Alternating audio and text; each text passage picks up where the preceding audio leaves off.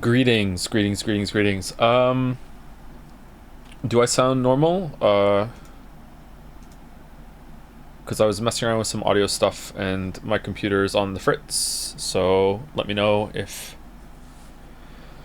there's a problem. Hello, Mr. Streamer. Mr. Streamer, why don't you tell it like it is?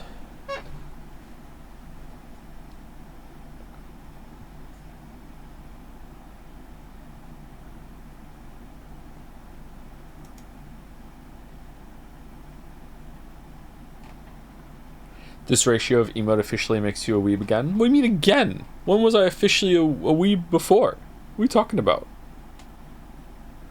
Umineko is barely weeb. It's literature. What are you talking about?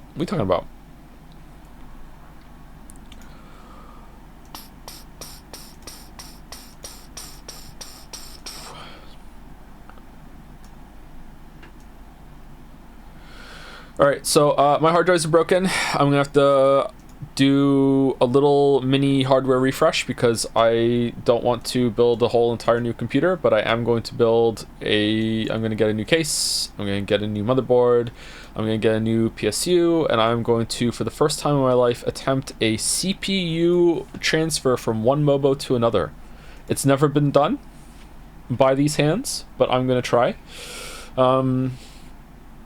Yeah. I have reseated a CPU in the past and done the whole thermal paste tango, which I don't like to do, but I have done it successfully at least twice. But I will be trying that, yeah. Anyone, like, strongly not recommend that, or what? Like, I really hate seeding CPUs, but I'm going to try and do it. If it all goes horribly wrong and I lose the whole entire computer, then I have backups of everything. Basically, the only drives that I didn't have backups on were the ones that died, so they're dead. I have a backup computer that I could steal from Finn in order to stream in a pinch, but it won't run things as well as this one does, so I'll have to do my best. It's not that hard, but if you are clumsy, you can destroy the pins. I can be clumsy sometimes. I'll try and be careful. If your CPU Intel, it's really hard to mess up transporting the CPU. Yeah, is it? Okay, I only ever buy Intel. I'm sorry, I hate AMD. I'm sorry if you're an AMD person. I hate AMD so much. Hate it. Hate AMD. We'll never buy anything AMD. Oof. Yeah, sorry.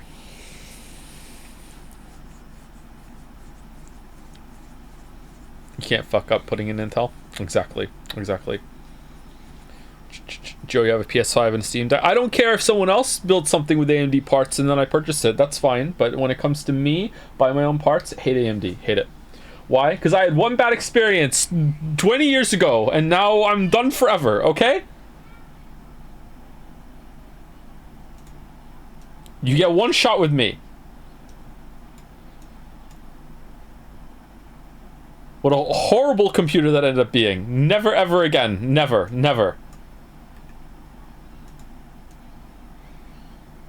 Okay. Tell the story. What? There's no story. It's just the computer sucked. Just the worst CPU ever.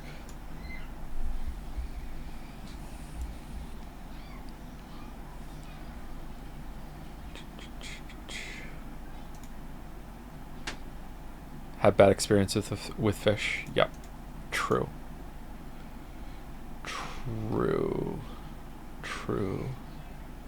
Had a dream the other night when you ended a stream by rating William. When will you make this dream a reality? Is that even a real person? That username is too long, isn't it? Oh no, I had an emote idea for Absolute Cinema with Kim called Absolutely Cinema. We can still do it, Marek. We can still do it. I should talk to you about some emotes later. Vent a little bit of frustration. There are services to recover data from broken SSD HDD by physically connecting different driver, but it's probably costly. Yeah, I've been told that already. I probably will do it. It's not the work that I lost is not a disaster. basically I lost my entire recorded playthrough of Witcher 3 on 4 point whatever version, the new version.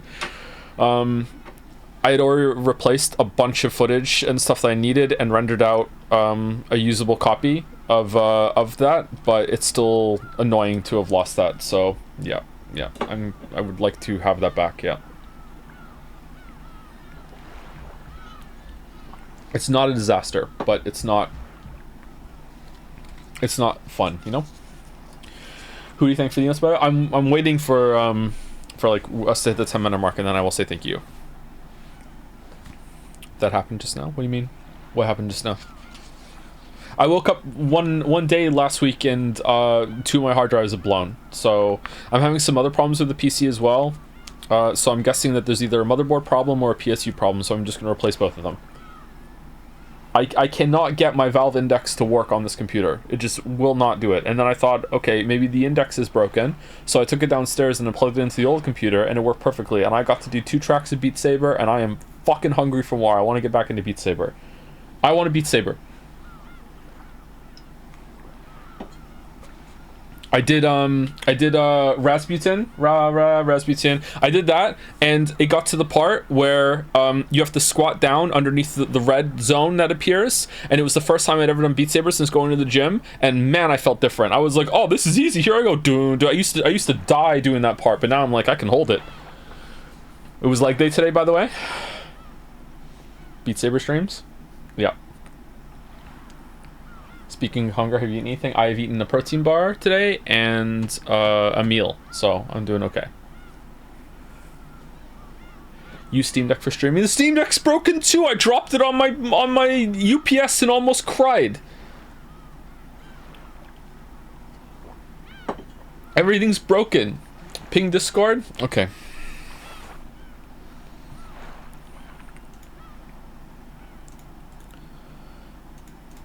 As a mapper for official content, I'd absolutely love to see you stream Beat Saber on my... Oh, would you? I'm not terrible at it. I'm not the best, but I'm not terrible. I was rusty and I still did, I still cleared the maps I did, so... I'm happy about that.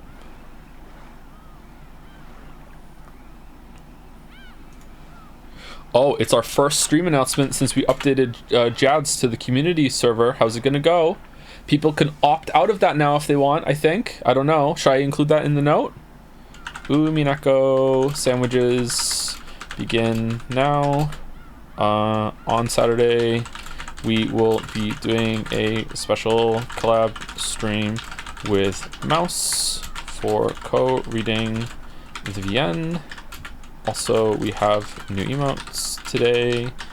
You might be able to turn this channel off now since we upgraded the server to community mode. If these pings bother yo.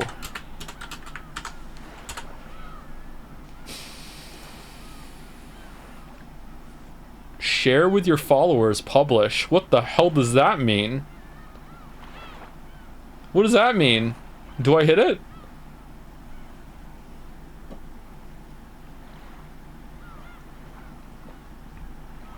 Yes, hit it.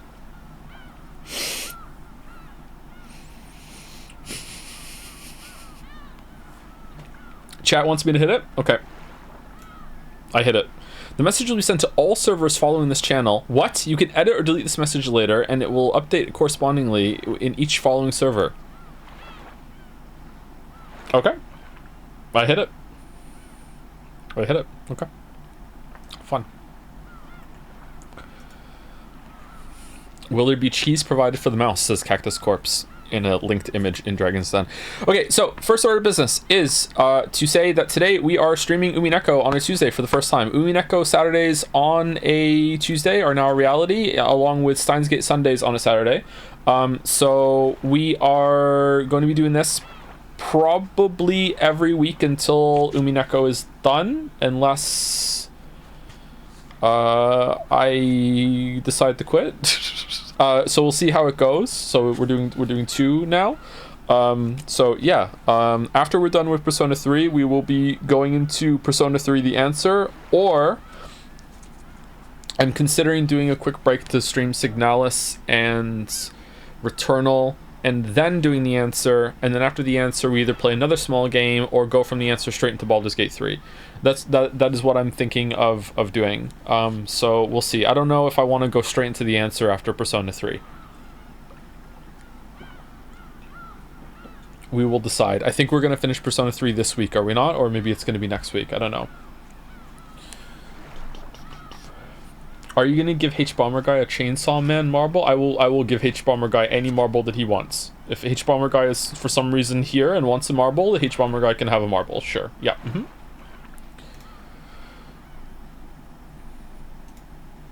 Chainsawer Guy? Yeah, we can do that. In addition to that, we have some new emotes today. All of the Umineko and sorry, no, that's not true, because one of them is not made by Vixit.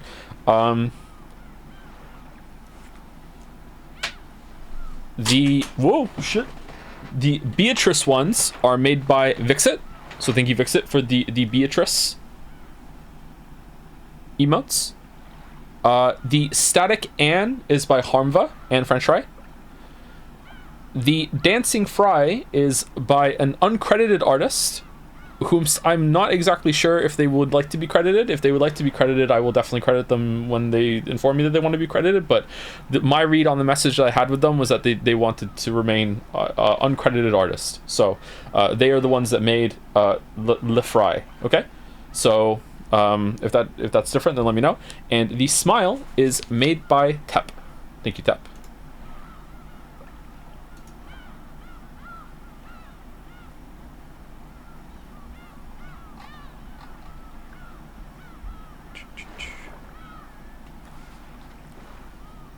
H-Bomber Guy feels like almost an anomaly in how he seems to be such a bright spot on YouTube. Oh yeah, for sure, yeah. Like H-Bomber Guy has arguably the most iconic YouTube moment of all time when he bursts through the wall. I don't think there's anything on YouTube that's in my circle at least that has that energy, that is like holy shit. Like yeah, for sure, yeah.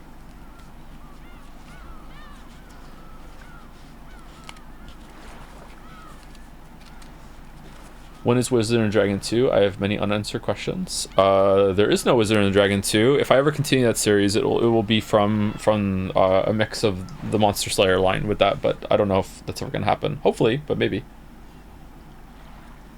And also, just to repeat the announcement that just went on stream, and also the one that is on the title, we are going to be doing another co-streaming thing on Saturday, this time with Mouse, who will be doing Goofy Voice, Kermit the Frog, Arnold, random helicopter noises, things like that. No, Mouse will be voicing all of the girls, and I'll be voicing all the boys. So we're gonna see how that goes, and if we're gonna take it seriously, and if that goes well, then maybe we'll do it again. But we'll see how it goes.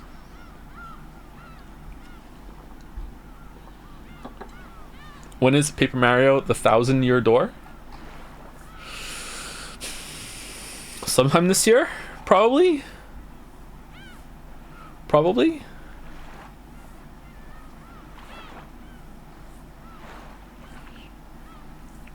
Oh man, the moment will be a co-stream. Funny that, huh? Chaos game, remember? I remember the Chaos game. Are we gonna do that?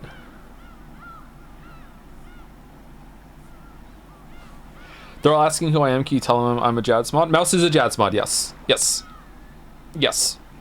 And also the biggest Umineko fan on the server.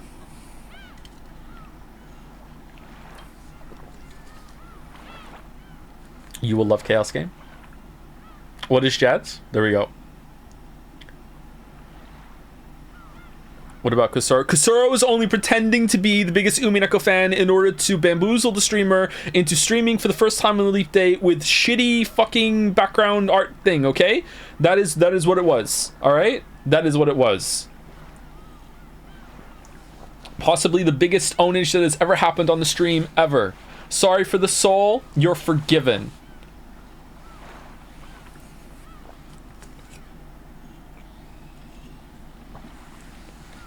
How long has Mouse been a part of the community? 10 days. I don't know. My first interaction with Mouse was during the Leap Day one, so about a year.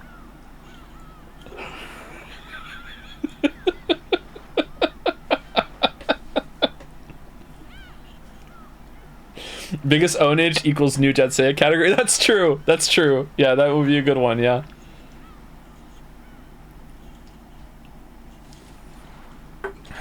Hold on, having some water.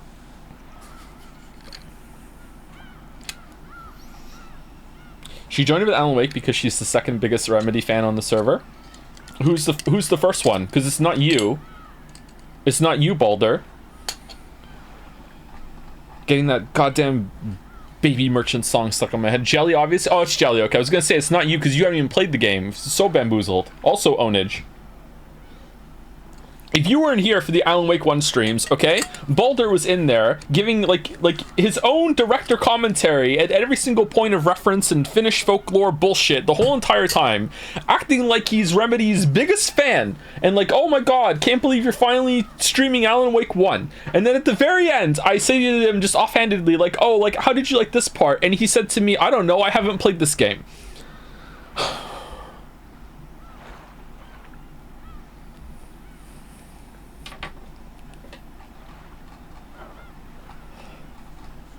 The Baby Merchant song stuck in your head too. Yeah, it is. Yeah, it is.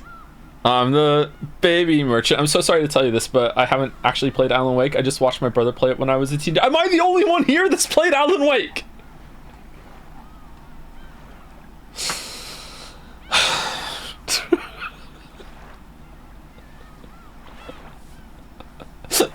I'm sorry, but like one of my favorite stream moments of all time still lives rent free in my head. Alan Wake 2 opening day, like fucking like zoom out from the lake, boom, Alan, boom. This is a really big dramatic moment, and all of us are just collectively losing our shit.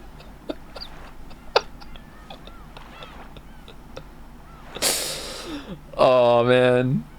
Oh. You were Alan Wake's biggest fan because you were its only fan. Alan Wake 2 was really good. Alan Wake 1 I could leave, to be honest, but it was nice having set up for Alan Wake 2. I wonder if Alan Wake 2 might hit even harder without Alan Wake 1 though. Like you can just pretend that it was just like more of it. Alan Wake 2 was really good. I really liked Alan Wake 2. Saga might go. Yeah, Saga is one of my favorite video game protagonists in recent memory. Oh my god, I love Saga. Oh man. Do you think 2 would ever go to Steam? You know, give it a couple years, maybe. Any interest in playing Control? Not only have I played Control, we streamed it. We streamed Control. Control was okay.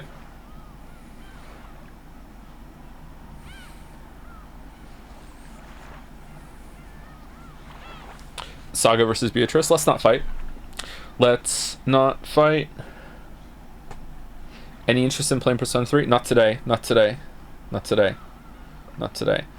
Okay, so we're just kind of chilling right now. I think we're reading for 4 hours today, so it's okay. We have a little bit extra time to just chill out and hang for a bit. But yeah, maybe we should start soon. Please read the Joe Petaf Reddit post. It's hysterical. I'm gonna need 3 more people before I go, and I'll tab out and read that. Would you recommend streaming Control? It's currently a big blind spot in my Remedy lore. It's okay, Jelly. Like it's not a bad game for sure, but I don't know. The story was interesting in terms of just like the setting, but like the narrative that happens to the characters wasn't that appealing to me. I did really like the setting though. I like the presentation, but a lot of it is gameplay that is kind of in that area where I'd just rather be playing Doom Eternal or something. You know what I mean? Like it's the gameplay is not bad. It's just not exceptional in any way. But I don't know. Different strokes for different folks. You know what I mean? Like maybe you'll really like it. I don't know. Definitely not bad. The idea for Control is way cooler than the game. Yeah, I agree, Merrick. Maybe if they had a much bigger budget and like a sequel might go hard, depending on how it goes. Yeah. Max Payne's story was better.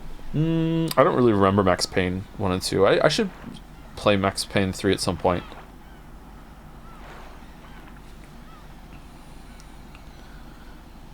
They're making 2.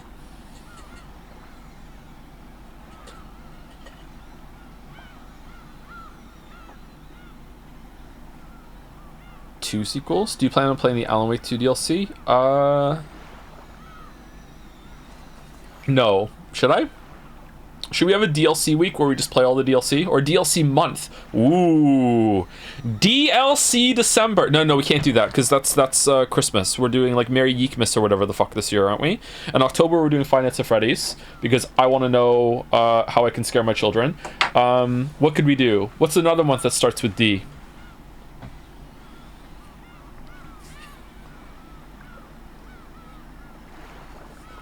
December. That's September with a D. Just sounds like just normal December, Joe. No one's gonna get what you did, because it just sounds like you said December.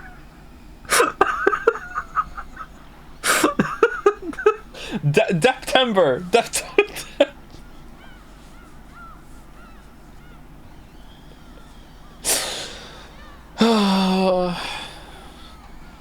Do you have an Elden Ring Night Rain team ready? No, I don't even think I'm playing that.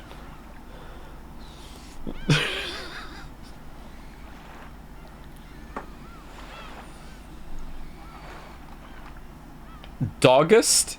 It's like if I was a dog instead of a cat? Ah, yeah, okay. H Bomber Guy left a comment about Chainsaw Man on Avarice's YouTube.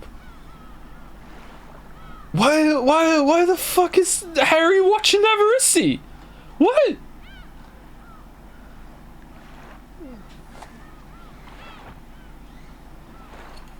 I will say this, and I hope he's okay with me saying this. Maybe I have said this on one point at one point before. Okay, I do know, and this is like from a while ago. He told me. Okay, H Bomber Guy has watched in its entirety, if I remember correctly, the entire Hello Neighbor stream, and he liked it. just to watch me suffer.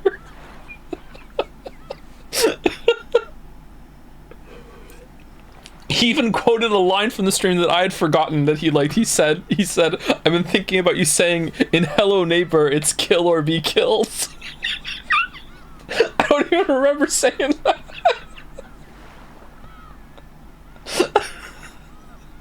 That was years ago. He told me that. Yeah.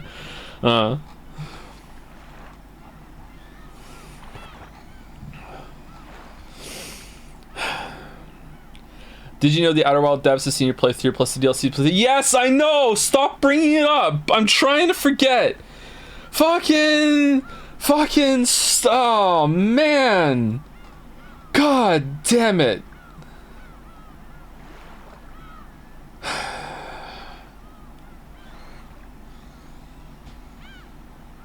Lemonade. Did you see the Umineko Reddit post I sent you? It's really good. I haven't seen it. No, sorry. Avarice made a new video about you. He did? About me? If you want to play the Alan Wake 2 DLC, it would probably be worth it to replay the game in the Final Cut mode, which adds some of the scenes. The 2 DLCs are naturally integrated into the story, so you can experience them all at one go. Yeah, see, this is the problem with doing DLC on stream. Like we have to replay the whole entire game. This is the problem with Doom Eternal as well. Like I really want to play the DLC of that, but I'd have to go through the whole entire game again to remember. Yay? No, yay. We don't want to do it again. Anyway, hold on. Let's say thank you, and let's actually start reading at some point in the next 10 minutes, okay? Here we go. Where are we at?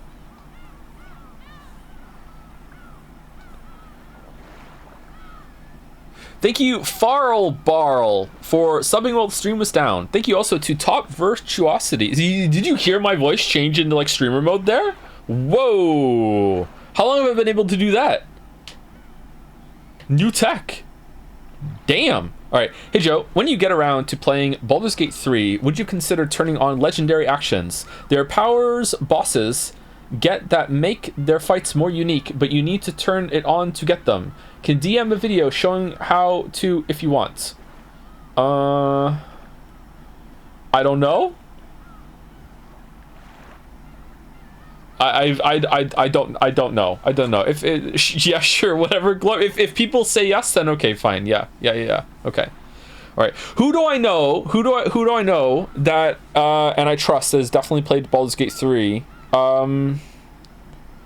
Sereth has played all through Baldur's Gate 3. And Wuggy? Wuggy, yeah. Sereth, should I turn on legendary actions for Baldur's Gate 3 during the stream? I might actually just ask Sereth to pick my class for me too, by the way. Sereth knows how I play games. Not only does Sereth know how I play games, Sereth has played some games with me, and also like Sereth has plays games like I do often as well. So yeah. No, build a class live on stream. No, I don't know anything about it. I've done honor mode, Joe. If you need some advice, I do think they're cool, but it's super tough, so it would be murder. Well, chat likes to see me struggle.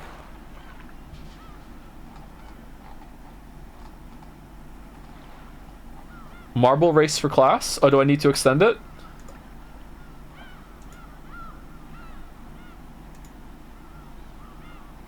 $13 hours left. Okay. Isn't Baldur's Gate 3 months away? No, it's like 2 weeks away. Like 3 weeks away. March for sure.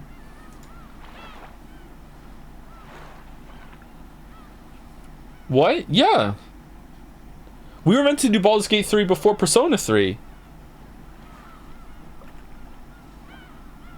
Really? Yeah, really. Yeah, we're doing Baldur's Gate 3 like at the end of this month or sometime next month for sure.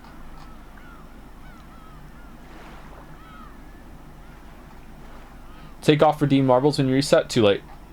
Too late. Too late. 10 centimeters away from the mic maybe. Is still clipping on as or do audio calibration off stream with Baldur, says Evander. No, I'm sitting decently far away from the mic. How bad is the clipping?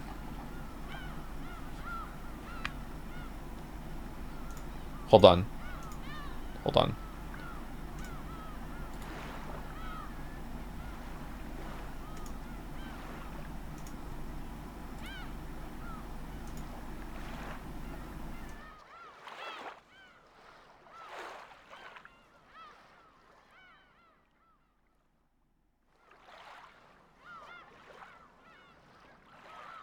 Okay, how's it now? Am I super quiet now or what? Is this still okay?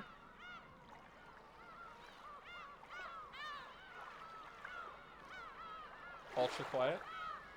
You're so quiet? Tiny show?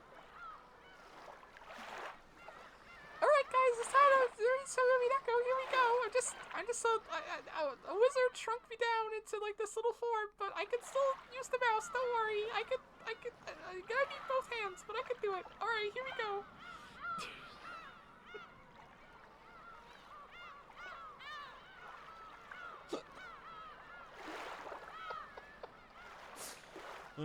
Alright,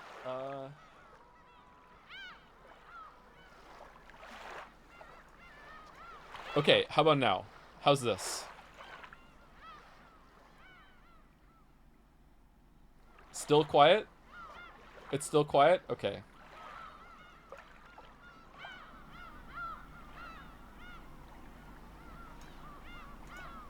Okay, how about now? How about now? Now we're hitting red. Is this good? Perfect. It's 10 decibels lower than what it was at the beginning of the stream. Perfect. Do we want it louder still, or are we good? Is it better than what it was in the beginning of stream?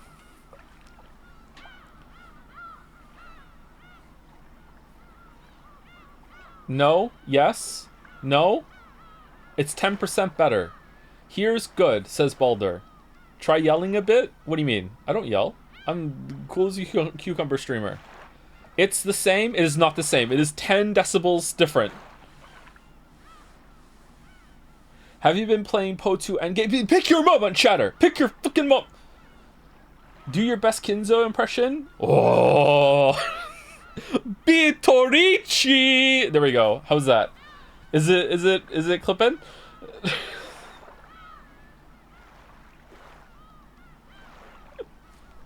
That was just the Cookie Monster.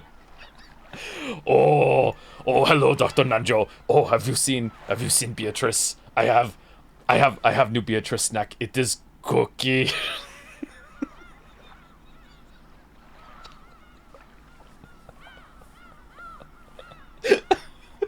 All right, how's the sound? Are we good?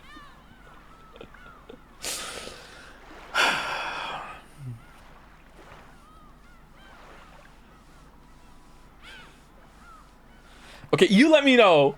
You let me know if I need to turn up a little bit. Okay, it is. I don't know what's going on anymore. Let's just go. Let's just go. Oh my god, we've been live for half an hour. Thank you, Gaia Had, for the resub.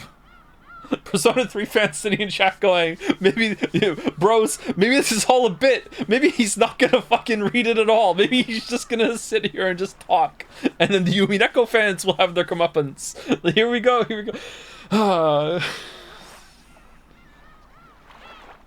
Thank you, Gaia Had. Thank you. This is Fishtoe, Fletchco, Death Napalms for the new sub. Welcome. Thank you to Anonymous Gifter for gifting a sub to Nesquick15. Delmec for gifting a sub to Not Koru. I'm suspicious. It's a Delmec sub, but Joe, if I want to say something to you about Baldur's Gate 3, should I DM it to DM or should I at you in the super secret channel? You can at me in the super secret channel because then maybe Wuggy will have some input as well. Yeah, that would be good. Yeah. Thank you, Sarith. Thank you, Wuggy. Thank you, Clive. Thank you, Jill. Thank you, Sid. Thank you, Edicus, for the resub. Thank you, Beazum, for the gifting out 5 subs. Thank you, Beazum. Thank you, Lucas1 for the new sub. Jagor121 for the resub. Zephyr Wins 14 for the resub also. Thank you, Def Turtle, not to be confused with Turtle Goofy, which I still don't know what the fuck that is. Thank you very much, Def Turtle. Welcome. Thank you, Dawn to the Dawns, for gifting out 5 subs. Thank you very much, Dawn. Scrimbum has resubscribed with a message: resub on the day of my favorite streams with the new cinema emote. Ooh.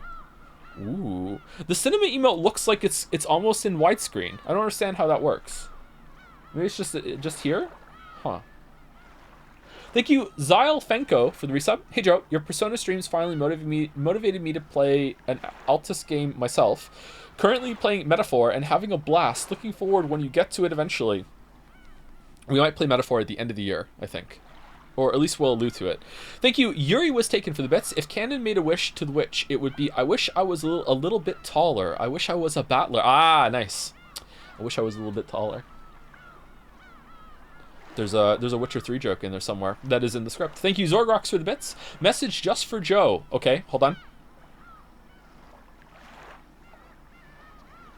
I can read it. Watch the VOD, and yeah, I misheard what occurred, so therefore I rescind my apology. Ooh. Okay, so was it... I guess that means that I did say it right, or I said it afterwards, and... It's fine, we're cool. Thank you, Pokeboy, for the bits. Hey Joe, Umineko fan here. Your Persona 3 streams got me wanting to finally go back and finish my Persona 5 playthrough from a decade ago, so thanks for that. Decade? Gonna have to watch the first half of your run beforehand to remind myself what even happened in the game before I left off, though. I would have to do that too. Alright. Good luck with that. Good luck. You're gonna play Meta 1 through 3 first, right? Yep. Yep. Thank you, Peace of Mind, for the resub. It is fall 2026. Joe is streaming, learning Japanese in a maid costume so that he can truly understand Umineko the way the Weeba understand it. The Weebs have won. Their once normie streamer has lost his last sliver of authority over his own stream. The last remaining normie in the chat sadly hits the unfollow button. It took that long? Weeba? Oh, Weeba. Oh, man. I learned Polish before Japanese. Don't worry about it. Thank you, Xsort40, for the new sub. Welcome. Thank you, Snot Girl, for the resub, too. Joe, my husband and I have been huge fans of your streams and Umineko for years. Independently, like streams and Umineko at the same time, and now this is a good crossover. We spent 2 hours at dinner the other night just raving about your streams. Really? You're the best, and I'm so grateful for you. With a Jom stance. Oh, thank you, Snot Girl. All my best to Snot Man. That sounds like it might have been a fun conversation. Was there a lot of, like, he knows he doesn't know?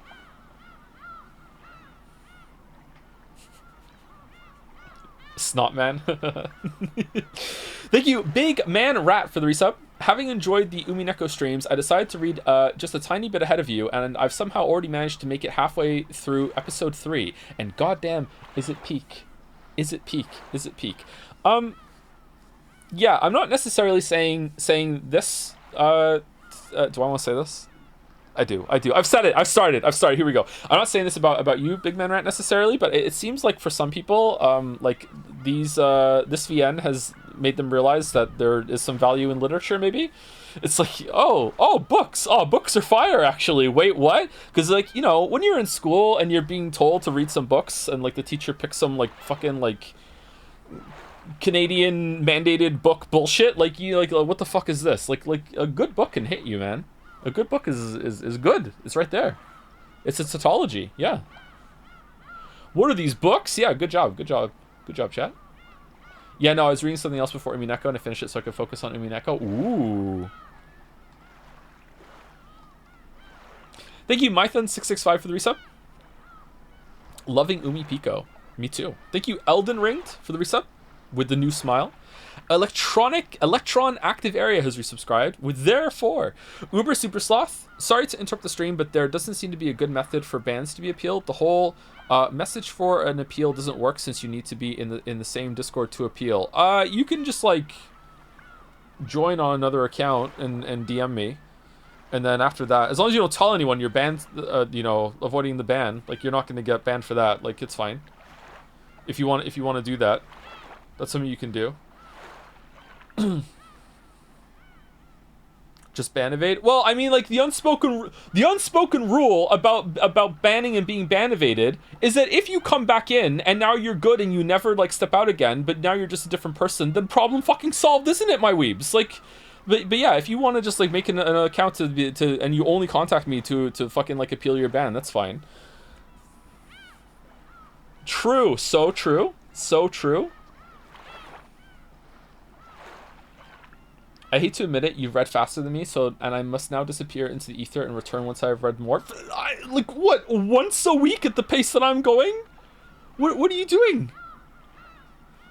Oh, phone alarm just went off. Dude. Time for my 30 seconds of Umineko today. All right. Oh, man. Oh, this was a good line. Yeah, that's gonna come back later. Dude. All right, back to work. Here we go. Like, what's going on? Good luck with it. Hope you like it. Thank you, Uber Super Soft, for the resub. Oh, I already read that one. Wow, just gonna ADHD shame chat. So much hate. I can do that. Maybe I can do that. I'm allowed. Aren't I allowed? It's practically confirmed at this point, isn't it? Thank you, Heck in Junk, for the new sub. Welcome. I have so many subs here. Holy crap. Okay, I'm gonna have to start getting into it real fast. All right, here we go. Chat, stop distracting me. Here we go. Here we go. All right. Thank you, Haydener, for the resub at tier 3. Vodfrog and Jadslurker here. So glad to have you back. By the way, I had a blast with Returnal. I think you'll dig it. That's good. I got to enjoy Signalis in a vacuum, so I hope chat behaves, lol. Thanks for all the hours of entertainment. I think I might close chat for Signalis. I'm serious. I think I might do it. Thank you, Tube T, for gifting a sub to Moran Batty. Welcome, Moran. Thank you, Tube. Thank you, Critical Woe, for the new sub too. Welcome. Thank you, Shoroa, for resubscribing. Moran Batty also gifted a sub back to Tube T. What's going on? Gift exchange. New meta. Thank you, Marshmally7, for the new sub. Welcome. Also, Surreptius for the resub. Bathtub in Space. That sounds like fun, for the new sub. Terraflop for gifting out 5 subs. Thank you, Terraflop. John Ridge for the resub. My first time experiencing Umineko. It's been great so far. It's been pretty good, yeah. It's been pretty good. I'm mad about the candy line. Justifying the airport scene. You hate to see it. Now I can't cut it in my edit. It was just going to be red pen, just like... It starts on the pier with the boat. That's it. That's where it starts. But nope, now we can't do it. Thank you, Megpoid Nebri, for the resub. Tomo Komat for the bits as well. 500 bits with the cinema emote. It goes hard, doesn't it? Pretty good emote. Thank you, Bottle Coochie, for the new sub. I don't know, maybe I just did something bad. Thank you very much. Welcome, Bottle. Thank you, Diana Lesky, for gifting a sub to H Bomber Guy, who wants a marble, for Chainsaw Man, maybe. I don't know. Thank you, Deathly Cake, for the resub. God, I love spinning chessboards. Big paddler energy. Thank you, Jackie Ohio, for gifting a sub to Tony Hawk Twa.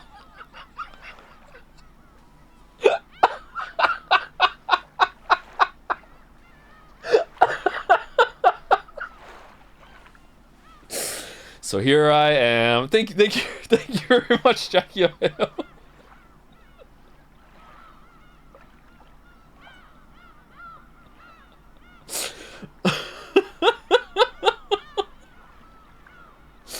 Man, I wonder what Tony Hawk is up to these days. Thank you, Iron Wrath, for gifting a sub to Ashier.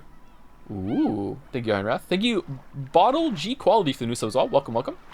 Fave new emote. Which one? Thank you, Reese Kins, for the resub. Takaka Agam for the resub also. Do we want to spread out new emotes, by the way? Do you guys like getting a bunch all at once? Or do you think we should have like one a day, new a day for like a week or two if we get a big bunch making? Like, what do you think? I like the patch.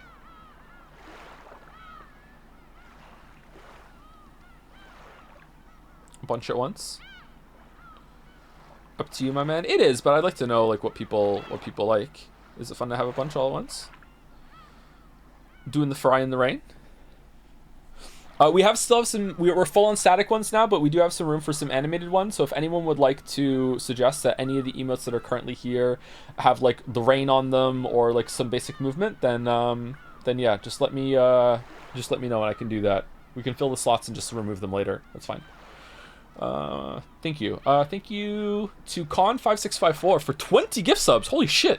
Thank you, Con. Holy fuck. You've gifted so much.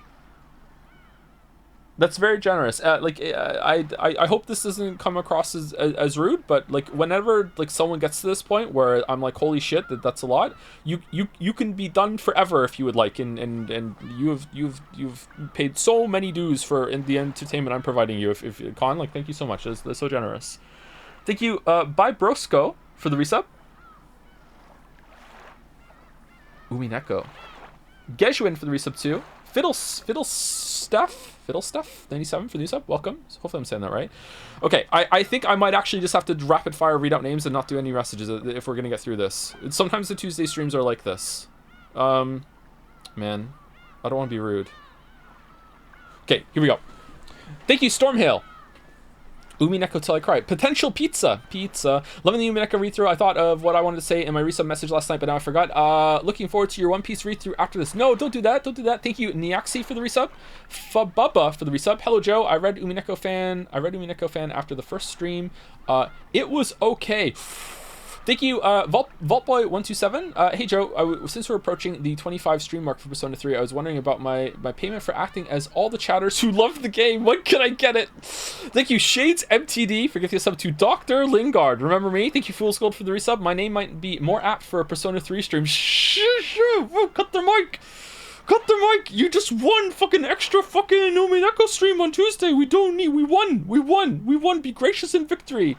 Gracious in victory and humble in defeat. What the fuck? Thank you, Fetty Scum, for the new sub. Welcome. Thank you, Aussie9816, for the bits. Sorry about the Outer Wilds thing. I didn't know. Didn't mean to annoy you. Oh, you weren't annoying me. It's a joke around here, Aussie. Don't worry about it. Don't worry. You didn't do anything wrong. Don't worry. Thank you. I thought you knew and you were just playing into the bit. Thank you, Zundel, for the resub. Find for the Umineko emotes. Thank you very much. Thank you, Falco5, also for the resub. K's403 for continuing the sub. Henry Wyatt for the bits. Flexcam when? I don't have really much to flex, unfortunately. I build muscle on my shoulders. I really build it in my legs. I build it in my back, but I don't build it where everyone wants to see it, which is like, you know, the arms. My triceps are coming up, but not my biceps. Fucking sucks, man. Fucking sucks. I'm gonna do lateral raises every single time I'm in the gym for a while, I think. I did them today. They weren't on the schedule and I still did them. My chest doesn't grow that much either. I'm upset. Anyway, thank you, Case403 again for resub. Hey, Joe, would you consider playing the spin-off fighting game when you're done with the novel? It's surprisingly fun. I don't really like fighting games, but maybe. I might be convinced. Jellyfish used 100 bits to say, Joe, something you might find interesting is Ryukishi07, the author, was a social worker before he wrote VNs. Yeah, a bunch of people said it to me. Yeah, it shows a little bit with the Rosa interactions, I think. Orbos28 used 500 bits to say, "Hey Joe, I was struggling studying for my exams tomorrow and saw that you were streaming Umineko. Thankfully, tuning in to see Umineko helped me realize how much more interesting my studies are." I worry for my future when you start playing an actual good game. Baldur's Gate 3. Oh wait, Umineko isn't a game. Persona 3 fans so back. Oh, Waffles heads, we're so back. We're so back. It was Jover for a while, but now we're so back. Oh, damn. Thank you, Oafish Goon, for the resub. Would Tiny Joe lead to small jobs? That was... I hope the Tiny Joe bit sounded funny and not stupid. Thank you. Thank you, Arvis921, for the new song. Oh no. Oh no. Okay, hold on. Alright. Get your head back in it. Alright, we're almost there. Home stretch. Here we go. Thank you, Mkey111 for the resub. Really excited to see you play Baldur's Gate 3. I really hope you like it. Yeah, me too. Thanks a lot for your streams, and I'm hoping everything is going well for you these days. I'm pretty happy, yeah. Thank you, Mkey111. Thank you, Orange Chen for the new sub. Welcome. Hopefully it's one of those. Welcome. Sorry to butcher your name. I do it to everyone. Thank you, VZ Legend, also for the resub. Cameron7 with the new smile. Danny May Cry. Nice. I should play that again one day. Incomplete 3. Been watching live on and off since 2018, and yet not even a year subbed. Man, am I bad at remembering to use my Twitch Prime. Oh no, don't bring up Twitch Prime instead of in front of the Prime subbers. Thank you, Incomplete 3. Thank you, Actually Called Eric, with the FML gone, I think. Glad for more Neko content. Don't say it like that. Your streams are always a highlight of my week. Thank you, Eric. Thank you, Ectosun, for the resub. Caf Effa for the bits. I changed my Twitch name. How would you pronounce it? Like that? Or is it Cafifa? Caf Effa? Thank you, Velvet NCB, for the resub. Tupac Too Furious for 1,000 bits. Vodboy and fellow dad here. I thought I'd ruin your day by telling you I've been reading Umineko for 5 months to my now 11-month-old daughter. We've just hit chapter 4, and hopefully we'll finish the whole thing before I have to start worrying about content warnings, or at least before you catch up. Oh, nice. When Finn was a baby, I used to watch The Walking Dead with him in my lap asleep.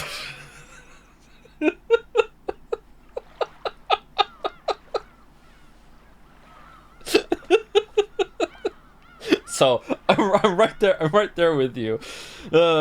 Baby, he couldn't understand the screen. Like, no, you don't know what you're talking about. It's fine. Baby, not like, you know, Persona 3, baby, like 2 months old baby, okay? Opinion on The Walking Dead, it has its moments, I guess. I don't know. Thank you, Master of Segways, for the resub. And also for getting us out of that. Thank you, Piet J, for the resub too. Nozereld just made it to the stream. So glad I didn't miss any gameplay. Oh yeah, at this rate, we're gonna hopefully be starting in an hour. God damn. Dalnek has used some bits. Gonna be a video on demand amphibian. And just out of curiosity, you a fan of Dua Lipa? I don't know very many Dua Lipa songs. I know the I Got New Rules, I Got 'Em. Sometimes I quote that when I do, like, Jad's stupid shit. I like the Training Season song. They play that at the gym. Those are pretty much the only Dua Lipa songs I know, I think. So, but I like both of them, sure. I would like, tentatively listen to more Dua Lipa. I'm worried there's a joke here that I'm not getting. Do you or did you watch that? Stop distracting me! No, I don't like soccer. Or football. Thank you, Ruperti, for the resub. Distraction. Yeah, more. Thank you, Bad Blood C, for the bits. Wait, this is an Astrobot. Something is wrong. Thank you, Sinopoya, for 10 gift subs. Thank you more, Sinopoya. Load of gift subs. Thanks. Thank you, Fatway, for the resub. Anonymous gift versus gifting a sub to Polyvinyl. R Diddy for the resub. Top Lolly. Are you, Joe, are you gonna buy that $500 life-sized Guardy plushie? No. I don't know what that is. Little uncomfortable. Dalmek used to say, "That's nice. How about you put Dua of your lipas on my nuts?"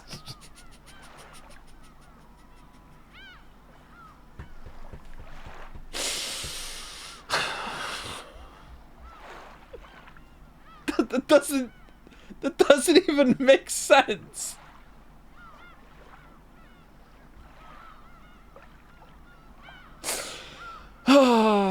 Can we change stream and go to fan art? We're getting some fan art vibes. Thank you, Yuri was taken for gifting us up to delaying. Nice, thank you. Bugcatcher for the resub. Pepsicide for the new sub. Welcome. Zero Cat also for the new sub. Yeah, boy Gianoli for the new sub. 3 new subs in a row. Welcome. Claw fists to all of you. Thank you, Verdox5 for the resub with waffles in the rain. Oni PNG for the resub. Burned Zero Bread. Nice. I'm not a Persona fan for the new sub. And the last 4 on my list. Sarah23. Happy to finally catch you live. Thank you very much. Zephorix512. When you started this game, I, as a weeb, had no hope. Like today, you mean? I am here to apologize to the weeb community for not believing. It's not weeb, because it seems like the weeb's gambit is finally bearing fruit. The reference. Burn Zero Bread also gave out 10 gift subs to the community. Thank you very much, Burn Zero Bread. It was a Persona song that had burn my bread, right? I think that's what it sounded like when we listened to it. I can't remember now. It was so long ago. Yeah. Thank you for the gift subs. Thank you, Glor, for the resub. And this is only Tuesday. Pablo Stas for the new sub. Welcome, Pablo. And Yuri was taken for gifting a sub to this time for sure. We did it. We're here. We're here in 51 minutes. In 51 minutes. 51 minutes. I'm actually reading 1984 right now. 1984 is pretty good. I enjoyed that book. That's a good book. I mean, I read it when I was 19, so maybe it doesn't hold up. I don't know, but like, yeah, I remember enjoying that. Room 101. What a dull book. Really? I think maybe the weirdest part of that book right now, if I was to reread it, would be the like the mandated exercise where everyone has to go in front of their screens and do like stretches in front of some drill instructor, and the main character has like some sort of like problem in his calf and like has to like stretch a muscle or something like that.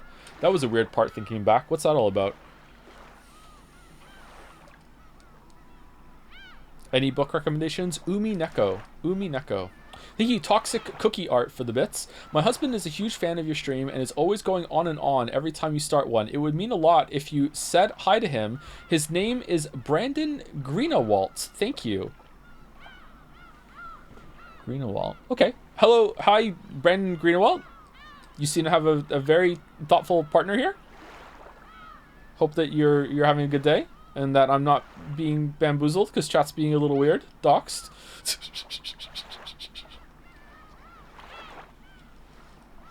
Also, maybe it's your birthday. Happy birthday.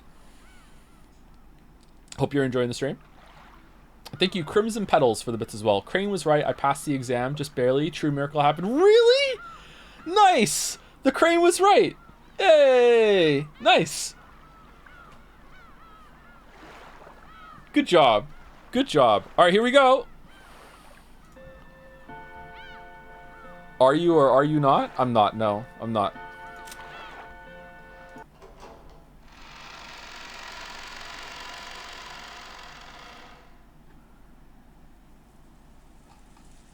Greg Chen streamed Saturday night and drunkenly raved about how cool you are and how you would love to be on your stream again. Oh, did he really? Oh, that's nice. Drunkenly? What? I love Greg. Greg's really cool. That's genuinely me, and I feel very caught off guard. My wife is laughing very hard. Actually, Docs, I have no way to prove it to you, lol. I instinctively believe you. All right. Toxic, we got him. We got him, Toxic, we got him. Nice setup. Can you change the fan art time limit to 6 minutes so chat can scream there's only 6 minutes in Jan RDM? That's not enough time. That's not enough time. When Greg started making sex noises for no reason, I knew you two were meant for each other. When do I do that, Merrick?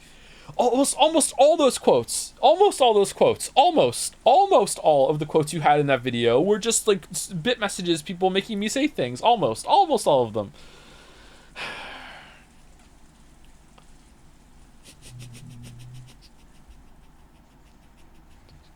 Okay. We're going. Here we go. Locked in. All right, here we go. Okay. Stop distracting me. Okay, here we go. So I was playing Minecraft Dungeons with my kids last night. Do you guys want to know the story? Because it didn't go well, let me tell you. Can we take a break? Maybe we should take a break. I kind of need to pee. When they started hearing Battler's snores, the relatives went their separate ways, leaving the parlor and letting Battler sleep in silence. Even though... Okay, so last scene was we went to our Mind Palace to talk to Beatrice. And it's not confirmed yet or not if Battler knows everything... Oh, shit, hold on. It's some of you forgot that was on there, huh? And also, like, it's not clear or not if Battler knows about the battle that's going on, even if he's not in the sleeping realm or not. Yeah. Okay. So we'll see. Even though it had been so lively in the parlor with so many people gathered there, when all of them scattered at once and were swallowed up by the vast mansion, it created an eerie silence with no sound except that of the rain. I could hear it. My mic still okay? Ooh, moody. Nope. I haven't met a person like that even once. Aneki? I haven't met them. Kirie-san, is that true? Even I only greeted her briefly when she came into the entrance hall. Even I? She looked like she was a bit over 20. I told her my name, but she didn't tell me hers. She was being guided by Genji-san, and I saw her go up to the second floor. So it'd probably be faster to find Genji-san and ask him directly. Still, what a strange turn. The mystery woman had spoken to Kyrie. Without naming herself, she'd sneered that Kyrie should have had a vague idea as to her identity.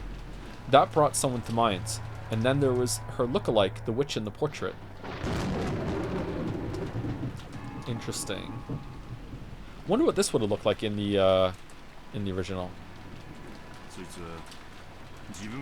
By the way, I just want to acknowledge the elephant in the room when it comes to this shit, by the way. Yes, I don't know how many anime games in a row. This is just morbing with extra steps. Okay? I feel kind of owned about it, that we're once again in a morbing story. But, yeah. Yeah. It's a trend. Was this person trying to say she was the witch of the portrait herself? I realized she was probably laughing at me for that reason. Even though it was our first meeting, she spoke as though she knew I'm your second wife. Nikki, you really don't know anyone like that? You talk too much. I've never seen a blonde woman like that go in or out of this mansion. That kind of thing doesn't matter. The problem is what happens if that woman starts calling herself Beatrice, if she starts calling herself the manager of father's assets. Or maybe she plans to call herself his mistress's daughter and demand that she get a share of the inheritance. Smart thoughts. Either way, we've had one heck of a joker slipped into the deck. Belatro? Did Nissan bring her here? Or did father? This is bad. We thought we could manage something if we could corner Aniki in our talks. But this takes us back to square one. I don't know what kind of schemes you've been making when I'm not around, dear, but it looks like we've been given a little time to form a counter-strategy. Yeah, better to have some time to prepare than to have that blonde-haired Ni-chan suddenly appear at the dinner table and scare the shit out of us. Until we know why she's appeared, there's a limit to the kinds of counters we can make. What could she be after? Isn't it obvious? She's going to claim that she's the rightful heir to father's inheritance. Father is still captivated by Beatrice. If he had a daughter with her, you can bet that he'd want to leave all his fortune to her. So, did you meet the mistress, or what? She might even thrust some strange will in front of us. If we take it to court, we could probably claim a quarter of a half of it. Just immediately about the money, damn. But it'll probably be impossible to divvy out the inheritance until that's settled. We can't have that. Therefore, I can't, and neither can you, Rudolph. And the same goes for Rosa, right? Each one of us needs to gather money quickly for our own reasons. It's our biggest weak point. Weak point? So, what are they after? Kyrie, can you guess? This is all news to me, but it sounds like we're starting from the premise that we've got an urgent need to collect money, right? Yeah. Kirie-san, in a man's business, you sometimes need funding when you're on the offensive. Please understand that. Why is it, what's the man's business got to do with it, Hideyoshi? What's this, Rudolph? You didn't tell Kirie-san about it? Sorry, I wasn't really hiding it. Actually, it was kinda... Wait. Was that the same last time? Was Kirie, like, kicked out of the room before they did it? I thought she was there the whole time and listening. Is that different? Or did they have this conversation afterwards? Huh. Why are there scratch marks on my wall? Where the fuck did that come from? Okay, that's to worry about later. It's alright. If you decided this wasn't something you needed to tell me about, I won't press you about it right here. What's more important is finding out what this golden witch is after, right? Yeah. Now that you know what we know, can you see how the enemy might come at us? Can we get a diagram? Rudolph had a certain measure of trust in Kirie's unique thinking technique. Chessboard thinking. Of course, it didn't give him any more peace of mind than fortune-telling, but every time Rudolph was polishing up some important strategy, he'd give a great deal of thought to Kirie's advice. For a while, Kirie pressed her finger against her forehead, considering. Judging by the fact that her arrival was kept hidden until today, she must be planning to catch us by surprise in some way. We can't tell for sure whether she's after assets or being recognized as a relative. Meanwhile, downstairs, it's just all about proving to Battler that magic is real. However, her coming was kept secret until today, which probably means she didn't want us to take any measures against her, something we might have done if we'd known beforehand. So her goal is probably something that could be hindered as if we were to take measures against her. See, this is a pretty good way of viewing the world, but it also just assumes that the other person is also intelligent, and sometimes people are just fucking stupid. Shit just happens, you know what I mean?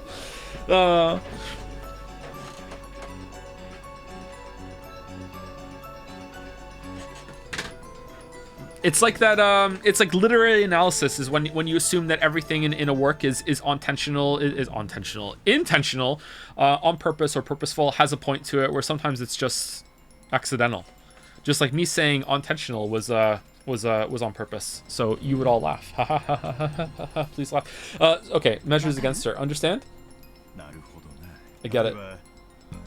So if she had a will that father had already written, or something that could prove that she's a blood relative, if she had some unshakable, rock-solid proof like that, you'd think she'd announced it beforehand. That's right. Alright, which one of you is going to suggest that you kill her in the shed, and then I know who the killer was last time? Let's go. On the contrary, since we're in a position to doubt her, she should have brought a lawyer or an expert, and thrust some completely undeniable proof before us. If she could.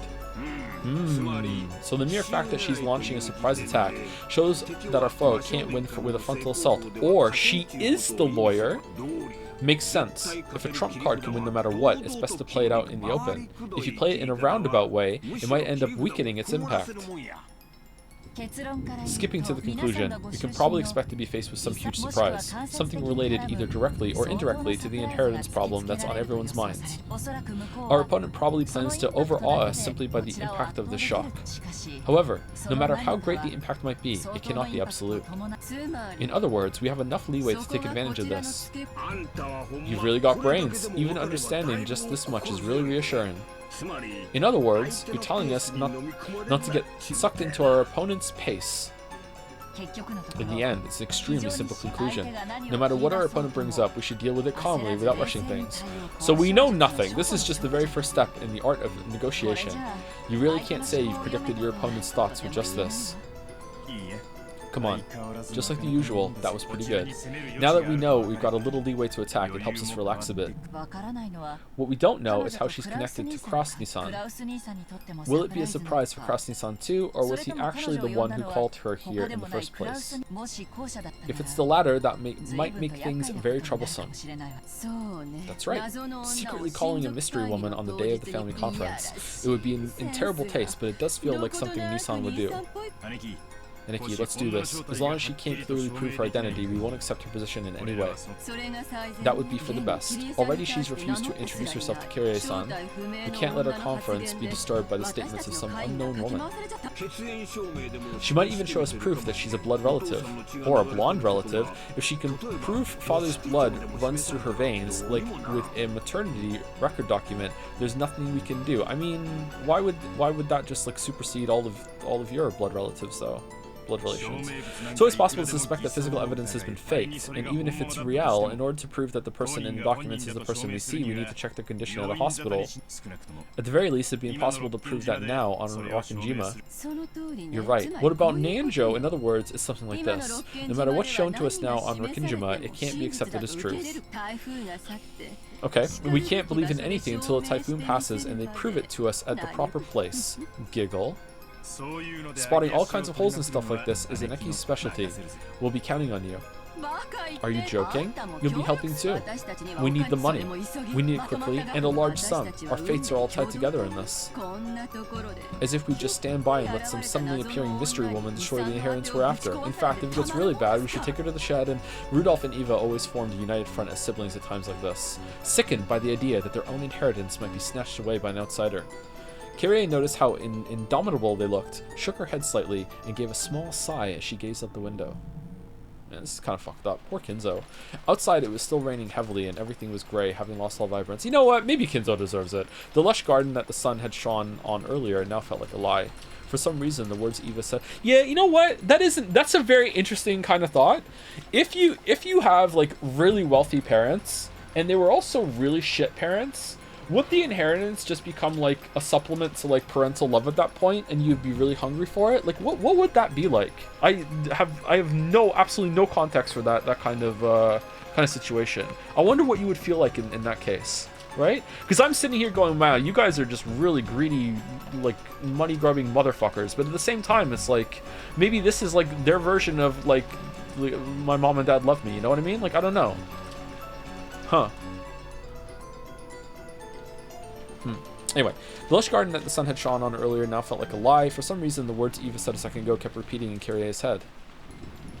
So in other words, it's something like this. No matter what's shown to us now on Rakinjima, it can't be accepted as truth. If we flipped the chessboard, we'd have to read it backwards. There was an odd nuance to those words. At that moment, the island was closed off by the typhoon and isolated. It was its own world. They had access to no public institutions and no hospital. So on this island, no matter what manner of proof related to the outside world was shown, it would always be possible to call it a lie. It would be impossible to prove that something was the truth. Now that they were isolated from the outside, all truths whose proof lay in the outside world would be called lies. So does that mean that right now, on this Rakinjima, not one of the other Rakinjimas, no truth exists at all? Does it mean that everything will now be ruled by lies alone? It almost gives the illusion that we've left the human world of truth and have been shut away inside another world, one of lies. Okay, Kyrie, calm down. Kyrie remembered that woman's appearance one more time. She remembered both what she had looked like and the witch of the portrait.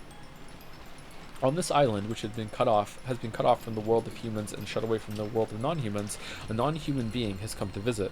Kyrie couldn't think of a smile that had appeared on that woman's face as anything other than a portent of misfortune. I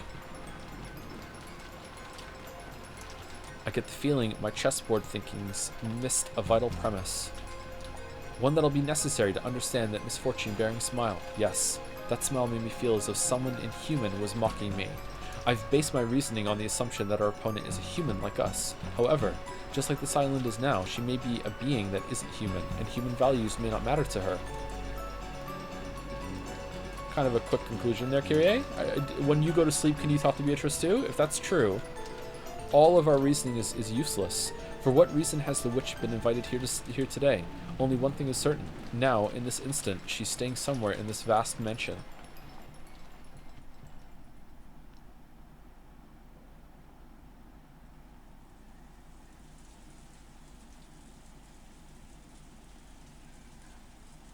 Okay, so it's the same portrait here, but is that just the art didn't get updated? Because I thought maybe it was a different portrait in this like storyline or timeline or world line or whatever. Maria, around lunchtime today we met her outside, right? A woman. Who was she? Ooh. I said it over and over. Beatrice. Maria, did you ever meet Beatrice before that? Ooh. I've met her every year. Every year? In this mansion on Rikinjima? Ooh. I don't know what ooh means. Is that true? Yes. How long have you been meeting her? How many years ago did it start? Ooh. I don't know. You don't know? What do you mean? Was it last year? 2 years ago? Longer than that. Ooh. Rosa was astonished. Only the Ushiromiya family mansion existed on this island, so there couldn't have been any humans other than themselves here. And yet, Maria said she'd been meeting with the suspicious woman every year during the family conference. Yeah, Kinzo brings her here every year so the model can practice her acting as being Beatrice. He found her on Fiverr. If what Maria said was the truth, then that strange woman called Beatrice had been at the family conference every year. That's insane. If Maria's saying that eerie woman was at the family conference every year and none of us ever noticed it? Even though Rosa had just met the woman herself a couple of hours ago in the rose garden, she was overcome with a strange emotion that told her not to accept that existence. What in the world did I meet with earlier today in the rose garden as the typhoon grew near and the winds roared? Maria, you said you've met with her every year. What do you two do when you meet? Witch stuff. We sing songs and learn magic, and I learned how to draw magic circles.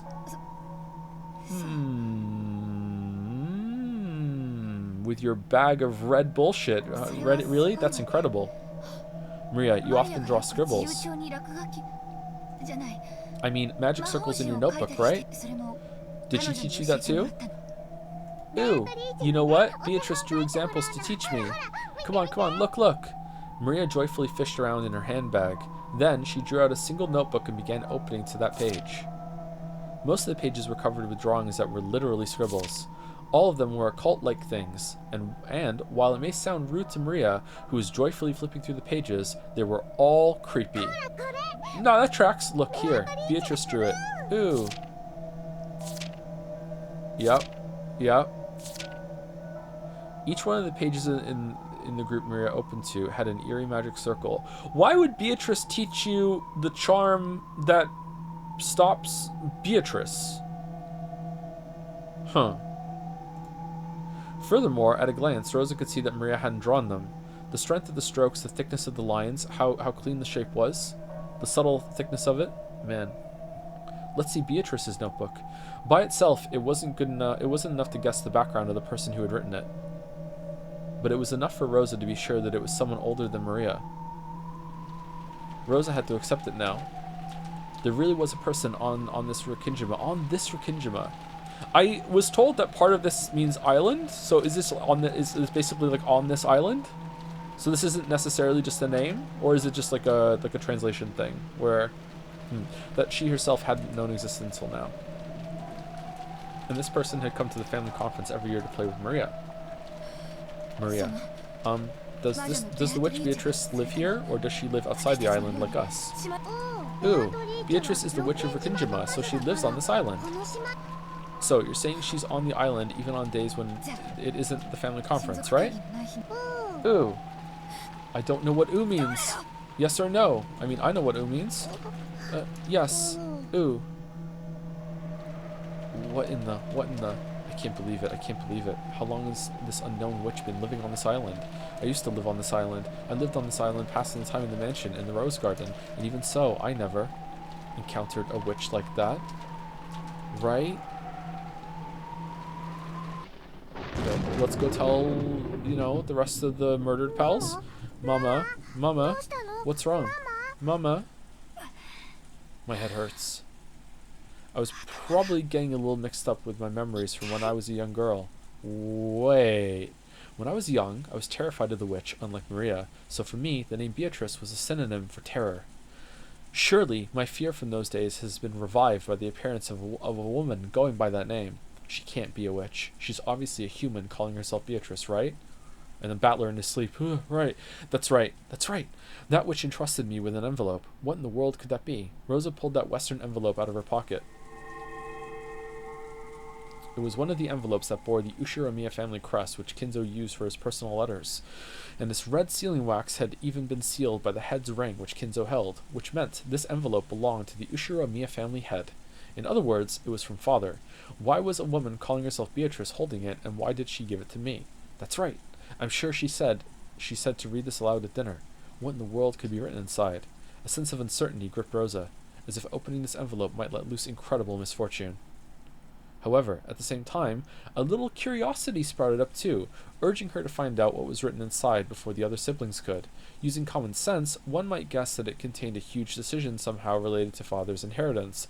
Actually, since she'd received it from a woman who called herself Beatrice, there simply had to be some connection. Does it mean this person wants not just the 4, but a total of 5 people to be included in the inheritance? I need a large sum of money, and I can't wait long. Are you just going to open it, and it's going to say, I knew you'd open this early, Maria's is a real envelope, open it at dinner, please? I feel like such a sinful daughter for discussing father's inheritance while he's still alive, but this is no time to spout off cheap ideals. And I've even colluded with Rudolf Nissan and Eva Nissan in order to get some money out of Kraus Nissan. Coming from that position, I can't help but see the appearance of the witch as a sign of approaching misfortune. What could be written in here? I'm sure it's something frightening. Shall I read it secretly myself first? The witch requested that it be read at the dinner table with everyone gathered, but if that's what she wanted, why couldn't she just read it aloud herself at dinner? Why did she go to all the trouble of entrusting it to me? Simply put, is it because she doesn't mind if I read it secretly beforehand? It'd be better to secretly read the contents first. I understand that mean breaking my promise, but this is no longer the time for cheap ideals. Don't do it! Depending on the contents, I should probably discuss it with Eva Nissan and Rudolf Nissan too. They're always really good thinkers when it comes to this kind of thing. When I gulped and put my hand to the red sealing wax, something suddenly pulled on my sleeve and I let out a small scream.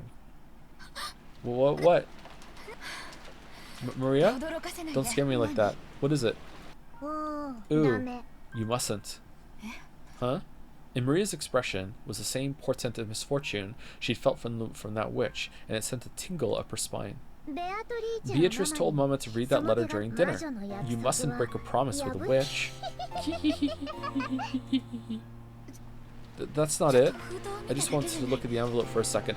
Okay, what I don't understand, but not in like a plot hole way, because this isn't Persona 3. What I don't understand right now about this dynamic is that she acts like a witch, she likes witches, she's friends with a witch, and yet when she goes like, you know, sicko mode, she says, "You're a witch, real mama, come back." That's kind of weird. Just everything is witches to her in her head, maybe? I don't know. Huh. Oh no.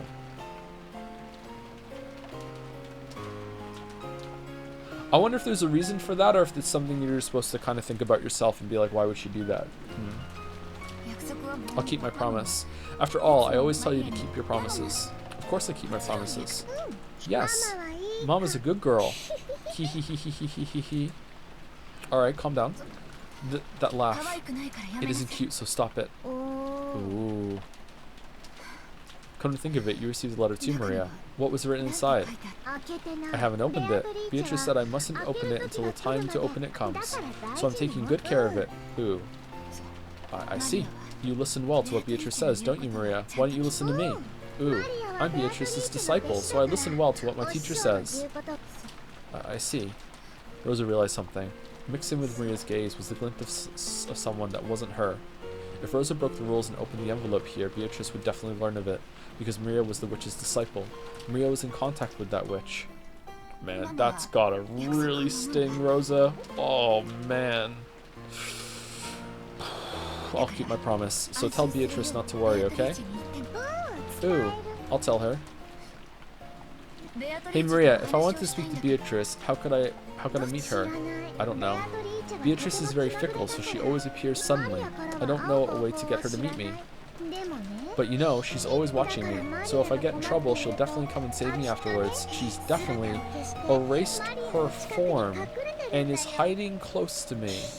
Hee hee hee hee hee hee hee. Don't I always tell you to stop laughing like that? Oh, she does it at home too? Rosa reflexively hit Maria on the head. That put a stop to Maria's laughing, but it wasn't able to erase the color that had risen to those eyes, a color that seemed to bear a portent of misfortune again. Rosa swore. She swore that, at least until they left this island, she would not leave Maria alone. She couldn't allow an unknown being to make direct contact with her daughter any longer. Smash? No? No smash? Okay. Time skip. Interesting. 6 o'clock.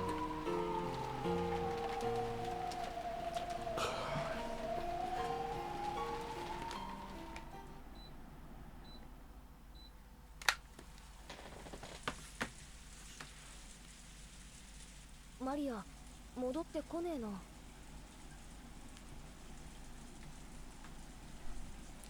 Beep, beep, beep. What was that? That was the heat pump that's in the room. Even though it's winter, it gets really hot up here, so I had the air on, but I'm just turning on the fan because it's getting a little chilly in here. I would just open the window, however, I don't want like the street to hear me reading Umineko, if that's okay. Thank you, Soap Savant, for the resub. Hey Joe, you're my favorite streamer. Just wanted to use this sub to delay even further because Umineko edging is the greatest bit. Didn't come in time. Sorry. Thank you, Half of Tamaze, for the new sub. Welcome.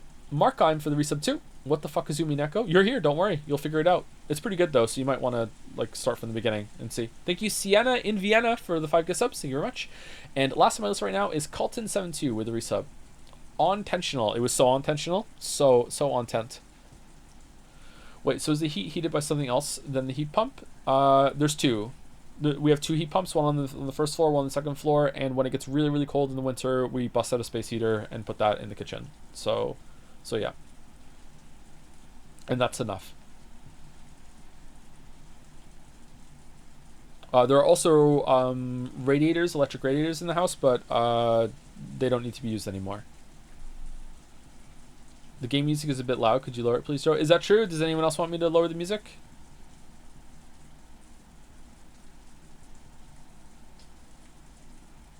No? Seems like you're the only one, sorry. Sorry, one guy. Either that or up the mic a bit. Does anyone want me to up the mic a bit or no? Still no? Still no?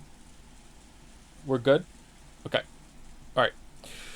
Maria still hasn't come back. I wonder if she's getting scolded by Aunt Rosa again. Ever since they'd met Maria at the airport, she'd been romping around chatting about Halloween the whole time. But maybe she'd cut loose a little too much, acting a little too boisterous on the plane, on the boat, and during lunch because Rosa had cautioned her several times. I remember those scenes. At times like that, Aunt Rosa tended not to scold her much in front of people. More often, she would take Maria aside and scold her alone. So since Maria had been called off somewhere, they figured she must be getting scolded. When they looked at the clock, they realized it was almost 6. Of course, they couldn't imagine she'd been getting scolded all this time. Maybe it was time for some anime she watched every week to start. She probably hadn't left the mansion's parlor. Pokemon. Maybe Battler-sama woke up and they've been playing together. After all, Maria-chan thinks of Battler-kun as a new friend. She must have had a lot of fun when she played Halloween with Battler-kun at the airport. What is this in the background? Battler looked like he was having a lot of fun himself. Maybe he's gotten big, but he hasn't changed a bit. That's true. I get the feeling Battler-sama was gracious enough to remain as he was 6 years ago. Shannon, do you remember what he was like then? Yes, because he was, well, very energetic. Giggle. Uh-oh. I also remember the 4 of us playing together 6 years ago. Shannon acted a lot like a big sister back then. That's right. I get the feeling she was even more dependable than she is now. Back then, I didn't truly understand my place, so I did quite a few rude things. Don't worry about understanding your place in that sense. In that sense? When you're on the job is one thing, but when you're taking your break and with us like now, I'd rather you stay and be friendly, just like the old days. That's right. There's nothing wrong with acting differently depending on whether you're the servant Shannon or off-duty Sayo. You aren't a slave, you're just working as a servant, right? I think of you, Shannon. No, Sayo, as my oldest friend. Thank you very much, milady. Now bring us tea, friend. It seemed that Shannon understood the hidden meaning behind Jessica's words. After all, she'd heard a bit about Jessica and Cannon's history from both of them. Apparently George had heard something of that history too. He walked towards the window and looked up at the darkening rainy sky. Cannon may still be childish in some ways, but I think he's starting to grow a bit in his way of thinking. Well, come on, quit it already. Well, I guess I let myself get swept away by the mood once or twice. You know, after watching you two, I might have gotten a bit jealous, feeling like I was getting left behind. But forget about me. More importantly, how's it going between you two? Let's talk about George. Looks like it's going pretty good, huh? I wonder. Yes, it's going very well. Shannon was lost for words, her face red, while George answered brightly and immediately. That carefree attitude made it easy to see that the relationship was proceeding so perfectly it'd make anyone envious. Dang, I'm jealous. So does that mean Shannon's gonna resign and have a party soon? I wonder. Oh, there's a good question. I wonder what she'll say. Okay, dude, like... What is this? You seem to really care about her, but... Like, aren't you meant to be, like, smart and dependable? You have to know that this is gonna be drama. And as, you know, the Black Eyed Peas say, you don't want no drama. Like, do you, like, really? Like, what's the plan, George? George laughed teasingly as though pressing Shannon for an answer. It was probably the way they usually flirted when they were alone. Jessica could only smile bitterly and say, yes, thank you, that's enough. I have a dream. I don't just mean some ambition to become the leader of my own domain and business. I also dream of building a happy family together with a partner I can spend my life with. I want 2 kids at the very least. Call the baby merchant. It'd be nice to be able to do some sports as a whole family. And many more things besides that. I often talk with Shannon about that kind of thing. Right, Shannon? Yeah, a couple times. Though every time I do, she always laughs and says I'm getting ahead of myself. For some reason, even at the age I am now, I find myself thinking about what it'd be like to live peacefully in my old age, with healthy grown-up kids and grandchildren running around all over the place. If only I could spend the rest of my life at a slow pace surrounded by that, together with Shannon forever. Yeah, you're definitely getting ahead of yourself. But how should I say it? It sounds like you, Georgie-san. Being surrounded by a family like that would probably be so wonderful. The ideal family I've painted in my mind is something like that. Because George just keeps fucking talking about it. To Shannon, who'd been raised in an orphanage, that harmonious image of a family was probably something to be yearned for. And George, who had made an absolute promise to grant that wish for her, may truly have been a fitting person for her to spend her life with. To Jessica, Shannon was a precious friend. George was surely the one most fit to entrust that friend's future to. Well, I don't want to throw cold water on you guys, but Uncle Hideyoshi aside, what are you going to do about Andy? Thank you! Thank you! Thank you. Okay. Won't it be pretty tough to win her over? Flashback to what Eva said. There's no reason for anyone to worry about something like that. No one but me gets to say who I choose to be my partner. Oh, you're dumb! Oh, okay. Alright, my bad. I've misjudged George. I thought maybe he was a little scummy and like had some problems with like his parents and everything, but I didn't realize he was dumb. Okay, he's dumb. Alright, cool, okay. Okay, I will bring Shannon happiness. Whose permission do I need for that? Ava's? Whoa. Georgie-san, that was cool. Can't believe you can say stuff that embarrassing out loud. I don't remember you ever being that kind of character in the past. As they say, if you don't see a boy for 3 days, you should watch him closely. I grow as much as anyone. I intend to study more and more and grow to be the man Shannon deserves, the one who can bring her happiness. Maybe even George realized how embarrassing the words coming out of his mouth were. Okay, he does seem to genuinely like her now. Then, okay. His face turned very slightly red and he scratched his head. George-san. It's okay. Daijobu? I'm sure Mother will be difficult, but you can leave that to me. Okay, so you do know, but you're trying to reassure her. Okay, so not dumb. Alright, I misread it. Okay, alright, there we go. Okay. He understands it's going to be a problem. It's not like, he's not like stating fact, he's instead like proclaiming war for her. Okay. I'll make all the relatives accept you as my partner. But you'll still have to serve us tea. Awesome. I'm jealous of you, Shannon, seriously. I'm very grateful. that you're willing to go so far. っていうかよ Couldn't think of it. I'm starting to feel like a third wheel here. Maybe I'd better leave, huh? Poor Shannon. As Jessica rose with a forced smile from the bed she'd been sitting on, the phone rang. Before Jessica picked up the receiver, wondering what this could be about, Shannon looked at the clock and jumped. Apparently, she'd spent too much time on her break. I'm sorry. I forgot it was time for work. Then, if you will excuse me... At the same time Jessica picked up the phone, Shannon began dashing out of the room. Shannon. Again, the usual time at the usual place. Yes. Excuse me. もしもしジェシカです。Hello, Jessica. Genji-san. Yeah, Shannon's going back to you guys now. We held her up, so please don't scold her. Yeah, yes. I see. So it's almost time for them to get ready for dinner. Oh, that was a scene. Okay. Many plates were lined up on the counter in the kitchen. I wanted to say sink, even though there was a sink there. Preparations for dinner were proceeding steadily. The number of plates lined up there was 19. That was one more than should have been set up for the annual family conference. Another calf steak? I can't accept it. You told me 18 calf steaks. You think I'm just going to be able to make a calf steak out of nowhere? I've had to, like, strategically cut pieces out of all the other 18 calf steaks to assemble this, like, this rogue, mushy 19th calf steak. The proportions are all off. The macros are gone. I can't believe this, Genji. I can't accept. Why can't I deliver it directly? Goda-san flared up at Genji, paying no heed to the pot that was spitting steam. The master enjoyed eating alone in his study, so his food needed to be served in that room. However, that was something that always happened. Of course Goda-san would want to set the table for the master with his own hands, since he put his heart and soul into his cooking. But the master had imposed a strict rule that none but the servants bearing the golden eagle crest enter his study. So while Goda-san would be able to greet the master from outside the study, not once had he been granted the honor of carrying his cooking inside.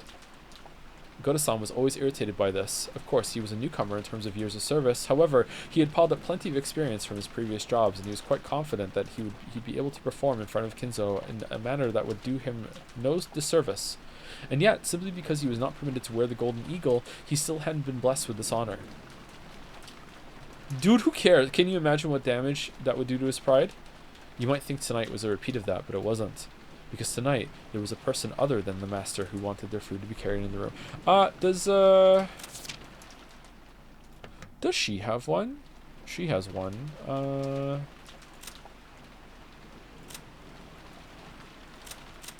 That's kind of weird, actually. That makes me think that she's from the orphanage. But I already did think that. Does she have one, or she keeps leaving and coming back? Maybe she doesn't have one. Yeah, she doesn't. Okay. There was a person other than the master who wanted the fruit carried to the room. Apparently this person is an extremely rare and honored guest, and we've been given strict orders to treat them in the same manner as the master of the family head. Goda-san must have wanted to earn some points by serving this honored guest with his own hands. After all, he was an extremely vain person. Thank you. If he wasn't qualified to serve the master, then at least the guests of the same rank. He simply couldn't find time during lunch, so Kanon-san had gone in his place. So he truly desired to personally serve this person tonight. Yeah, it does make sense. Okay, sorry. The best dinner of the year, calf steak. But Genji-san had put a stop to that. Something about how Goda-san didn't wear the golden eagle. After being told once more that he wasn't qualified, Goda-san lost his patience. This is bullshit! So heartrending, Goda-san. I cannot do anything more than watch like this from the shadows. Kumasawa-san, if you have enough free time to dawdle around, please get the dining hall ready. Is the tablecloth set? Oh, my apologies. When it became her turn to bear his wrath, Kumasawa slid out into the hall. Beatrice-sama is of exactly the same rank as the master. All rules regarding her are to be respected just as much as those involving the master.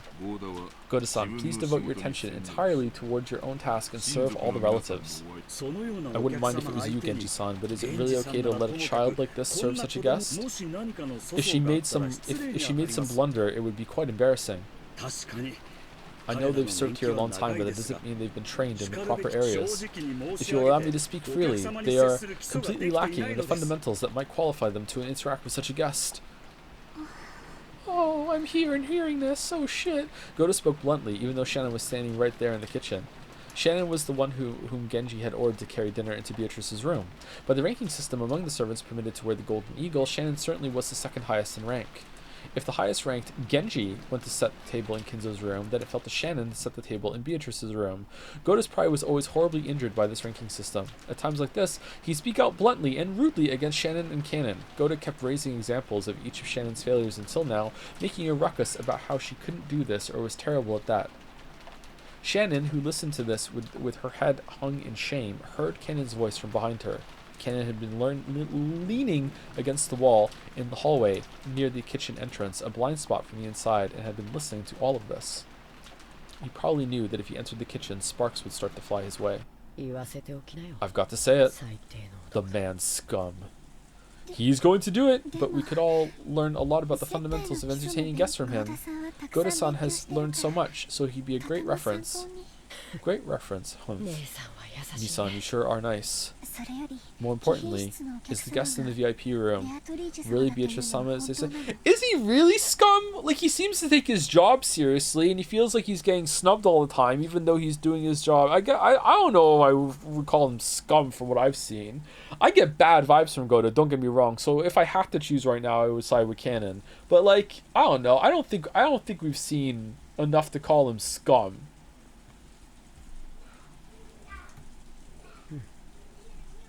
Yes, I met her when I was sent to serve her lunch. There can be no doubt it's her. Really? Was she doing well? Well, her boots are clean, let me tell you that. Kanon remembered that he and Shannon had different impressions of Beatrice. To Shannon, Beatrice was a cupid of love who had granted her magic to establish her relationship with George.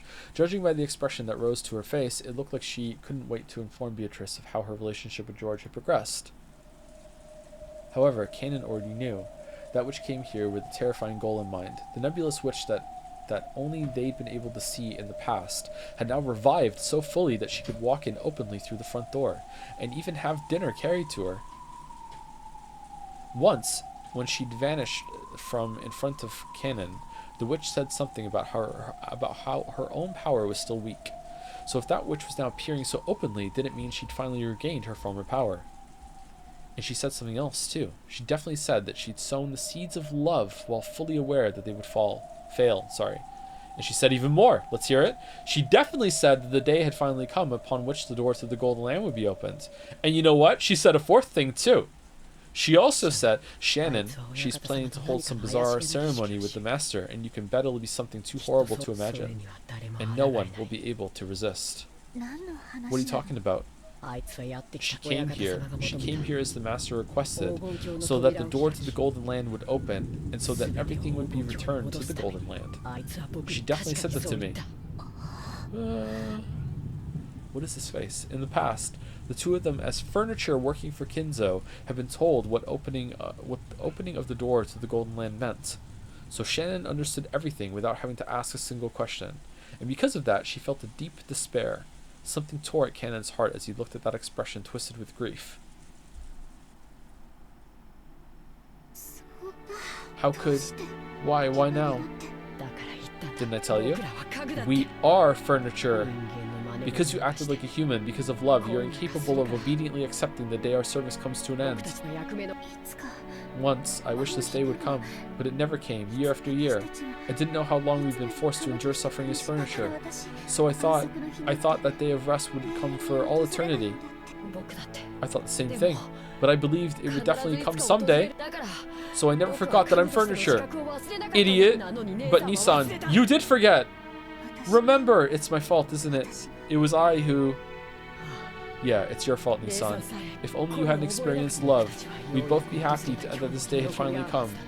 You built up too many pointless regrets. Even though you knew you'd have to leave this world someday. What is this Elden Ring music? Will the ceremony begin tonight? Yes. And she said one more thing. Tonight, George-sama will probably give you an engagement ring, Nissan. That was a fact. George supposedly had an engagement ring hidden in his pocket today, and surely he would hand it over tonight. She brought you two together, planning to use you as the sacrifices of the Second Twilight. Get it? She tempted you and took advantage of you. I see. I never thought of that.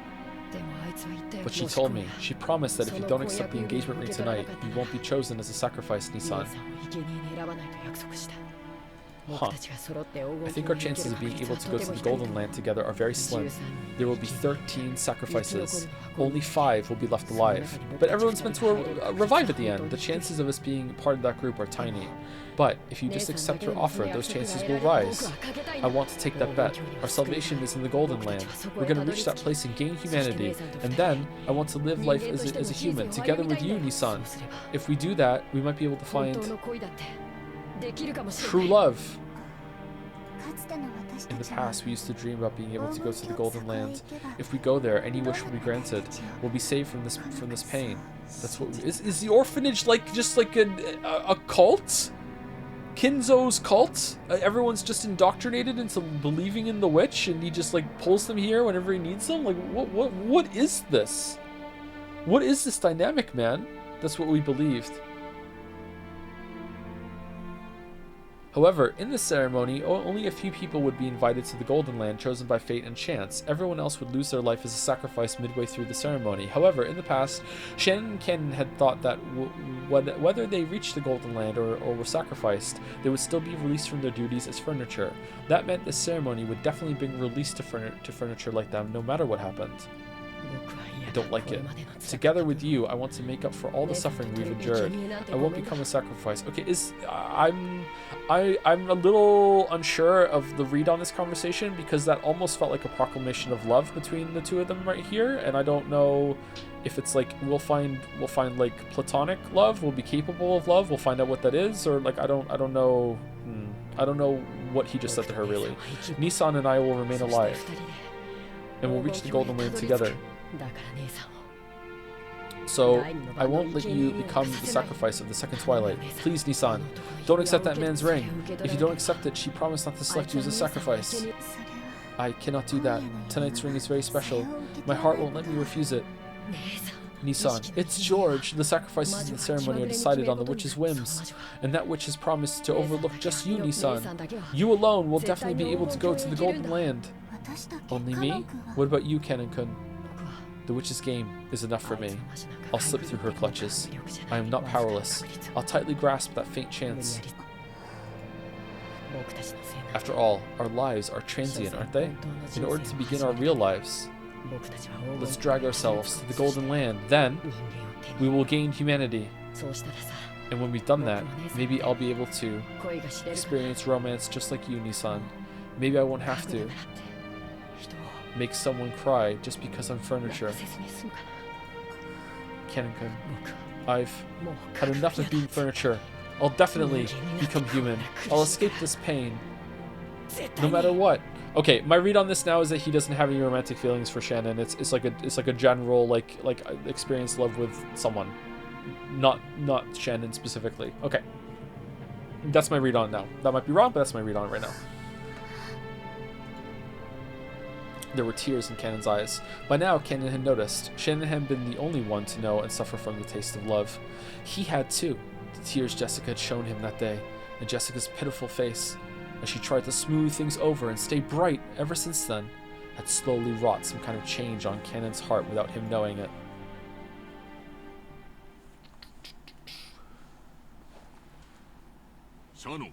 Shannon.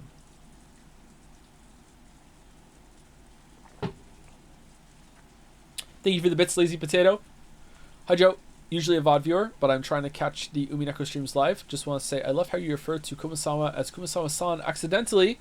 Welcome to the weeb side. I mean, she's always referred to like that anyway. Yeah. Furniture become human. Very nice chat. Very nice. Shannon, I've been calling to you for some time now. Shannon jumped at the sudden sound of Genji's voice. Apparently, he had called for her repeatedly. She hurriedly answered. Feeling a little bit tired already, chat? I'm doing my best. I'll perk up a little bit on break, I think. When she turned back, Kennen had disappeared. It seemed he didn't feel like showing his tears to anybody. Yes, I'm sorry for being careless. I entrusted Kennen with lunch, but it should have been you, as the next in rank after me, who carried it. Beatrice-sama is the most honored guest of this house. There is no more honored guest than her. Please think of her as another master and be polite. Please take extra care that you make no blunders, understand? It is quite painful for me to entrust this to someone as inexperienced as yourself, but there's nothing we can do about the house's rules. Carry out your duties with the utmost of care. Goda had officially agreed, but he glared at Shannon with an expression that told her he definitely wouldn't forgive any mistakes. Okay, you're kind of a dick blaming her for this instead of blaming the rules. Alright, you know what? Goda stock's plummeting. Even Shannon felt that Goda might as well go himself if he was so desperate to go. But she considered this one of her responsibilities as one who had been allowed to wear the golden eagle and had to give up. And anyway, I wanted to meet Beatrice. What will I talk about? What will I ask? I don't know. Will this be a meeting of gratitude or one of grief? Or else what? I don't know. Shannon piled the witch's food onto the serving cart and left the kitchen at a slow pace. Okay, just thoughts? Internal thoughts? Switching over? The person knocking was Kraus. Father, today is our annual family conference. Haven't the siblings gathered here just to get a glimpse of you? Be silent. I say I won't leave. You're there too, aren't you, Genji? Why haven't you had my food brought here as I ordered you to? Kinzo screamed across the door. Genji was waiting behind Kraus. This is the wrong door. Your meal has been prepared so that it might be carried to the study. However, Kraus-sama has expressed his wish that you eat downstairs tonight. Father, I'm not asking you to do this every day. Just for I'm upset that I noticed that it's the wrong door.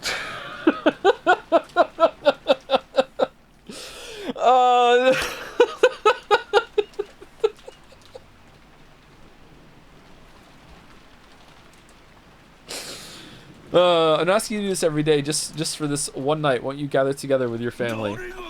Who are you calling family? Since when have you considered vultures circling in wait for roadkill to be family? Would you call rotting, oozing maggots family as well? Yes. My. Kraus shrugged at this answer, which he had half expected. Genji, carry the meal here as you were told. Why don't you listen to what I say? Why? Genji-san, I leave this in your capable hands. My voice will no longer reach that man.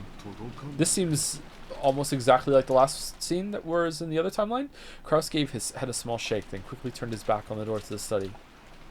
He had only come calling to save face in front of his siblings, knowing full well how useless this was. After Genji watched Kraus disappear down the stairs, he called again across the door. It's me, Genji. Master, we have finished preparations for your meal to be carried here. Shall we bring some for Dr. Nanjo as well?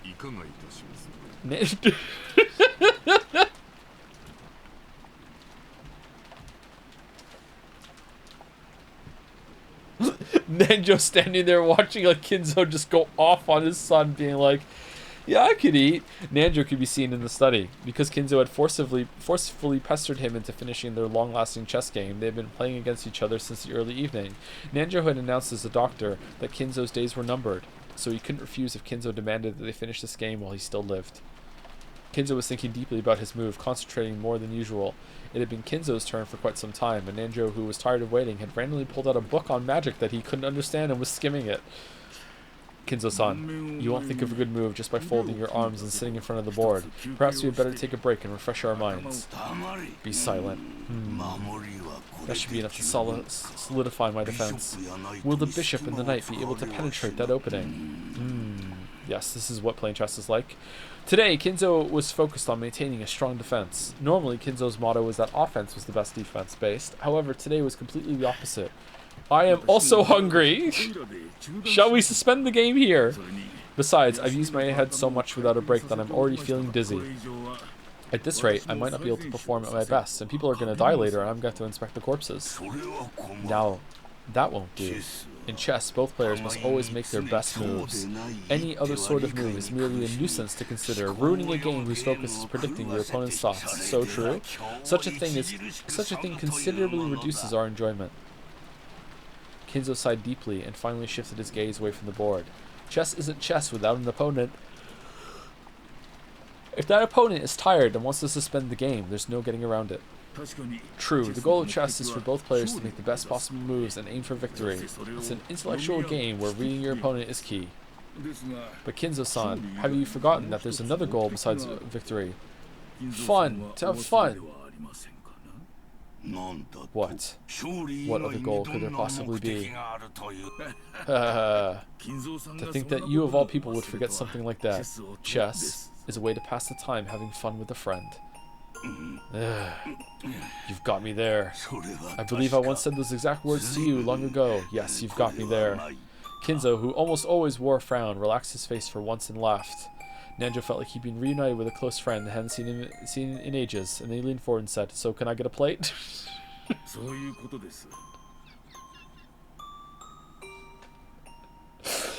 That's how it is. Now that I managed to take the shot back at you, what do you say? Will you go down with me and have dinner? Why don't we discuss Kasparov's middle game along with some coffee?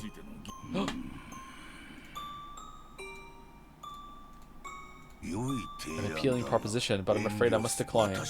I can no longer leave this room. After all, the ceremony has already begun. Is that so? Well, my stomach is growling. I will go downstairs. Anytime you feel like it.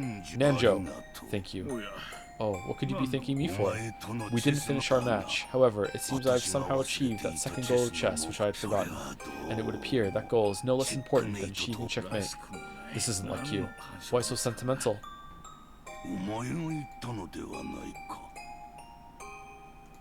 You said it yourself, did you not? My days in this world are numbered. Now go. And don't come to this room again. Let us continue this match in the Golden Land. That's fine with me, but we'll have to start over. Losing that rook was a serious blow. Well then, I will see you later. Yes, later. Maybe in the Golden Land, or in Purgatory. Already there, bud. Or possibly in the next world. Aww. Nanjo didn't say anything beyond that. And with a motion made smooth by familiarity, he pushed the button on the table that would release the auto lock. Then, after looking at Kinzo's back one last time, he left the study. And I almost dropped my my drink.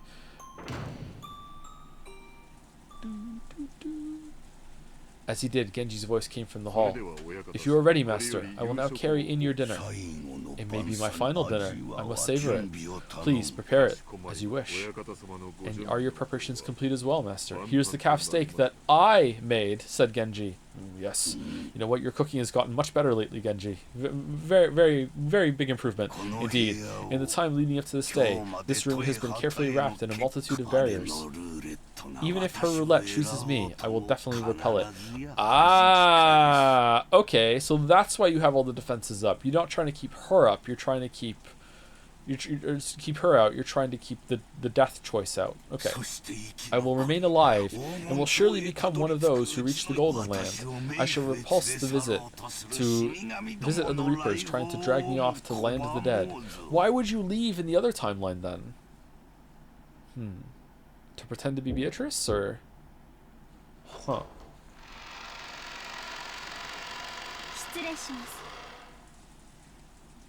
Excuse me. Thank you, Richard Miziak for the resub. Yo, 48. Hi, Joe. I'm not 48. I'm 39. Oh, it's 48 months. Okay, thank you for the 48th month resub, Richard Miziak. Not sensitive about my age, by the way. Totally cool. Totally cool. And thank you, GG this stream, also for the resub. Thanks. Excuse me. I have come to serve your meal. We're probably going to take a break at the end of the scene, unless the scene is super long. Shannon entered the VIP room, bowing her head and pushing the serving cart. The young woman by the window, gazing out into the supposedly empty darkness, was definitely that witch. So it is Shannon this time. Shannon this time? How long it's been? Huh. Mouse says break time. Oh, is this this is a long scene? Okay. Well, you know what? Best girl's on the screen. That's good. Alright, right back. 5 minutes. Actually, it might be slightly longer than 5 minutes. Right back. Go get a drink, walk around. Brush your teeth.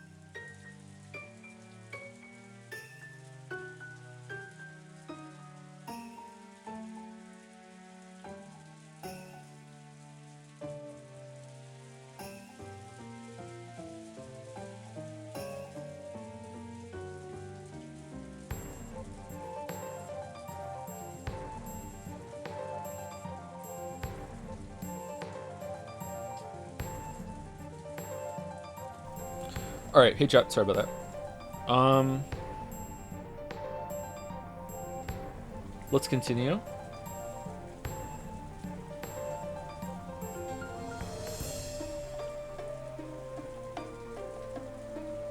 Greg's stream was more unhinged than yours, Lameo. He drank every time he died in Last of Us, and he died a lot. Oh no, what was he drinking?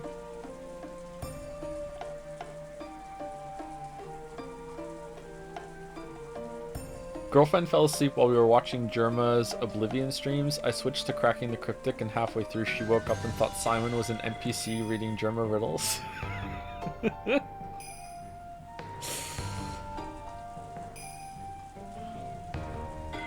Soju, he finished a whole 750 milliliter bottle. Greg died?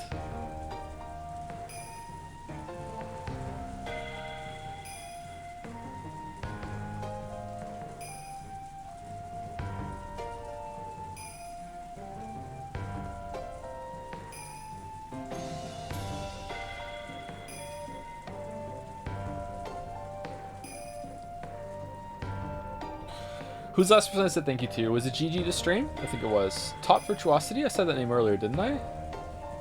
Oh, this is a different one. Okay. Thank you for the bits, Top Virtuosity. Apology for bad English. It is my first language. Where were you when Jad's banned incest? I was at a house eating Dorito when phone ring incest den is kill. No, yeah, that's true. We did ban that. Yep, we did.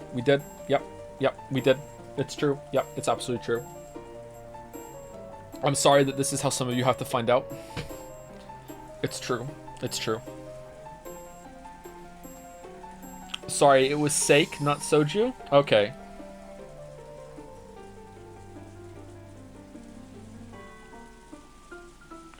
Thank you to Mouse Slot for the new sub. Welcome, welcome. Thank you to Yuri Was Taken for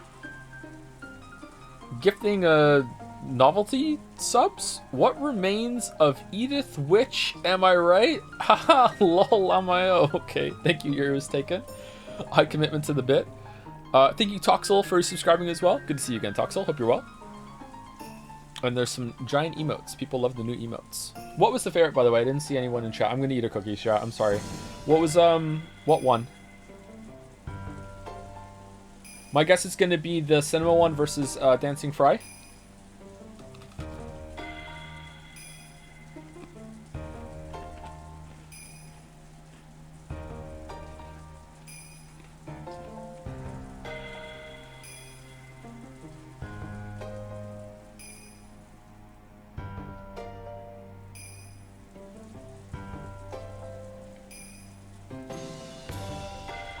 Can we make this scroll properly? What do you mean? Like you want it to match up together with the timing? I don't know how to do that. Vixit is the one that made it. If Vixit wants to give another pass, I would pay for his time, sure, if we want to make it scroll like together, but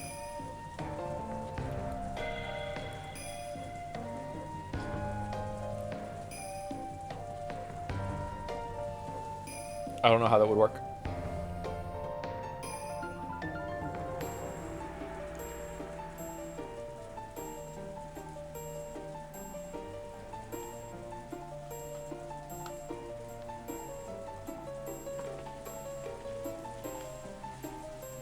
What's your favorite type of cookie? A gluten-free cookie, so it doesn't ruin my insides.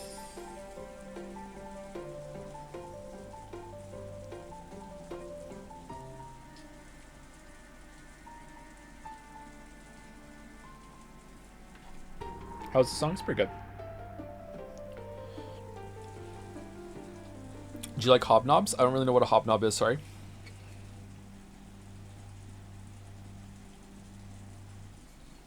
Thoughts on playing Divinity Original Sin 2? Non-existent. But Baldur's Gate 3 is like the same thing, isn't it? Thank you, Naya Voras, for the resub. Hey Joe, was thinking in using this space for some special Dalmec created joke, but I just want to say how great it is to see you in these last days in such good humor. Glad you are feeling well rested these days. Or sorry, feeling well these days. Thanks, Naya. Thank you. That's a nice message. Suspiciously nice. Thank you, Kozan K, for the resub as well. I love this song so much, chat. It's another Chrono Trigger inspired song. Alright, let's continue reading. So it is Shannon this time. How long it's been? Oh. Your face isn't nearly as pale as it was. Does this mean Shannon this time, like this time through the timeline, or this time because last time it was canon? I think it was last time it was canon, right? Like earlier in the day. Yeah, I can see you're no canon. There you go. I hardly recognize you. Thank you very much. Shannon solemnly prepared dinner. There were actually several things she wanted to ask the witch, but they were all jumbled up and she didn't know where to start. Her heart was also jumbled up, and she didn't even understand her own emotions, so she could only do her job dispassionately with everything still vague. However, the witch saw what was in her heart. You can't hide anything from a witch. I won't apologize. I am a witch after all. Apologize for what? Come now. Canon must have told you about it. I only rescued your love life because of my mischievous spirit. It was nothing more than a seed I sowed so I could watch your love grow complicated, become twisted, and fail. I imagine some people think it's more fun to hear about love than to have it. Ooh, you couldn't possibly be trying to thank me, right? I am. No matter what kind of ulterior motive you had when you gave me the magic of love, it doesn't change the fact that I received it from you. So even if you sowed that seed knowing that the two of us wouldn't be able to stay together for life, I won't hold a grudge against you, because it's George and he's just so wonderful. Can't believe he's still single. It seems furniture is dull after all. Cackle, cackle, cackle. This is where I show my skill by cooking it into something interesting. I don't understand what you're thinking, Beatrice-sama. You are a great witch, and people like us don't even reach your feet, nor can we even imagine your grand thoughts. But there is at least one thing I can say. What is it? Thank you for teaching me to be human. You said it yourself. I am no longer furniture. Chat, can you remind me real quick?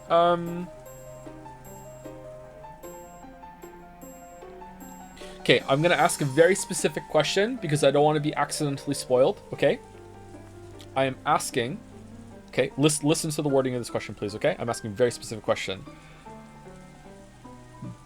Was there a scene that we saw in which Beatrice said to Canon, if Shannon rejects George's proposal, she will be spared in the ceremony? And I just don't remember. Because I don't remember that happening.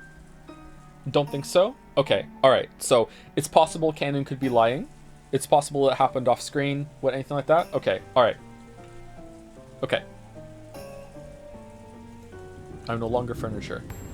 Be silent, furniture. If you were a true human, hearing the announcement of your death on the day that you were to receive an engagement ring should have you dancing around mad with grief. But what are you doing? Oh, she's a little off-kilter here, but what are you doing? Your face looks so enlightened, as though you've accepted everything. Truly an anti-climax, furniture.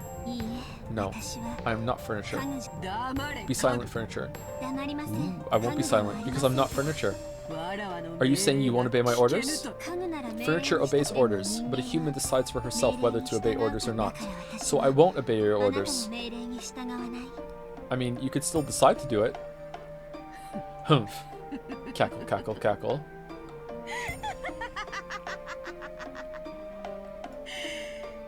I take back what I said. You really are interesting. If I hadn't sowed those seeds, you probably wouldn't have allowed the ceremony to control your fate without clinging to any emotions. But now you've grown to become something truly interesting, something that will entertain me to no end. I wonder if she would have had the same reaction if Canon had stood up to her. She seems to like it when characters like show backbone, or is it just Battler and Shannon? That as well, for I am not fond of boredom. Cackle, cackle, cackle. She loves brats. Who doesn't? Dinner is ready. Here you go. Doesn't this look delicious? If Goda makes it to the Golden Land, perhaps I should commission him as my chief cook.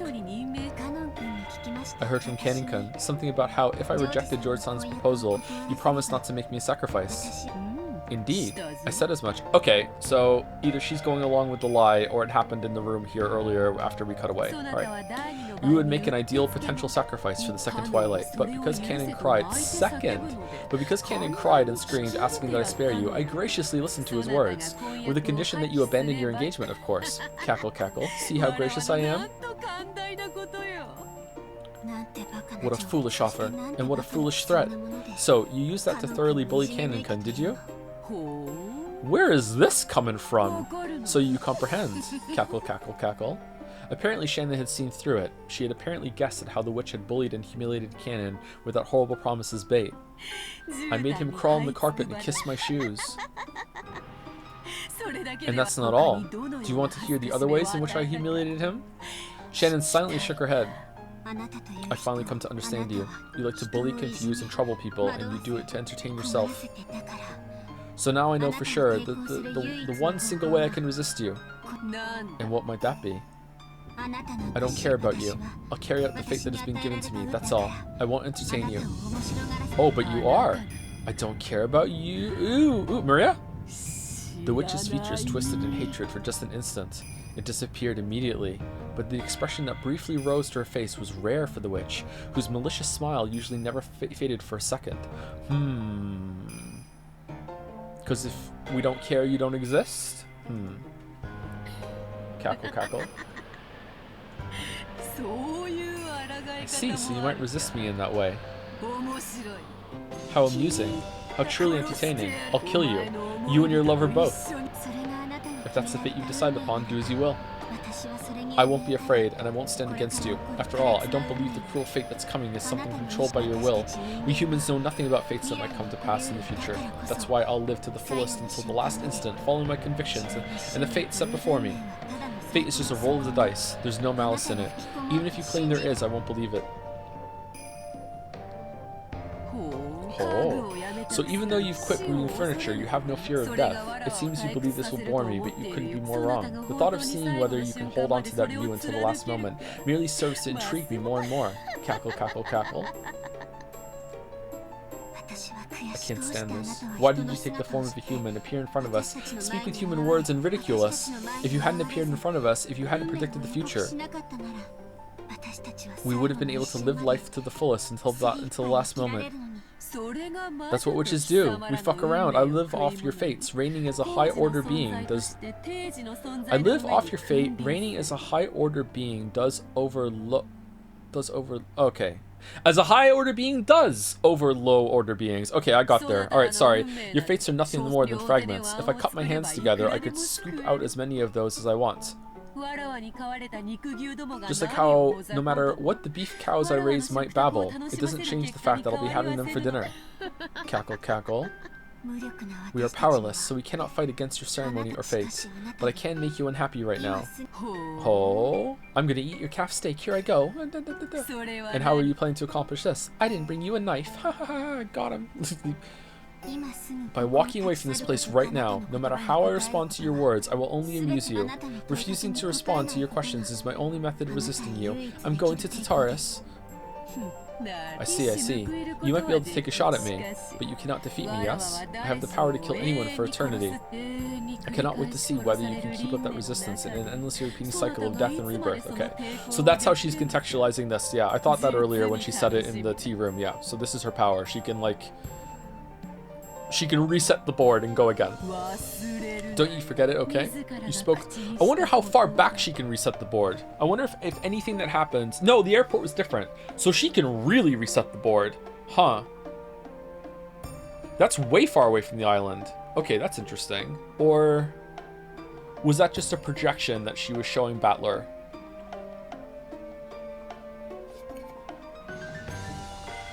You spoke those words yourself. Cackle, cackle, cackle. Well then, if you'll excuse me, if you need anything, please call me. Shannon gave a reserved bow and faced away. With that gesture, maybe she really did take a shot back at the witch, just as Beatrice had said. Because when the witch called out again, she sounded a little more quick-tempered than she had before. All I know is, Goda's going to be really upset about this, Shannon. You are not giving this high-honored guest the respect she deserves. Canon thanked me, can't you? Can't you thank me for bringing you your day of rest? Furniture may be happy when their day of rest comes, but I am a human, so I have nothing to thank you for. Is that all you have to say? Ooh, you plan to accept George's ring, yes? Don't forget that if you do, I will abandon the promise I made with Canon, the promise that you would not be selected as a sacrifice. If you need anything else, I'll have someone else come, if you will excuse me. A flat-out interruption. Shannon still hadn't answered her, and the sound of the door closing came instead of an answer. Okay. Shannon's resistance probably struck far more deeply into the witch than Shannon herself thought. because an expression of hatred once again rose to Beatrice's face.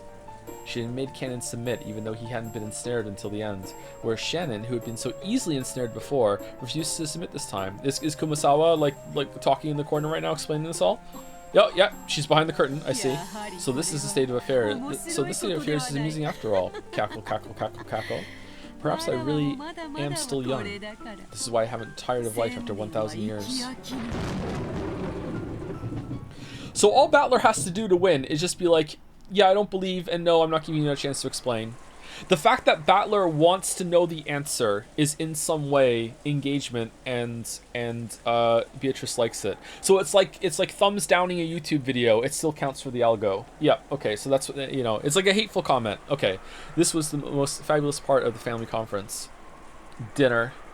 Calf steak. In the past, when Kinzo had been serious about the conference, he'd taken everyone's yearly gathering for dinner very seriously. Because anything embarrassing that occurred during the dinner would cause the deepest shame for him as the host. He had given Natsui stern orders to avoid embarrassment at all costs. Because of that, she and Kraus eventually hired Goda, who had confidence in his cooking abilities. Thanks to that, they became able to serve wonderful dinners they could be confident in, but by that time, Kinzo had closed himself up in his study and never appeared for dinner. Maybe you could call that ironic. When the main dish for tonight, calf steak, was set out, Goda began to describe it proudly, further stimulating everyone's appetites. The sauce here is Bordelaise. Of course, the red wine base I used was excellent, even among those made in Bordeaux, but in addition, I prepared an original blend of this house, a blend of choice alcohol from around the world to further deepen the taste. This sauce is limited to this year. I sincerely hope you all enjoy your meal. Isn't that wonderful? However, isn't Bordelaise sauce common to French cooking? It almost seems like using alcohol from outside France with that is heresy.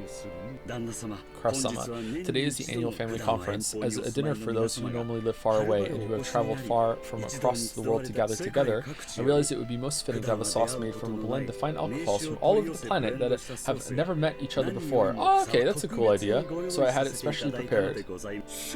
Also different, right? Or we just didn't see this? Wonderful. A truly wonderful cook. That's what you are. Food and medicine work twice as well if you sell it right. So true. So true, Hideyoshi.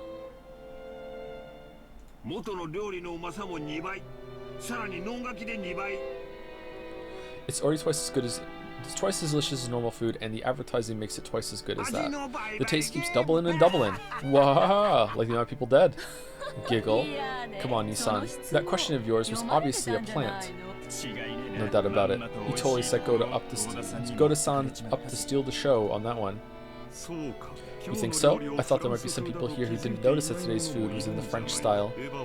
After all, Eva just said that avoiding butter was a virtue, but that's the Spanish style. Well, I guess they do share a border, right? That's not what I meant. Will you please not take part of the conversation out of context and make stuff up?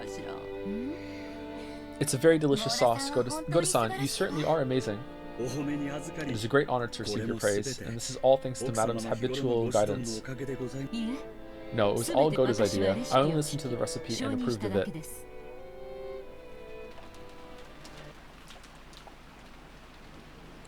It looked like the siblings quickly got into a loud argument about the sauce, but for the most part, dinner proceeded peacefully. However, a certain question they desperately wanted to ask burned inside each one of them. It was about that visitor, the 19th person, the Golden Witch. In actuality, Eva and Rudolph and the rest were very much on their guards during this meal. If the mystery guest was ever going to be introduced, this dinner table would be the most appropriate place to do it. However, no, why is my Windows loading? What are we doing, computer? We're good? We're still here? Okay. However, no place was set at the dinner table for the witch. The family conference would begin in earnest after the meal, and previous experiences told them that it might last until deep into the night. However, they couldn't imagine why such a person should be kept hidden until that late if they were going to be introduced in the end anyway. Uh-oh. Did it get kind of blurry there for a second? That's a good idea, chat.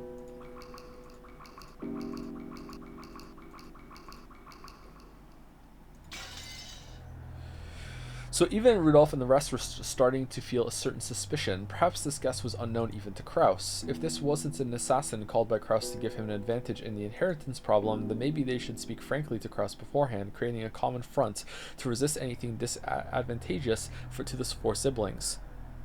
if she was Kinzo's assassin. So it seems like in this version, the parlor talk where they really had it out for Kraus didn't happen. Okay. She was Kinzo's assassin, or it happened maybe in a less extreme way that we only saw part of it from, maybe? She was Kinzo's assassin whose purpose was to keep the inheritance from being handed over to the 4 siblings. The enmity between Kraus and the other siblings could only become a weak point that benefited the enemy. Well then, please enjoy at your leisure. When he finished explaining the reasoning behind the table setting and the cooking, Goto tried to leave the room, but Kyrie called him to a stop with a small voice. Yes, Kyrie-sama. What is it? Please excuse me. I was under the impression we had company today, but can we expect to be joined at the dinner table? She had planned on saying it nonchalantly, but unfortunately it reached the ears of Natsui, who was sitting in the next seat over. What's this? It seemed that Natsui had heard it, as even though the guests are here, why hasn't the host come to dinner? In other words, that Kyrie had asked whether Kinzo was going to join them for dinner. The family head is not his best, so he said he would take dinner in his study. I believe my husband explained that in the beginning. I'm sorry, that's not what I meant. Okay, so this can just be cut completely. This is completely not necessary. I'm sorry, that's not what I meant. Natsui's reaction instantly told Kyrie that this unknown visitor was also unknown to Kraus and his wife. Which meant, on the chessboard inside Kyrie's mind, she could hear the clattering of the pieces as they rearranged themselves. What do you mean we have company? Battler's awake! Battler, who had been sitting next to Natsui, seemed to have heard Kyrie's words without misunderstanding them. Thinking it strange that someone else would be invited to today's family conference, he spoke up incredulously, and thanks to that, the uncomfortable feeling building in the siblings' chests suddenly exploded. Everyone looked at Goda at the same time. Judging by their reactions, it was clear that no one here had invited that mystery woman. For an instant, Goto was startled to find everyone's gazes gathered on him, but because of his naturally vain personality, this actually gave him a feeling of superiority. Therefore, he answered in an extremely calm and graceful manner. That is correct. Our guest wanted to eat alone in the VIP room and is being served there. That extremely graceful and reasonable response of Goda's made it obvious to everyone that a 19th person, a visitor, existed. Well, except the Battler. The VIP room, a guest. What? Who are you talking about? Natsui's words echoed the question that everyone who didn't know about the appearance of the Golden Witch was thinking. For a while, okay, will Eva even take this opportunity to be like, Natsui, what kind of house are you running here that you don't even know that you have a guest? Like... For all Goto was disoriented, caught completely off guard by this sudden interrogation. This was a guest who had been treated with such deep respect. He hadn't imagined that Kraus and his wife might not even know about her. The guest is, Beatrice-sama. Beatrice! See? Beatrice came. Ooh. Maria had been telling the other cousins over and over again that she had met with Beatrice that day. The cousins had answered flippantly, but they hadn't believed, so their eyes grew wide. Sorry, I totally thought you were joking, Maria. So she really was there. By Beatrice, you mean that Beatrice with the gold? That's more Auburn. Ooh. I've been saying she exists the whole time. No one believes. Sorry, Maria-chan. That's not how we meant it. After learning that everyone had doubted Beatrice's existence, Maria, who had been in a good mood all day, completely lost her temper. George, who sat in the next seat over, tried frantically to calm Maria. Goda. Is this some sort of dinner entertainment? Hehe, quite a performance. Aniki, quit playing dumb. You called her here, right? Called? Called whom? From where?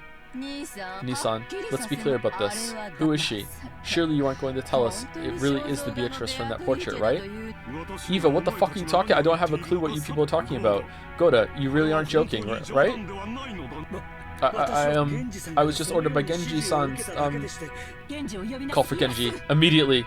Genji! When Natsui yelled, Goda sped out into the hallway. The sound of the door being thrown open was the spark that suddenly set the dinner table ablaze. Suddenly Natsui sending Genji out of the room in the last timeline. It hits different. So, oh shit. So you're saying you're in the dark too, Nikki? Who called her? Was it Dad? I don't know anything about this. It seems you people think I've been pulling the strings behind the scenes, but that's a huge misunderstanding. Calm down, Krusty-san. We've gone past the stage of skirmishing with each other. If you're saying even you don't know this mystery person, then something crazy's going on. Hideyoshi-san, can't you be a little more discreet with your words? My husband would not invite unnecessary people to the family conference. Did I say indiscreet instead of discreet? I'm sorry if I misread that. Obviously, what are you people talking about? Are you saying the witch of the portrait has broken out of her frame and appeared? It's not as though anyone's actually met this witch face to face. I met her. Eva and Rudolph nodded at Rose's proclamation. Ooh, I met her too. Uncle Kraus, believe it. Believe Mama. Ooh, ooh, ooh.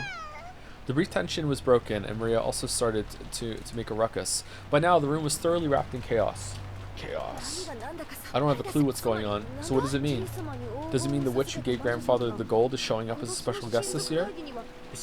But is that really true? Aunt Rosa didn't see it wrong, did she? I met her too. Ooh, ooh, ooh, ooh, ooh, ooh. Aunt Rosa, are you sure? Yes. Maria and I met her, and we even talked to her. I met her. That was definitely a witch. Believe me, I didn't see it wrong or hallucinate or anything. What on earth was that? In the instant before the typhoon arrived, Rosa definitely met a witch in the rose garden. We were there. But the scene had been so hard to accept as truth, that the more she spoke of it like this, the less she understood what it was she had encountered. Ironically, since she was losing her composure, the more frantically she tried to cling to her claim, the more confused and hazy the things she was describing became. Because of that, it only took a single, calmly spoken sentence to confirm the nature of what she was describing beyond doubt. I also met with her. I greeted. Well, I couldn't really call it that. I exchanged a few words with her. It's definitely not something that Rosa-san just saw wrong. Kiria-san, are you serious? Yes. But she didn't tell me her name, so I can't say for certain that she was Beatrice. However, and sorry if this is subjective, but since I met her in the entrance hall, I was able to compare her face with the portrait. My first impression was that this portrait has to be hers. This is all just subjective. No, be objective. That is impossible. In the first place, where did that woman come from? The only boat arriving today was the one that brought all of you here. Was she on that boat? She was hiding underneath with the Domino's pizza man. Well, it's hard to say for sure. Of course, I don't remember any woman like that getting off the boat with us. Oh, is that all? Can you prove there wasn't a boat besides the one we rode on? Oh man, Battler really likes Eva right now. You can't prove one didn't arrive. Makes sense. If another boat did arrive, it might be possible to prove it. If someone saw it and said they saw it, then you're done. But it's impossible to prove that such a boat didn't arrive. Even if everyone says that no such boat arrived, that they didn't see it arrive, you can't prove that it didn't arrive secretly. It's that thing they call a devil's proof. It'd be simple to prove that the devil exists. That devils exist, all you have to do is meet a devil, but it's impossible to prove the devils don't exist. Just by saying that no one has ever met a devil, you can't deny the possibility that they're hiding away somewhere humans can't go. You can't deny the existence of aliens for exactly the same reason. Until humanity searches the whole of space and can show perfectly that aliens don't exist, you can't be sure that they don't exist. Yep. And it's definitely impossible for us to ever check the entirety of space for the existence of aliens. Therefore, while there may be a number of ways to prove that aliens do exist, it will always be impossible to show proof that denies their existence right now. So any discussion about there being a second boat would just be a waste of our time. She wasn't on the boat with us. Not much is a fact, so she must have arrived on this island through some other means. That's right. There may be no need to discuss how she came here. What's important is that she's actually in this mansion now and doesn't feel like having dinner with us. Okay, let's review. Right now, there's another guest on this island, other than the 18 people with the Ishirumi family. And this is a guest even Niki and Natsui-san don't know about, right? I know nothing. I don't know what you're talking about. Be silent for now. Your headache will get worse. It is as my wife says. I have no idea what you people have been talking about up until now. Then there can be only one answer. Father called her here. Called her here for today's family conference. For the family conference? Again, why? I don't know that. I'm questioning you because I thought you might know. Oh, she's upset. Eva, could you give it a rest? Krusty-san said he doesn't know. So here's what we've got. Father stealthily invited the witch of the portrait as a secret guest. It's like, it's so similar to the other conversation with them like talking about shit that went on. It's pretty good. And she met with Rosa-san and Maria-chan and then Kirie-san. That's all for now. If she has something to say to us, she could just show herself right away. Now we've got to wonder why she shut herself up without greeting us. Does this mean Dad, who never gave a crap about this family conference in the first place, secretly called a new mistress here and had her wear the clothes of his ideal witch? This day's too important for that explanation to fly. There can be only one reason: to join in on the family conference. She wants to claim some right to Father's inheritance. Ridiculous. Might be a good time to read the letter, Rosa. Ridiculous. The family head would have something.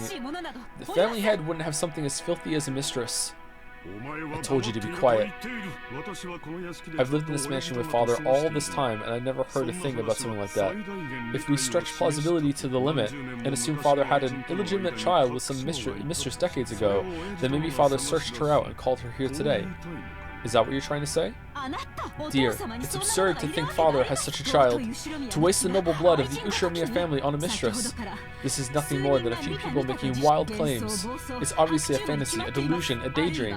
Or is everyone taking part in some kind of act to trick my husband? What act? If anyone's acting, it's you! Quit it, Nikki. Natsui-san may be a bit over vehement, but she's right. Kirie saw her, I didn't. Neither did you, Nikki. But Rosa did. But that means she exists. Maria nodding in the background. There are people who can prove she exists, so we're sure right away that she does. It's the opposite of a devil's proof. And I want to meet her too. I want to ask her directly what kind of business she has with the Ushiramiya family. I agree with you on that. I do indeed wish to inquire as to what business she has on Rikinjima. Don't play dumb. There's only one thing she could be after. Father's inheritance. We should work out our future plans with a lawyer who's hot on inheritance issues. If the mistress claims equal rights as mother, then our shares will be cut right in half. Wait a second, everybody. Genji-san will come very soon. He knows everything. I'm sure he'll answer our questions. Until then, let's start talking about this. Hey, you kids. Sorry, but the adults have to start talking about something complicated. Return to the guest house. Yoza yelled at the children, slightly overcome with emotion. The children didn't understand why they were suddenly being yelled at this time, but Eva and the rest realized it too late. They were talking so bluntly about the filthy topic of the inheritance right in front of the children. Ooh, of course they wouldn't want their children to remain, so they all immediately agreed with Rosa's plan.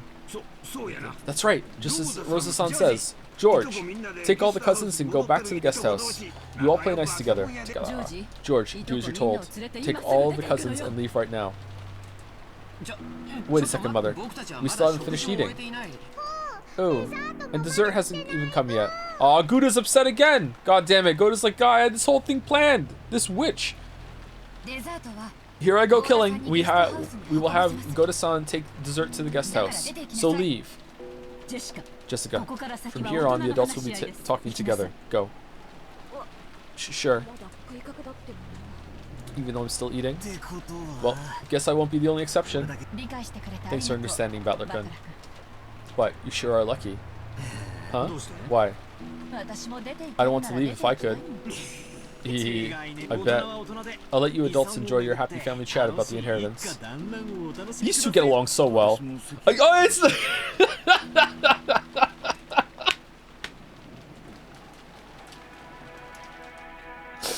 Nanjo also has thoughts.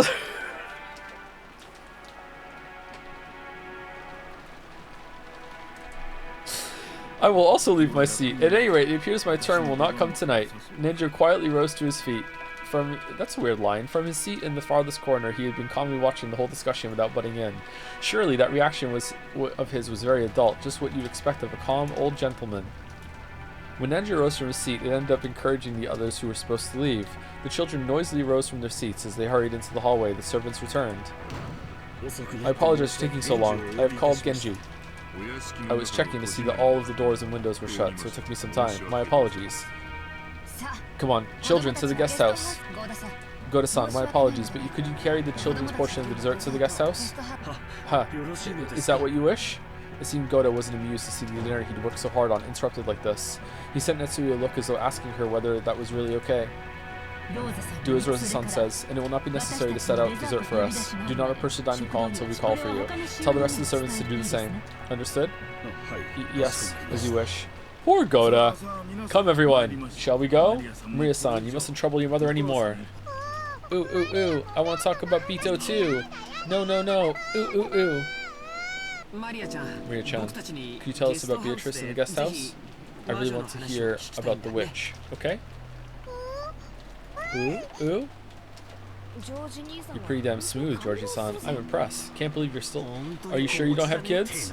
You're too used to this. Ehehe. George's words had completely restored Mira's good mood, and now she took the initiative, telling the others to head on to the guest house.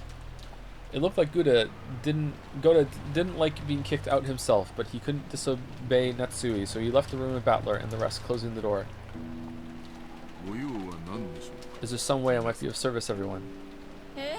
Yeah, there sure is. We've got a whole bunch of questions. In fact, every one of us does. So much that we almost want to have a lottery to see who gets to ask first. But no matter who wins the first lottery, the first question will be the same, won't it? That's right. Who the fuck is Genji-san? Answer me honestly. Who is this person called Beatrice in the VIP room right now? Oh, we don't get to see.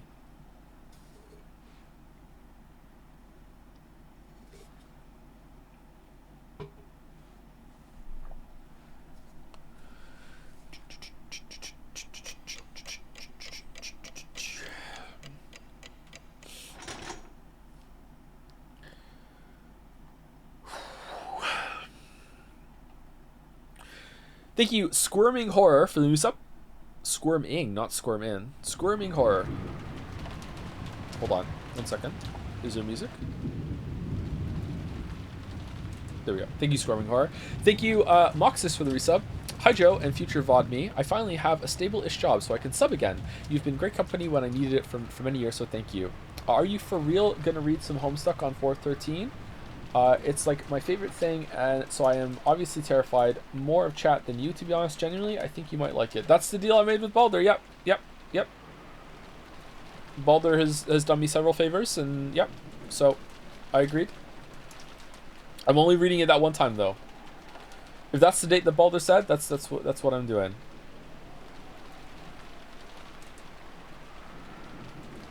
What's Homestuck? I don't know. My read on it is that it's a webcomic, but I don't know what it is.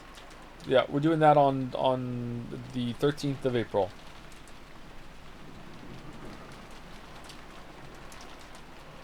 You said the same thing about Umineko, and look where we are. Oh, enjoying Peak? Oh, I'm sorry. What? Oh, Joe, what if Homestuck is good and we all have a really great time reading it together? Wouldn't that be fucking awful? Yeah, okay. Thank you. Oh, for fuck's sake.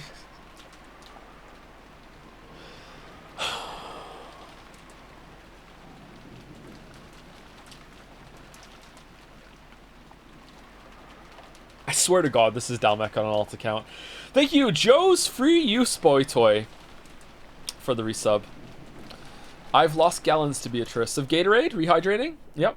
Thank you very much. Thank you, Mingaleg, for gifting a sub to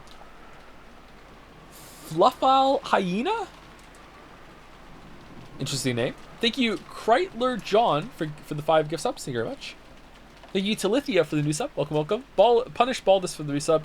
Missed half the stream. How has Umineko been treating you? It's been pretty okay this far. Nothing huge has happened today, but it's we're just going through it. Yep. Not as slow as some of the parts of the opening of episode 2 have been so far, I think. Thank you also, Kreitler John, for the bits. Hey Joe, your streams helped me through some tough times. Thank you so much for the years of amazing content. Oh, you're very welcome, Kreitler John. Thank you. Glad the streams could help you with that. Thank you, Vod Dutchington, for the resub. Hi, Joe. As a huge Chandelier Crane fan, I've been watching your streams, and have to say, I think I'm realizing how much better Chandelier Chan is. I uninstalled Persona 3 Reload this morning and sent a cease and desist to Atlas. Forcing the crane on you, huh? That's a little heresy.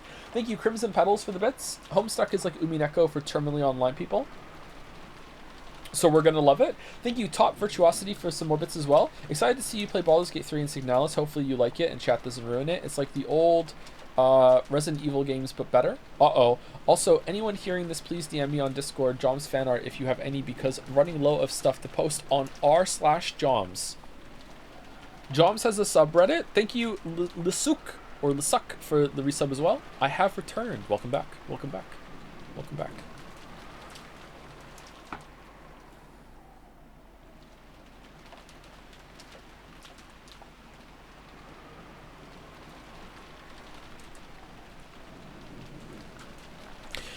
Hiyoshi's claim that advertising doubled the taste was apparently right. After being chased out of the guest house, the kids and Nanjo had gathered in the cousin's room and were eating the cake that Kumasawa had brought for dessert.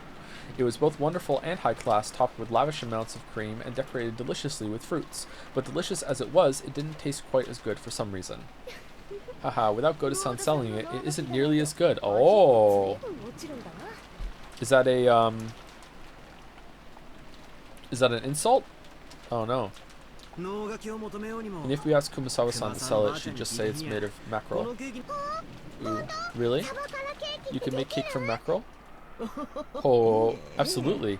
And as you can see with this very cake, if you mix the squeezed juice out of mackerel with flour and eggs before cooking, it comes out all fluffy. Oh, that'd be incredible if true. Maybe mackerel cake will show up on the new menu at one of Father's restaurants. Wow. After all, mackerel's full of nutrients and sounds healthy. It might get real popular with women and the elderly, but I'm not going to get anywhere near it. Girls won't eat something that weird. Oh, Nanjo's here! What's Nanjo doing here?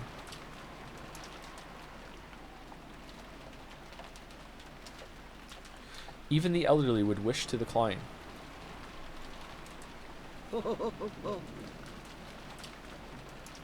Oh. But it's delicious, you know?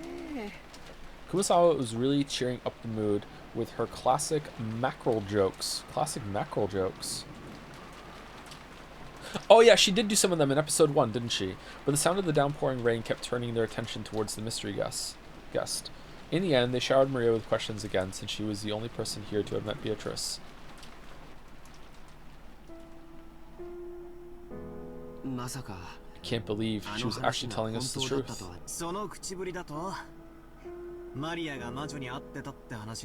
The truth. No, okay. You make it sound like though you never believed it, this Maria meets a witch business isn't news to you. Yeah, I thought it was just one of those fairy tales you'd expect from a dreamy kid that age. She exists! Beatrice exists! Is this for emphasis or what? Every year when we come to the family conference, I meet her and we play together. That's right. Although Beatrice-sama doesn't usually show herself, I hear she sometimes unexpectedly appears before honest people with clean hearts. Why is she talking to Maria then?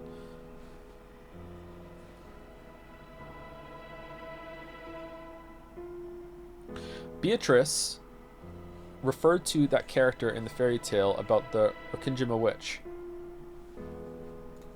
To keep Kinzo in a good mood, the family and servants acted as though they believed in the witch of his delusions.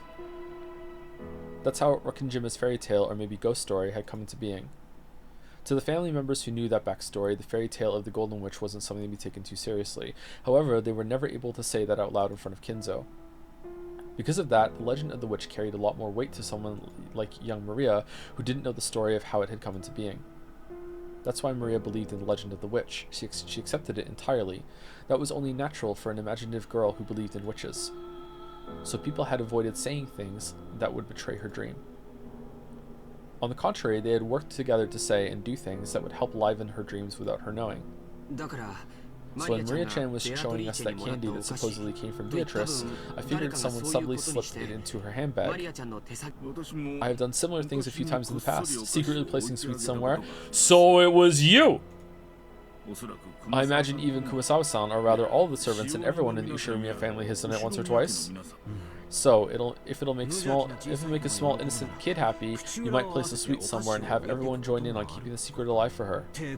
Come to think of it, I'll bet you do that kind of thing all the time, George and Nikki. Who knows? It'd probably be boorish to admit to such a thing out loud. George admitted it while being extremely wary that Maria didn't find out. Who just carries around candy? In other words, it's kind of like Santa Claus. To protect the kids' dreams. Okay, alright, excuse me, okay? Spoilers for Santa Claus? If there's if you're on a speaker system or anything like that? Okay, alright. Yep. To protect the kids' dreams, the parents plot together and lie, setting presents at the bedside of a child fast asleep. After all, you want to protect the kids' dreams, right? Obviously, I've known Santa doesn't exist for a long time now, but if there's no reason to wake up from a dream like that, I wish I could have believed it all my life. Because adults know that the world is filled with terrible things. They all want to at least protect the pure dreams of a child. Ooh, Beatrice exists. Exists. Yes, she does. Beatrice-sama does exist, right?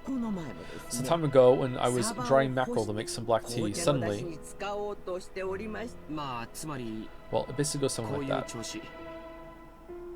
Give me like 1 minute, chat, sorry.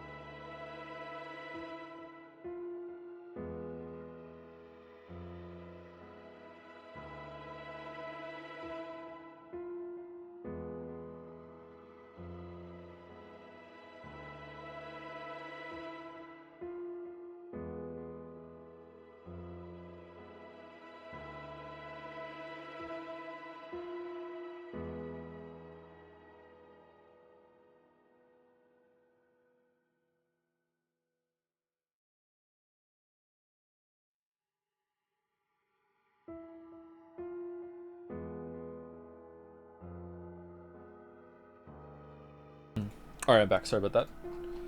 Witcher 3 vid. What? Can you pick your fucking...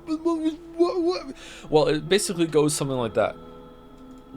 Supposedly, at least.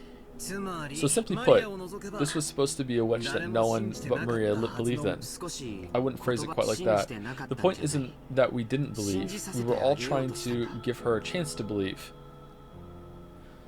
So this is about not betraying a child's innocence, but Santa doesn't exist in reality. Wait, what? If you don't want kids to be all disappointed when they learn the truth, you'd be better off not showing them the dream in the first place. This is actually something that I debated with myself, and I still don't know if I made the right call. Is the fact that I think like this proof that I'm still a long way from becoming a full adult. The true nature of the Rikkinjima witch was finally starting taking shape in Battler's mind. However, the current situation overrode this understanding, and in fact, it completely overturned its very premise. So, we thought we knew what was going on, but now Beatrice-sama the witch has actually appeared in reality. Is that it? And judging by how freaked our parents were, it looks like she wasn't an invited guest. Now it's starting to get interesting. There's no reason for us to simply assume that a woman called Beatrice doesn't exist. It's what Uncle Rudolph called the devil's proof.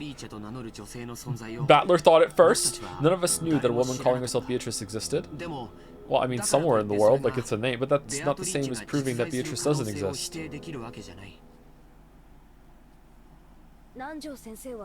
Dr. Nanjo, you've been friends with grandfather for a long time, right?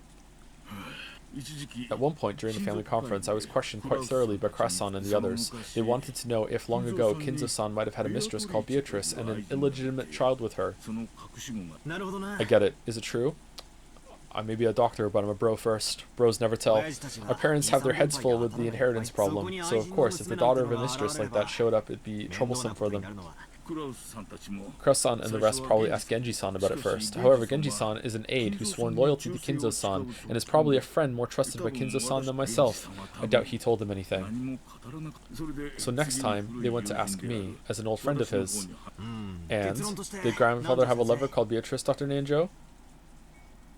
Yes. He did! No, I have never met her.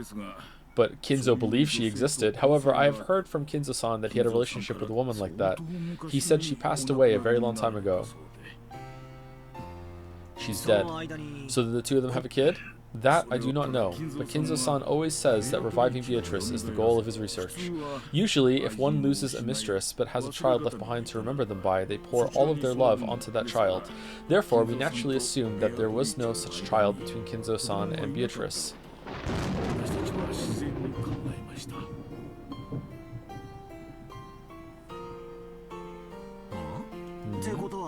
So that leaves us with another devil's proof. Yeah, it's impossible to prove that a child between him and a mistress didn't exist. So, now that this child has actually appeared, we have to assume she did exist after all. That's a bit of a rushed argument. It's more realistic that someone caught wind of the trouble with the Ushirimiya family inheritance, knew about grandfather's relationship with the mistress long ago, and then dressed up and came to fuck with us? And impersonated her, trying to take a slice of the inheritance for themselves.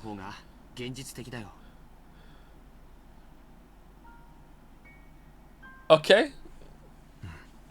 Sure, that is realistic.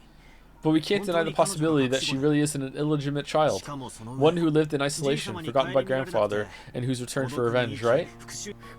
Revenge? What do you mean? Sorry. Guys just like to dramatize stuff to make it sound interesting. I've seen too many weird dramas. Normally that might come off as a light joke, but the joke had landed after an uninvited mystery guest calling herself Beatrice had marched in on the day of the family conference with the bloody argument that the inheritance had become took center stage. Yeah, I know. There was no way Battler's joke would be welcomed with laughter, so it was a really big help when Nanjo laughed brightly to calm everyone down. Man, Nanjo, what a great mood breaker. Can't believe you're still single. I see. That does sound quite intriguing. I would love to read a novel with a plot like that. Well, I don't think it could actually work. After all, right now, on this island, there's 1, 2, 3, a full 18 people, right? If anyone tries to do something weird, they'll immediately get caught, and thanks to the typhoon, they can't even leave the island. In other words, if you tried to commit some crazy crime, you'd be screwed. Unless, I agree, in a dead end without any way to escape, and in a situation where everyone's really suspicious of her. Okay, like seriously, do you know and you're just pretending, or do you only know when you go back to sleep? What's going on here? I'm so curious. I seriously doubt she could pull off a terrifying revenge drama like that. Probably not. In that case, it would be more realistic if she had come in secret without making her presence known. I simply cannot imagine someone appearing openly to take revenge outside of some historical drama. Well, who knows, right? Revenge is based on emotion, not logic. If you've got someone willing to go down along with their opponent, they might not be afraid of anything, not even the police or large numbers of people. It's okay, Jessica-chan. None of the disturbing things we're imagining will happen. Like the battle royale between our parents over the inheritance isn't disturbing. That's right. Dad and Uncle Rudolph are pretty tough, and Aunt Eva's even trained in the martial arts. Calling it back? We'll be fine. Yeah. Jessica didn't say it out loud, but she'd vaguely noticed that her own father stood in opposition to all the other siblings on the inheritance issue. They usually played nice in front of the children, but when that pretense was lifted away, like it had been at dinner, the result would be a tumultuous uproar. After realizing this, it was only natural for Jessica to be frightened at the thought that her parents might get caught up in some kind of trouble and become human sacrifices for something terrifying. Seriously, Georgia Nikki's right. Nothing's gonna happen. Even if she pretends she's a witch, what can a single human woman who can't even use magic do? That's where you're wrong, bucko, he says in the magical storm. Oh, not again. The sudden creepy laugh made all of them jump, and when they realized the strange laugh was coming from Maria, they were shocked again. I see. So that's how you see it, Battler. What is it? Don't laugh all creepy like that. You accept Beatrice's existence for now. At least you accept her as the 19th person and a guest. But that's all, right? You don't accept that the 19th person, Beatrice, is a witch, right? Huh? Of all the crazy things to say, of course that's what I think. Witches couldn't possibly exist. The only possibility is that she's a human woman claiming to be a witch. Hmm? Isn't that odd, Battler? That's a devil's proof, isn't it? Of course witches don't exist. But just because you've never met a witch, that doesn't mean you've proven that witches don't exist, right? That's right. You're not wrong there. I can't prove that witches don't exist. However, even if I can't prove it, I can claim it. I claim that witches don't exist. Why? How can you claim that witches don't exist even though you can't prove it? Because things like that don't exist.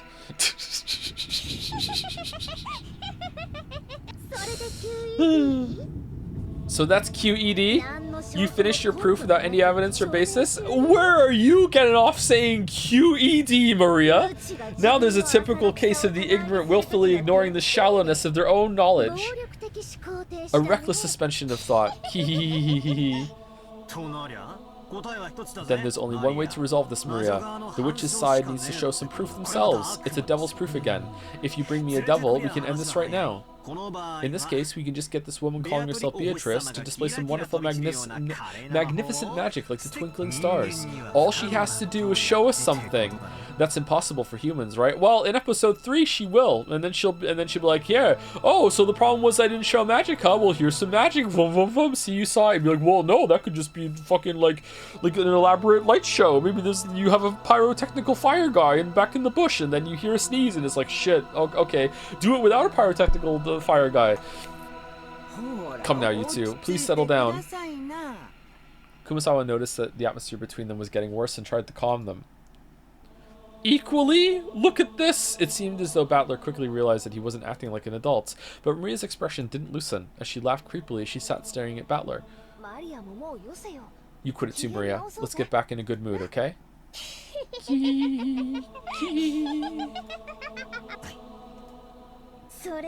If that's what you want, Beatrice will definitely show you. Something impossible for humans. When she does, you'll believe too, okay? You'll believe in Beatrice.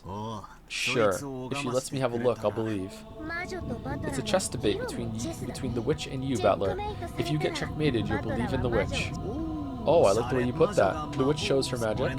My king is put into check. I quibble, saying that it'd be possible to reproduce her feat using measures even a human could take, and my king escapes. Failing to do that would be checkmates. That's a pretty good analogy. Battler. In chess, you and your opponent have pieces that move in the same way, so you can predict your opponent's moves. But you know what? What you aren't expecting is that your opponent's pieces might be able to move in ways far stranger than yours. You simply assumed that, since witches must not exist, the movements of Beatrice's pieces will obviously be the same as your own. But you know what? Sorry, Battler, but your chess partner isn't human. She's a witch. She can move her pieces in ways that humans can't. We're playing checkers. Right now, your understanding is flawed. Battler, you like Aunt Kyrie's chessboard thinking, right? Yeah. Did you hear that? When did you hear the chessboard thinking? Chessboard thinking was said in the parlor scene. Did she say it in the dinner scene? Yeah, I like that style of thinking, where you stand in your opponent's shoes. And that's why you'll get stuck. Even though your opponent is a witch, you won't accept it, so you can't understand the moves a witch might make, and your chessboard thinking won't work. Your knowledge of your opponent is mistaken. The very first premise of chessboard thinking is broken down. Ah, so that's your game. You cannot win in chess against a witch. Hehehehe.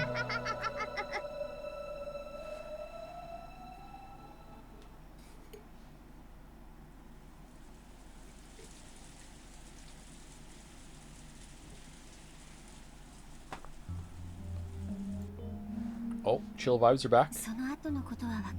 Oh no, not again. Thank you, Diselli, for the resub. Ooh, ooh, ooh, ooh. And thank you, Vozy? Wowzy? One of those for the new sub. Welcome. Thank you again, Diselli. Alright. I don't know what happened after that. We servants were strictly ordered not to approach the dining room. I see. So, Shannon, have you ever met this person called Beatrice before? I don't know. That was a slightly odd way to say it. It didn't quite sound as if she was saying her memory was hazy. For us servants, Beatrice-sama is the second master of this mansion. Some people say we've spread that rumor because of the master's influence, but even when I just started working here, the story of Beatrice-sama was already being whispered of. I've heard about it before. If you don't show her respect, you'll get cursed, and at least one servant actually did meet with an accident, right? Yes. But it's true that some people believed more than others. I believe respect for that sort of thing shouldn't be forgotten, so I've never doubted that she exists. I vaguely believe that a shadowy being called the Golden Witch existed. And then that witch, whose existence was so shadowy and obscure, actually showed herself and entered openly through the entrance hall. Is that what happened?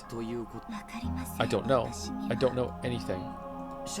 When you brought her to dinner, sorry. Okay, 1 second. Okay. Alright. Focus up. Focus up. Focus up. Words are starting to swim a little bit. Focus up. Focus up. Let me eat the rest of this cookie. 1 second.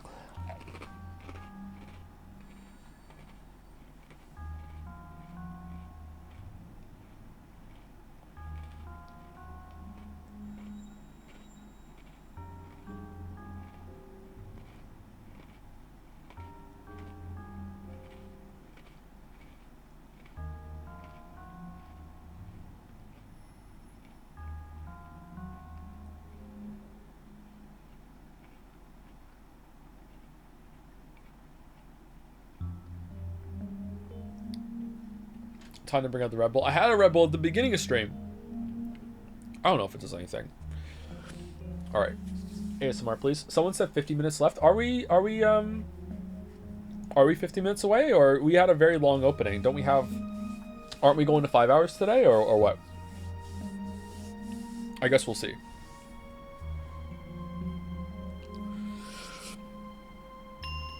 Oh. Sorry, cracking my knuckles. Cracking my knuckles. Here we go. Here we go. All right.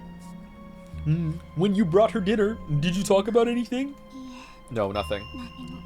I see. Still, a witch that eats food somehow doesn't sound so realistic. What? Maybe after all, it's just someone who knows about the witch legend on this island, someone who's taking on Beatrice's name. I think you've probably come to respect Beatrice and think of her as something like a guardian god of the mansion, so when a person appeared actually going by that name, maybe you were a little disturbed. That's right. I guess that must be the case. George was slightly at a loss about what to do about Shannon's downcast appearance. Maybe not just Genji, but even the young servants had been ruthlessly questioned as to whether they knew anything about this Beatrice person. Thinking that, he tried to cheer her up somehow. Surely, just like Mary and Jessica, Shannon was unable to fully hide the agitation caused by the sudden visit of this person calling herself the Golden Witch. He'd been so sure that that was the case. But George probably had no way of looking into Shannon's heart.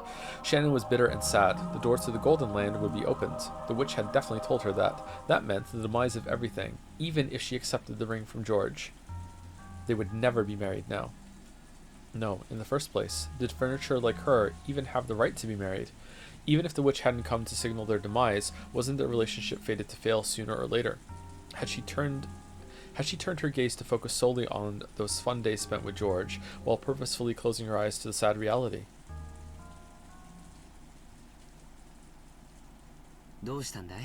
What's wrong? You really haven't looked well for a while now. George-san, what does it mean to be engaged? Huh? Trying to find a loophole? It means making a promise to marry, but I think in that sense it means the same thing as marriage. To be honest, I want to take you home as my wife right away. But right now, I'm in the middle of training and I'm still a long way from having the capacity to create my own castle. That's why I want to take you home with me, with my head held high, only after I become a full adult. I'm not talking about the distant future. I just want you to wait a short 3 years. Quoi? Bro? But that doesn't mean I want to lie about my feelings for another 3 years. So I decided to give you an engagement ring. That might be a shameful reason as a man. Maybe it's shameful to get engaged because I want you to wait, since I can't support my work and a wife at the same time yet. But I will definitely. Thank you very much. I understand that to you, George-san, an engagement ring means something different than one of the many presents you'd give to a lover. Of course it's different. An engagement ring isn't a simple accessory. It's an oath between lovers, a noble promise left in the form of a ring. Giggle. So, if we were to get married right away, it'd be completely meaningless, right? Then it wouldn't be an engagement ring. I'd give it to you as a wedding ring. Either way, I'd still be giving you a ring. So, it's a sold sign, like saying, this woman is mine, nobody touch her. No, that's not what I want. Cough. George knew that he was weak by nature. When he'd been captivated by Shannon and had sworn to become an excellent man, he had also sworn to throw away that weak part of himself.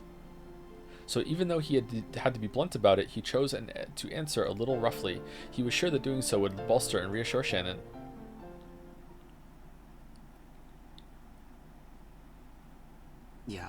No, that may be true. Sayo. I'll make you my wife. I won't give you to anyone else.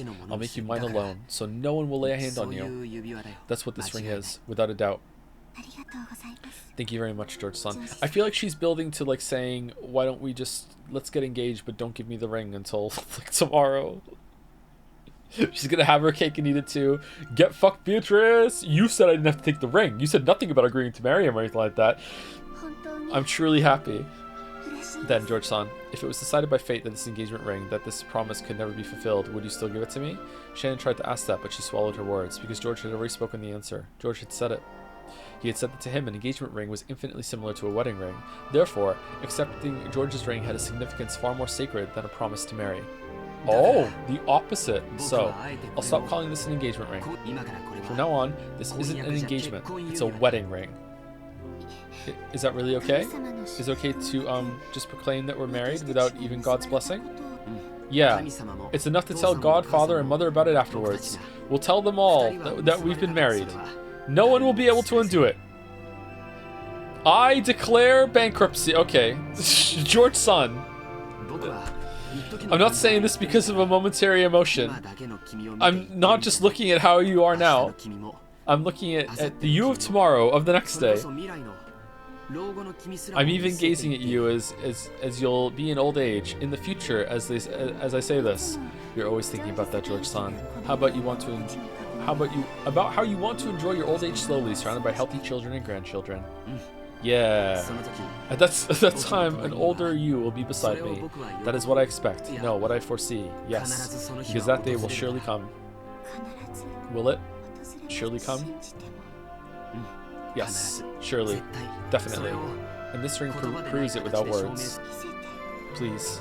Show me. Huh? What are we doing? Here it is. George, thinking he was being told to show her the ring, hurriedly took out the ring box. Even though he had practiced so much, he hadn't been able to do it cool. But Shannon wasn't looking at that. In her straight and direct gaze were vague tears and a smile. She focused her eyes on George's eyes, no, on something she could see beyond his eyes. Please, show me that future. Yeah, I'll show you. Surely. I promise it. And not just until old age. After we die too. Even when we become spirits, we'll always be together. Shannon wiped away her tears and took the ring box. Inside was a diamond ring worthy of blessing the two of them. George said the line that he practiced over and over again inside his head. I want you to put this on whatever finger you like and have that be your answer. So by tomorrow morning... Dude, the ring's already on. Giggle. Yeah. Shan smiled, took the ring, and with a completely natural movement, put it on the ring finger of her left hand. It really had looked like such a natural, ordinary movement. And for a while, George was stunned. This is my answer, George-san. Shannon. No. Sayo. Even when we become spirits, we'll always be together, George-san.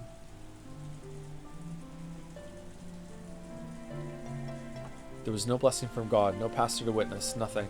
But the two who were married proclaimed it. Two souls were joined here today. Smash?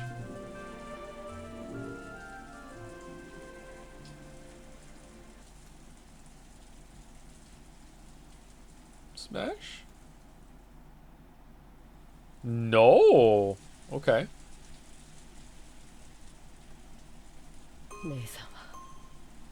Nissan, you're a fool. Thank you, Saig Blackout or Sig Blackout, one of those, and Funk Dev also for the resubs. Thank you very much. Thank you. Is that so? Even though you're furniture. I'm not furniture. Not anymore. Liar. Why are you fooling yourself? Even though you know you can never become human. Even though you know you can't become human unless you go to the Golden Land. Knowing that, why did you abandon the promise that would let you go there? Oh, right. By accepting the ring, that promise with Beatrice-sama comes to nothing, doesn't it? Giggle. I'm sorry. From now on, I, you, George-sama, the master, and everyone else are under the same conditions. 13 people will be sacrificed. Only 5 people will be invited to the Golden Land. And you rejected one of those places yourself. That's odd. It looks like you're the one with regrets, Kennen-kun. You're the one with regrets, aren't you, Nissan? No, you! You got engaged, right? Even though you knew it was fate that would never be fulfilled. Yes. Yes. I promised that we would always be together for eternity. So, you know what? In that instant, our eternity was completed. Even if we become sacrifices, it's already completed, so it's okay. Does George know this? Canon, you're the one who actually has regrets. We're furniture, right? We'll be freed no matter what the result. So it doesn't matter whether we go to the Golden Land or not. And yet, you're set on going there. You want to become human no matter what, right? Why? Because I want to become human. I've had enough of being furniture. Dude, just do it. Why? I wanted to fall in love too.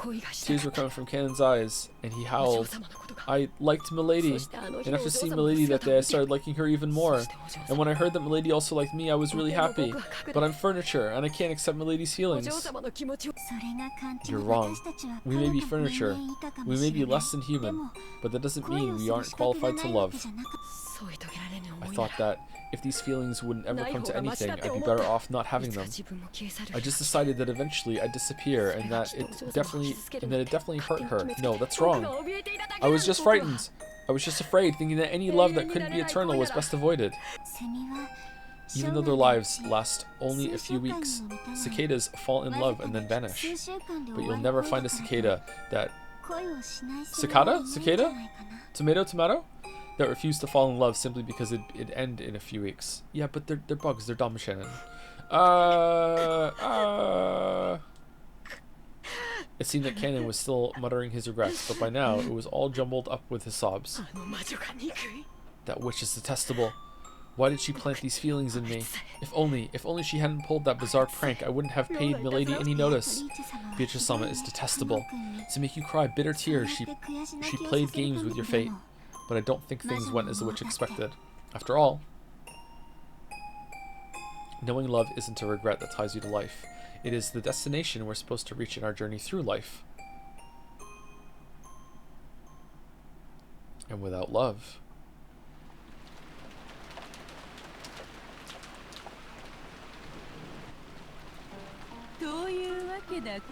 Well, now, Canon, why are you backing this in the rain? That promise you worked so hard for has now come to nothing. Cackle, cackle, cackle. Very well then. With this, the conditions for all the pieces are the same. There are 18 pieces. 13 will be offered as sacrifices.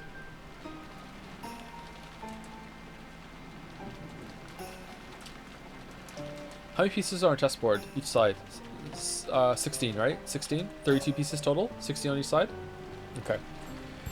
Who will the 5 survivors be? Or else? Will someone destroy the ceremony? Who? How? When? Why?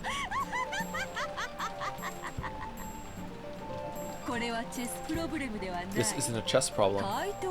It's a game on equal footing. On an equal footing. I won't be cornering you one-sidedly. You'll be able to frantically escape my advances and force a tie, an invalid match. At any rate, I doubt you can manage more than repeating that over and over, and it probably won't be that difficult for you. However, this invalid match will continue forever until it eventually wears down your mind and kills it. This is when you'll accept your defeat and surrender to me.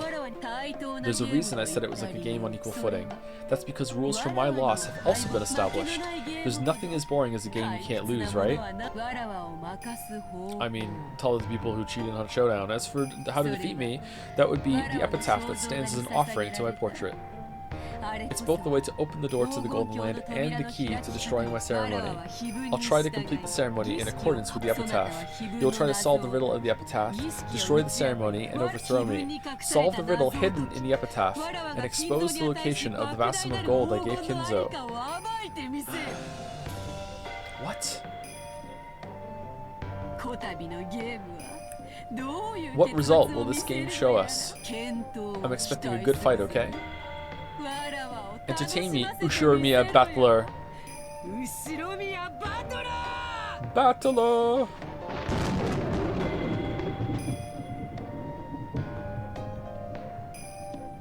Why does she keep changing clothes? Wouldn't you if you looked like that? I have no objections. Where are we? Natsui and I acknowledge it. Good. I can't believe it, and I don't want to. But this is the truth, isn't it? Natsui, choose your words more carefully. She's this family's most honored guest. I also acknowledge it. Can't argue back. Yes, I acknowledge it. I have absolutely no complaints. I can't believe you actually... You have my honest respect. What's happening? Me too. Incredible. I can't believe you went to the orphanage, found someone that looks exactly like the portrait, went there, like did like acting lessons over 5 years, got her into character, like pumped her full of like opium and cocaine right now, made her really believe she's a witch, made her come in like what are you talking about? I genuinely respect you, so I have to acknowledge it. I acknowledge it too. I still can't believe it. Still, what can I do? You've proven devils. It's your victory. Oh shit! She's in the room. The devil's proof was a convenient excuse you liked using to handle unprovable matters, but now it's become your mortal enemy, has it not? Don't torture me, mighty witch. I've already acknowledged you. I resign.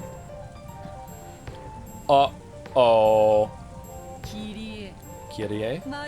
Do you still have objections? I must have everyone in agreement. If you alone will not acknowledge my existence. As the witch laughed boldly, the siblings started getting frantic. They were afraid of displeasing the witch. Kyrie lightly closed her eyes, and after keeping silent for a while, opened her mouth. My apologies. I resign. Only Kyrie had faced the witch with stern eyes until the end. However, this had only resulted in her refusing to accept the truth for a short time. Really? Et tu, Kyrie? What? The truth, the being that was before her eyes, couldn't be denied. Devils had already been proven. I mean, did she do magic? I also acknowledge it.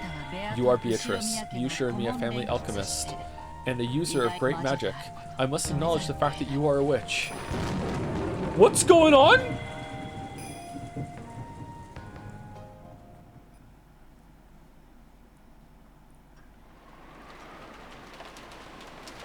Moments before we got to that scene, Beatrice is like, okay, look, I know I haven't proven anything, but I just want to, like, you know, the smooth thing's over. How about we just all go around the circle and you just all, you know, try it out. Just say that I'm a witch and you believe me and I know magic. That's what I want you to do. Okay, all right, here we go. Oh, hold on. Perspective camera's coming in. All right, timed perfectly. All right, say it. All right, we're done. All right, perspective camera's out. Okay, all right, now how did that feel? Like, do we feel that maybe, like, we can move in that direction or not? I know you don't believe me right now. Like, what was that? I'll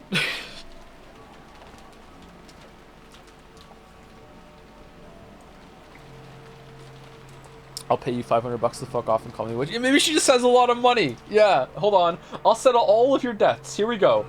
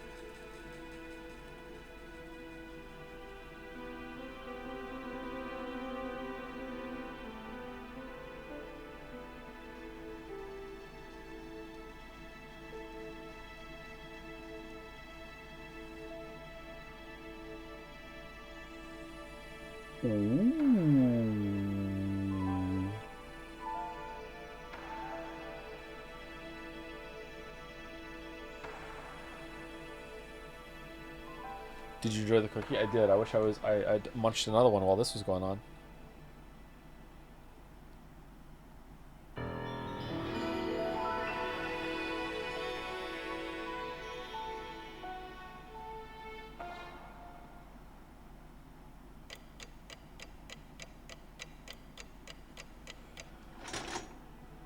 Okay, so who's going to be dead this time? I think it's going to be a different group of people, and maybe in the same location, but maybe in a different location. They just introduced the church, so maybe people are going to be in dead in the church. I think this time it's going to be the servants that are dead. I think let me see the screen. Can I see the screen? No, I can't.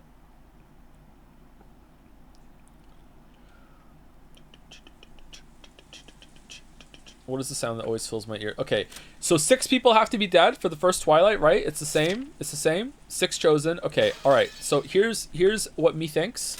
Me thinks.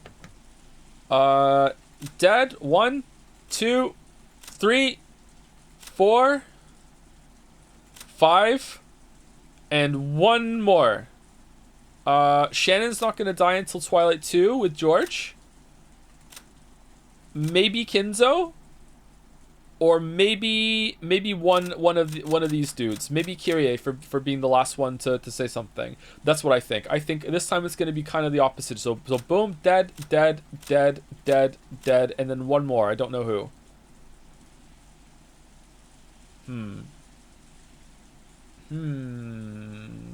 For some reason, I'm kind of thinking Kinzo. I don't know why. I'm kind of feeling Kinzo.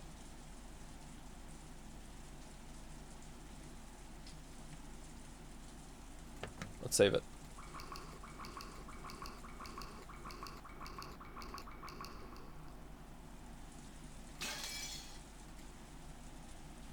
What is the sound that always fills my ears? Is it the sound of the rain, the sound of a waterfall, or could it be radio static? If not, I want it to be the sound of blood flowing through my body.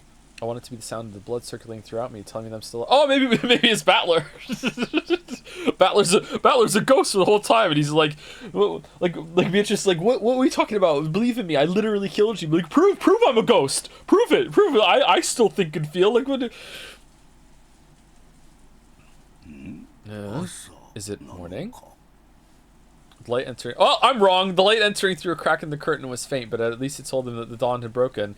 Kinzo, still in the position he'd been when he woke up, was still sitting in a chair and looking up at the ceiling, felt the blood slowly travel throughout his body. Okay, judging by the clock, it was early morning, 6 on the dot. No matter how tired he was, no matter how deeply he slept, he always woke up exactly this time, as though he had measured it with an hourglass. He didn't think of this as something to boast about, but he told himself that as long as he could still manage this, his health couldn't be that bad. Morning has come, which means... It would appear I've avoided becoming one of the first sacrifices. Was I merely lucky when the roulette was spun? Or is this the fruit of my efforts? How irritating that I cannot tell the difference, but I mustn't be bothered by such trivialities. Who are you talking to, bud? Kinzo was struck by a faint desire to see beyond the study door. After all, he might find the traces of someone's vain struggle to break through the door, a sign that someone had tried to select him as one of the first sacrifices. Humans are cheap creatures. Even though everything is ultimately decided by God, when humans are given good fortune, they arrogantly feel it was due to their own ability. What could Beatrice possibly have done to convince all of them? Especially, like, 5 of them were so staunchly against it, making fun of Kraus before that. That was why he wanted to check whether there was a wretched mark on the door. The very desire was human, and that was why Kinzo did not check. He often rejected desires that came to him because he was human. Wants to act like furniture. By doing that, he could be immersed in a feeling of sufficiency, as though he himself had become a being that surpassed humans. He recognized human desires for what they were, and guarded against them. Things that a human would want to do, he resisted. This eccentricity and rebellious nature had surely given him a rare genius. Eccentric. By making it possible for him to succeed in his exploits as he revived the Ushirimiya family in a single generation. Well then, Beatrice, what were the 6 pieces you took, and what will your next move be? Entertain me. My defense is perfect. I will not shame myself like last time. Last time? You remember? No. Do you? The servants woke early. They had to open the curtains, prepare breakfast, and complete various other tasks to welcome the guests to a new day. Or is he talking about the... Oh, God, I'm so wrong. What the fuck? Is it just the same people? Does she convince them that they have to die and then they did it to themselves? So wrong. God damn it. Goto was the most enthusiastic. During the family conference, he had been told to concentrate his efforts especially on cooking, so he'd been specially exempted from several tasks that servants normally must do. Goto, who was a show-off, seemed to be feeling particularly superior because of that. He let Genji and the rest prepare the rest of the mansion and worked on making breakfast in the kitchen. No, Genji's fucking... Alright. At least halfway wrong. Genji split the work with Shannon and Cannon, and they carried out various tasks. Shannon headed to the dining hall and knocked. Last year, the family conference had continued to the early hours in the morning. It wouldn't have been odd if this year's conference had done the same. Considering the possibility that they were still having a discussion inside, she knocked, but there was no response, so she opened the door and said good morning. Cannon, who was dead, didn't do anything. Good morning. Is anyone there? The room was cold, and the conference seemed to have ended a long time before. There was a tea set on the table from which they'd been drinking, arranged in a way that would make it easy to clean up. Cleaning up the tea was a servant's job. If the family members were extra generous and cleaned it up themselves, the servants would lose face. So it was a truly pleasant act of kindness for the family to do only this much. As she approached the table to clean it, she noticed something like a memo that had been left near the utensils and cups. Since it was right next to we didn't read the letters! Since it was right next to the tea set, Shannon picked it up, naturally thinking it was a memo for the servant doing the cleaning. Written there was not a request, nor was it thanks to preparing the tea. There was just a single word. Shannon looked at it blankly and read out loud. Church. Chapel. Rowan?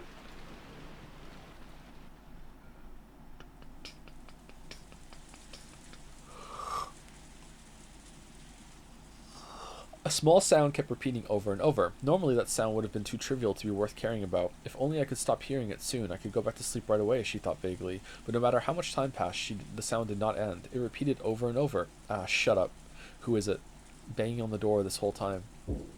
As soon as she realized that, she woke up. Someone was knocking. Then she noticed that it wasn't just a knock, but a voice as well. Rosa-sama. Good morning. Wait, Rose is alive? Wait, I'm coming now. It had been Genji's voice. Looking at the clock, it wasn't even 7 yet. It was clearly too early to wake the guests. Did something happen that was bad enough to cause this? She felt her sleepiness increasingly fade thanks to the premonition of misfortune.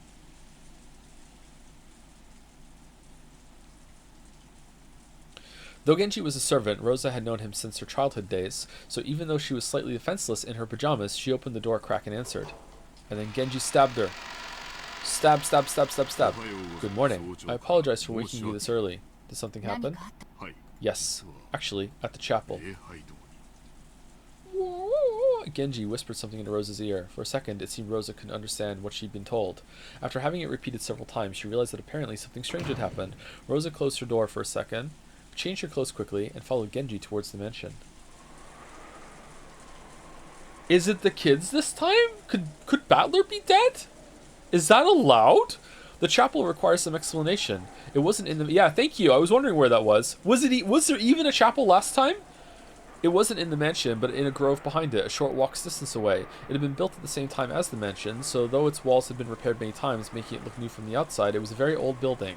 Rosa dashed through the rain along with Genji. Just like the previous night, the rain was falling in earnest. Who's Ernest? Has lions outside? Eventually the chapel came... This is huge! Isn't this just the mansion?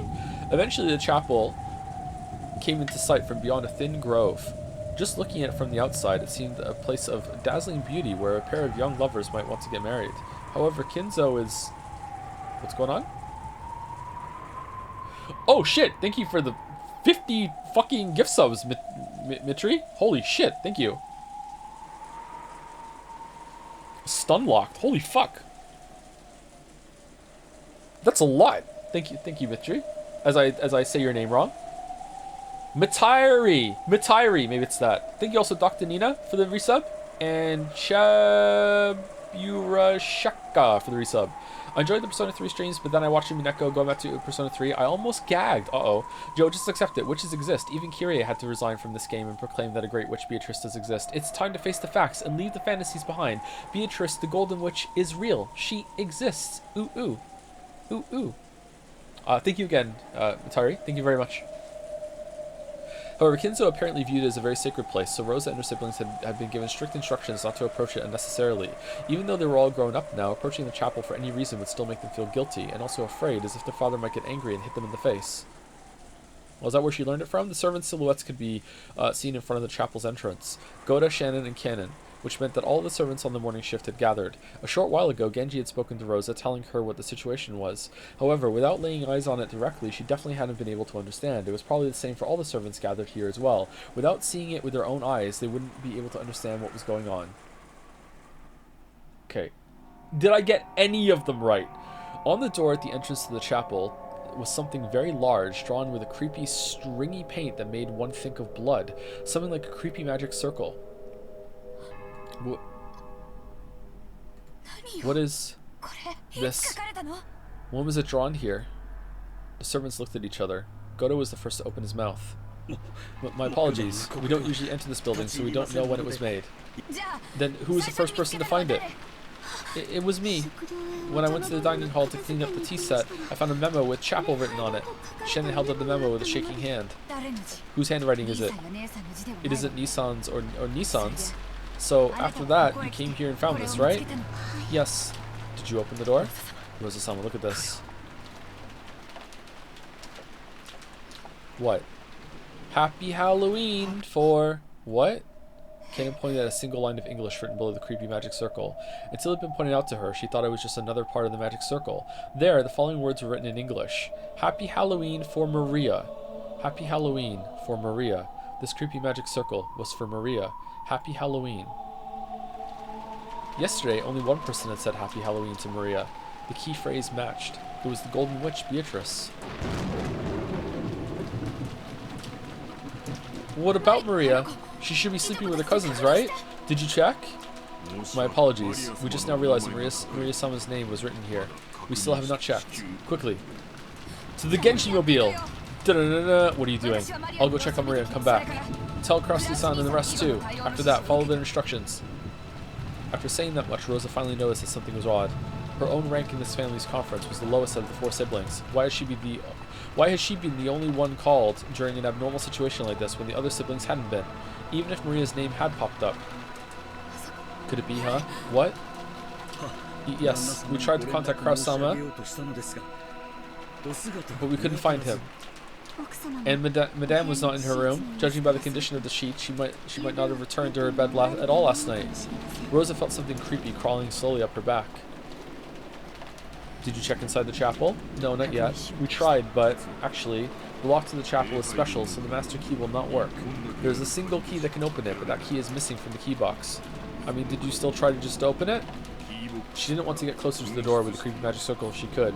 Rosa readied herself and approached, then tried pushing and pulling the knob. All she felt was the resistance of the sturdy lock.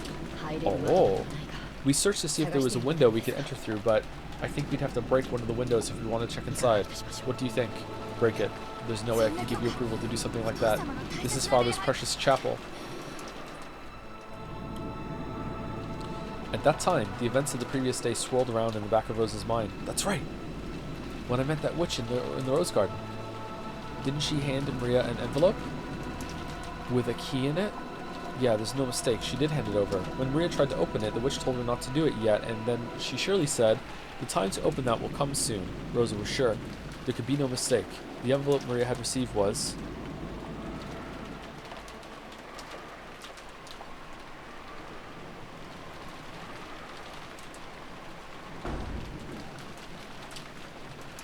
Junko Inoshima is...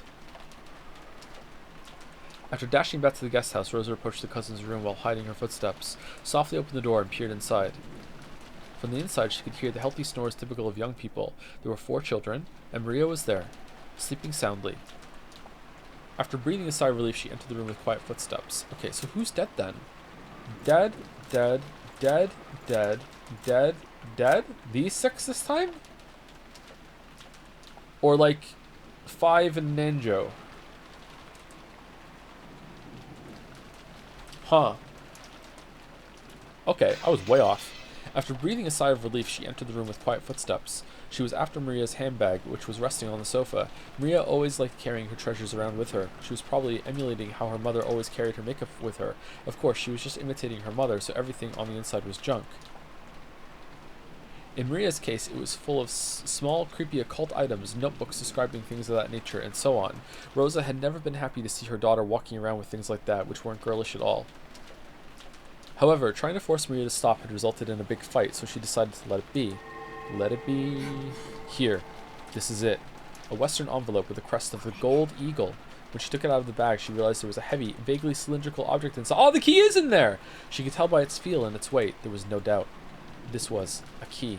Oh, what did the key choose? After turning around and checking that Maria was still sound asleep, Rosa tore open the envelope and the contents spilled out into her palm. It was a key with an old and intricate design.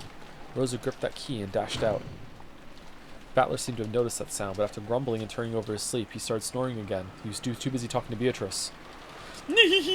Battler, what do you think about that? The door was locked and the key is in the envelope the whole entire time. So how did the key get locked? It would be trivial to make a copy of this key. No, it wouldn't, because this is a special bullshit lock that only one key can do. Oh, prove it. Well, I can't do that. Oh, so you're going to not believe because of this trivial detail? Genji, could this key be the key to the chapel? Where did you... Yes, this is the key to the chapel. Rosa approached the creepy magic circle once again and put the key in the keyhole. There was a strong resistance. After it resisted for a short while, it stopped resisting with a clunk. Then, squeaking with a noise that hurt one's ears, it slowly began to open. Slow. Maybe there's another door. We didn't check all the doors. Is anyone there? Her voice reverberated throughout the massive room. Of course, there was no answer. The chapel had a high ceiling and the air was cold. This seems like overkill for, like a island chapel. And even on this rainy, unsettling day, it felt sacred for some reason. The servants timidly followed after Rosa. Rosa-sama, look at that. Canon noticed it immediately and pointed. Over there was the altar.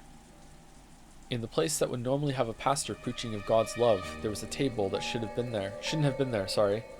At first, it looked like a dining table. There actually were gorgeous plates and utensils placed there, making it look like a child's birthday party or something. Wait, what? Upon closer inspection, the surrounding area had been decorated with pumpkins and black and orange ribbons. They were probably Halloween decorations. And there were people seated at the table. 3 people on each side facing each other, seated in chairs. They could be recognized at a glance. Kraus and his wife, Ava and her husband, and Rudolph and his wife. But you wanted to be sure. I was so wrong. God damn. If you want to be sure, you still have to go even closer and check. Because they seemed almost like dolls. Rosa and the rest had opened the door, entered all at once with the sound of many footsteps, and called out, asking if anyone was there. And yet, there had been no reaction. Okay, it's gonna be a lot harder to pretend to play fucking possum when you're dead seated in a chair, instead of laying on the floor. Huh. And yet, there had been no reaction. Even if Rosa and the rest assumed they were being ignored, you'd still expect there to be some kind of reaction. And there hadn't even been that. So at first, it felt like someone had set down some dolls that greatly resembled those people. By now, it wasn't just Rosa. Shannon and Cannon and even Goda. They were all fighting frantically with the creepy emotion that grasped their hearts. Nissan? Nissan? As she walked toward the altar, she called out again, but there was still no reaction. Yes, by now, Rosa was sure of it. She was sure that these weren't dolls. But the people themselves... They grew close enough to see clearly what lay on the table.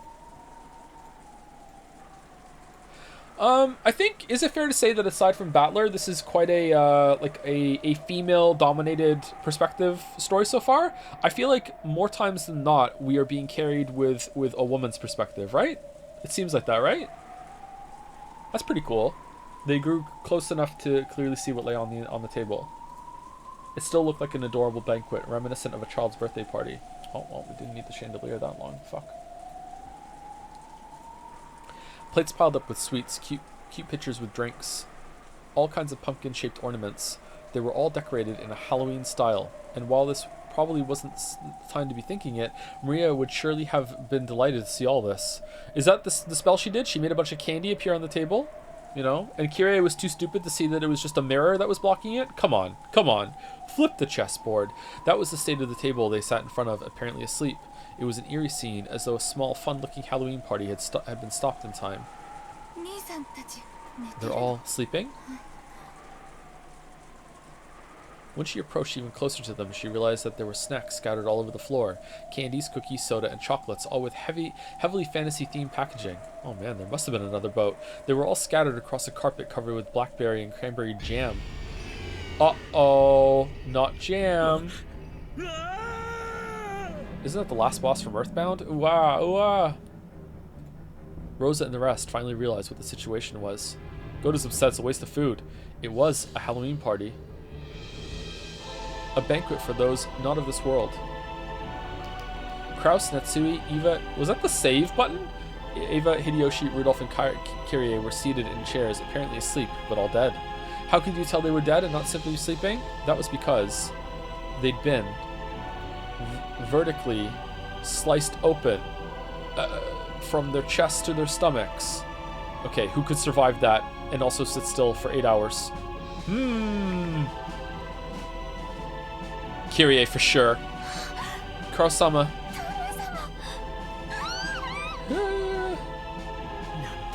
How cruel. The 6 of them had sat down at a Halloween party before having their stomachs split open, killing them. Then the jam covering the floor must be what overflowed from their stomachs once they'd stuffed themselves completely, right? Oh man, they had a lot of jam. No, the contents of the stomachs had been scattered all over the floor. And that wasn't all. Out of their stomachs, it was almost as though they poured out, as though the snacks had overflowed from there. Oh. Oh god. Candies and cookies, soda and chocolates had poured out, stained with blood, and had scattered across the floor. What could have happened to cause this? It's almost as though their stomachs were stuffed full to bursting with sweets. And it all poured out when their stomachs split open. Rosa remembered a certain shocking meal, a turkey that had been served at her own birthday. When it had been cut open with a knife, outflowed one of her favorite foods. But since she hadn't been told what was inside, the deep red ketchup, omelet, rice... God damn it! Really? Even this one? The fucking poured out like bloody maggots. Ugh, pulsing, dripping, slimy, pulpy, squelching, slow explosion.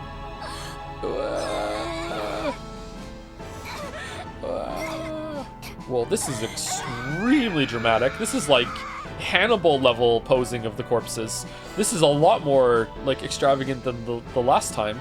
The trauma of her youth was revived. Rosa felt the monster raging inside her stomach as the acid started to rise. Unable to hold back, she threw up all over the floor, and then her stomach burst too. Her stomach had nothing but stomach acid. The scene in front of her was no fun Halloween party now. The 3 couples were enshrined right there, their stomachs vertically wrenched open with a gooey gooba.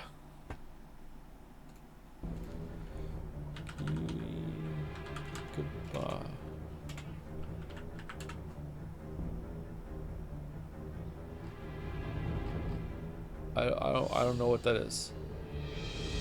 I don't know what that is. Oh, it's meant to be a sound. Oh, okay. So many snacks have been stuffed in there. Pulpy, squishy. Yeah, we did this. Blood and guts and sweets were overflowing onto the floor. Blood-stained, sticky, sloppy, itchy, tasty, pulpy, sweet snacks that made your fingers stick together. Gummy, but stained with entrails, sloppy, pulpy. What was that I stepped on just now? That didn't feel like a candy or a cookie or a soda or a chocolate. I'm scared. What did I step on? I can't even look at the bottom of my foot. No, this is actually, that was a good line. Awakia! Sorry, hold on. Awaki.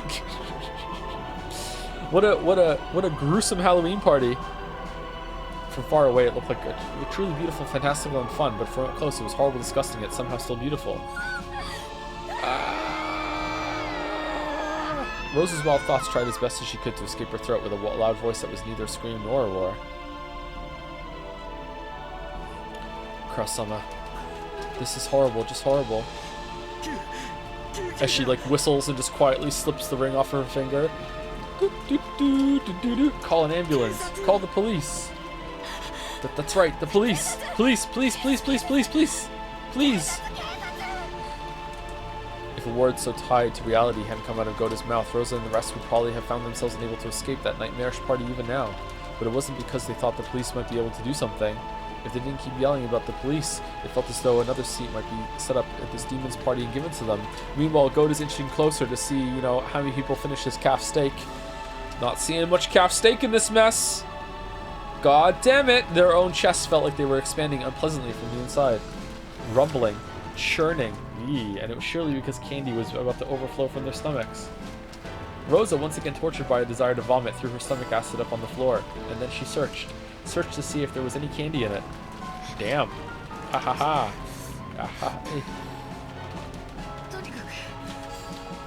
Anyway, cough cough. Rosa coughed violently again, forcefully spitting up the stomach acid that had been burning in her throat. She realized that by now, her whole body had been covered in a filthy sweat. Genji-san, Shen and Shen, please contact father and ask for instructions. Goda-san, go with Ken-kun and call the police. Then have Dr. Nanjo come here. Why even bring Dr. Nanjo here? It's a bit too late for medical care.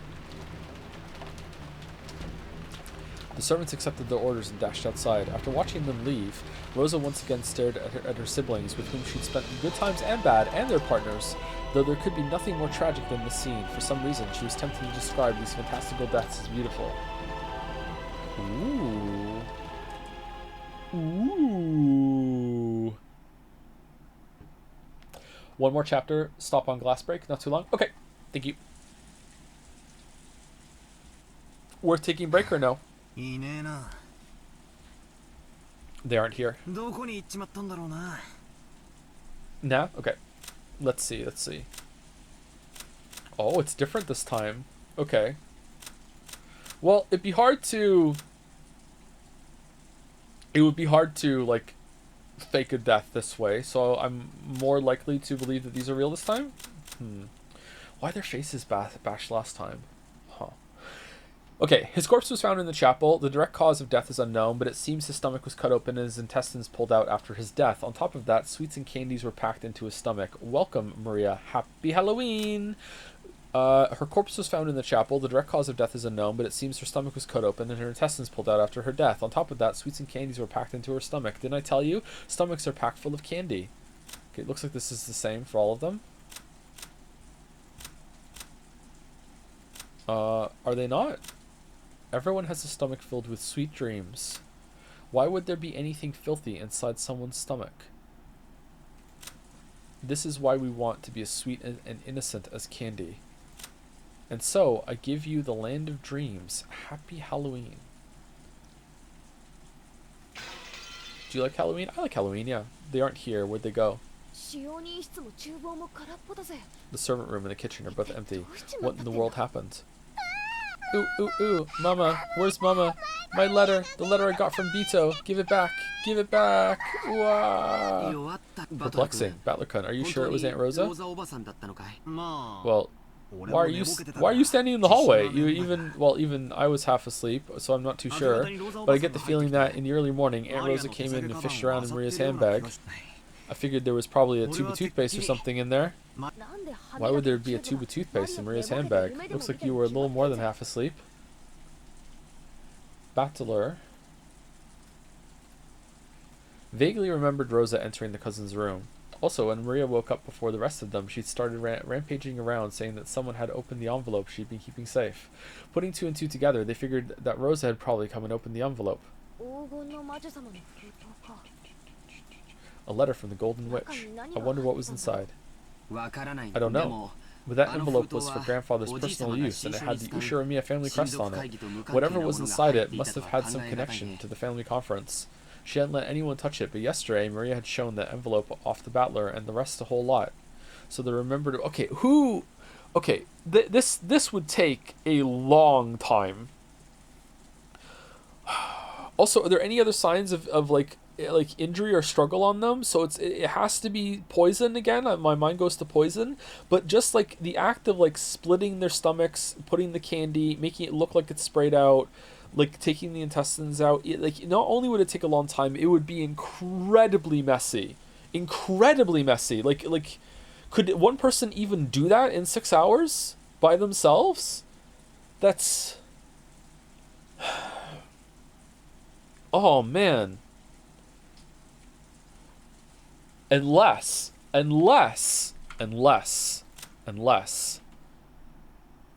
Kraus did it to Natsui, then Eva did it to Kraus, then Hideyoshi did it to Eva, then Kirie did it to fucking Hideyoshi, and then fucking Rudolph did it to Kirie, and then the killer did it to Rudolph at the end. There we go.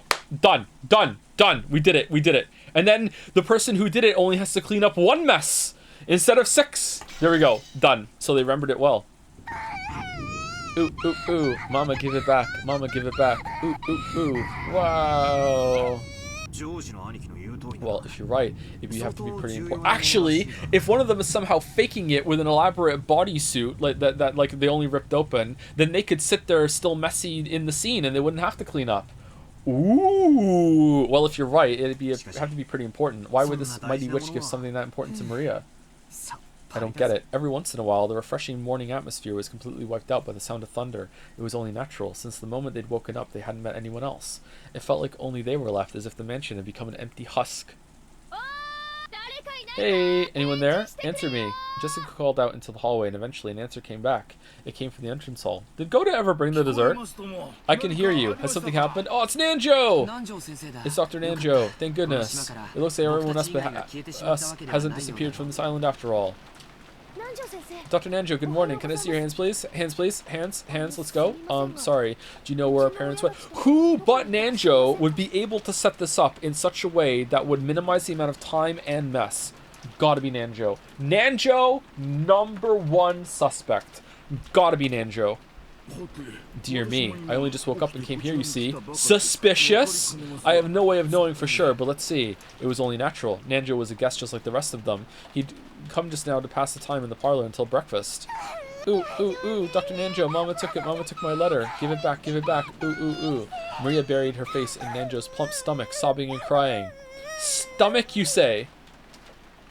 Is it full of candy? Nanjo could do nothing but be bewildered by this ruckus so early in the morning. Takes off the fat suit he's been wearing the whole entire game, even in the last episode, to reveal just oodles of candy just hiding underneath just in case. Like this is what I did.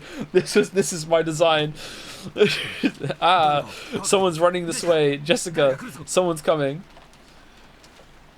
From down the hall, they could sense people running hurriedly. They saw Goda and Cannon coming towards them. Normally, it would be disgraceful for a servant to run inside the mansion, and yet Battler and the rest didn't even think to question that now. Maria's sobbing had become so unmanageable, they wanted to ask anyone where Rosa was, but the two servants seemed to have bigger things on their minds than Jessica, who was waving at them. Goda flew into the servant room, and when Cannon noticed that Nanjo was there, he bowed and approached the doctor at a quick pace before whispering something into his ear. What did you say? Rosa-san did? Yes, I will guide you, so please accompany me. Understood. This way. Without saying anything more than that, Cannon finally noticed Jessica and bowed to her, but he wasn't calm. He dashed back down the corridor by which he came, followed by Nanjo. By looking at how hurried they were, Battler and the rest realized that yes, something bad really had happened. They saw Goda through the door to the servant room, which had been flung open. He was holding the receiver and violently pressing the hook. From that, they realized that he was trying to call a hospital or the police. In any event, he was trying to call someone because a serious emergency had occurred. Let's have a look. Yeah. Mama, give it back. Give back my letter. It's an invitation to the Golden Land. They didn't know that. Didn't know what, but something was happening. Battler and the rest chased after Cannon and Nanjo. And then we realized Cannon had called Dr. Nanjo, but he hadn't called us. So we shouldn't have gone with them. I wonder if Alice regretted her... Oh, it's a okay, regretted her excess curiosity when she chased after that rabbit holding a clock. I'm late. So was Rose's letter never opened? Sorry to read chat, but yeah, I was just thinking that myself. Maybe there's a portal in that envelope that went to the other envelope, so they had the first one had a key in it, and then they just plopped it down, and whoop, then it's in Maria's one, and then they ripped it up afterwards. There you go. Not magic, by the way. No, you mustn't go in. You mustn't look. Jessica-chan, no.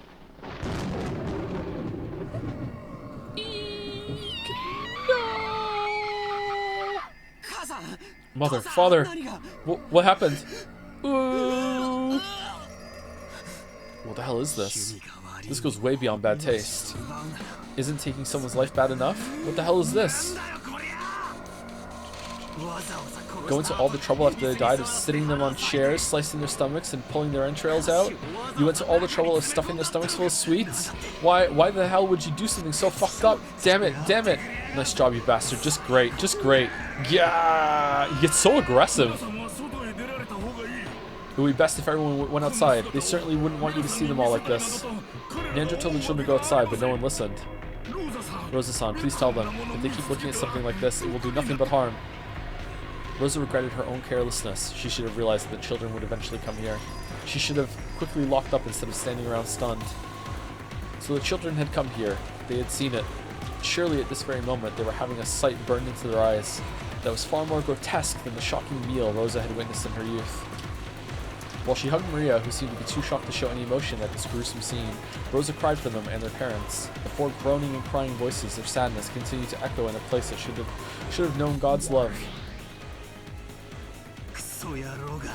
Okay, are we talking to Bito right now? You piece of crap. Again, another one of these murders. And this time you made it all elaborate, killing them like it's a total joke.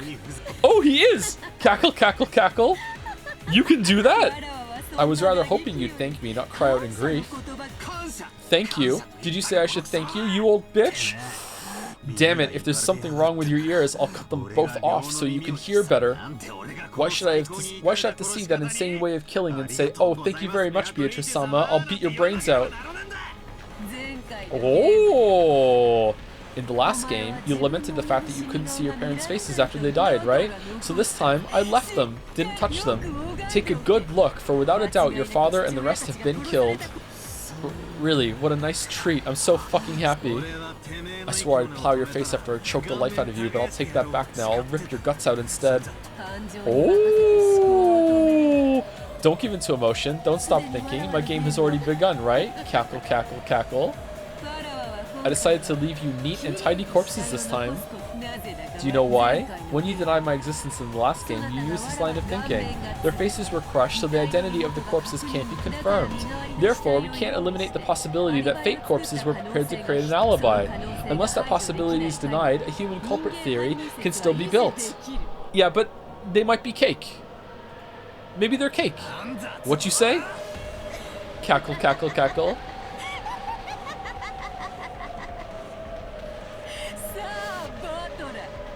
So, Battler, is it okay to leave the examination of the corpses to Nanjo? Isn't it traditional in mystery novels for the doctor who performs such examinations to be an accomplice? Then don't leave the examination to him. Do it yourself. Make completely sure that without a doubt the 6 corpses are the 6 people they're supposed to be. That they really, really are dead and not just pretending. If you wish to confirm that your father and mother have been killed by having their stomachs cut open and their entrails pulled out, you better stick your hand inside their stomachs and feel around. She's so good. She's so good.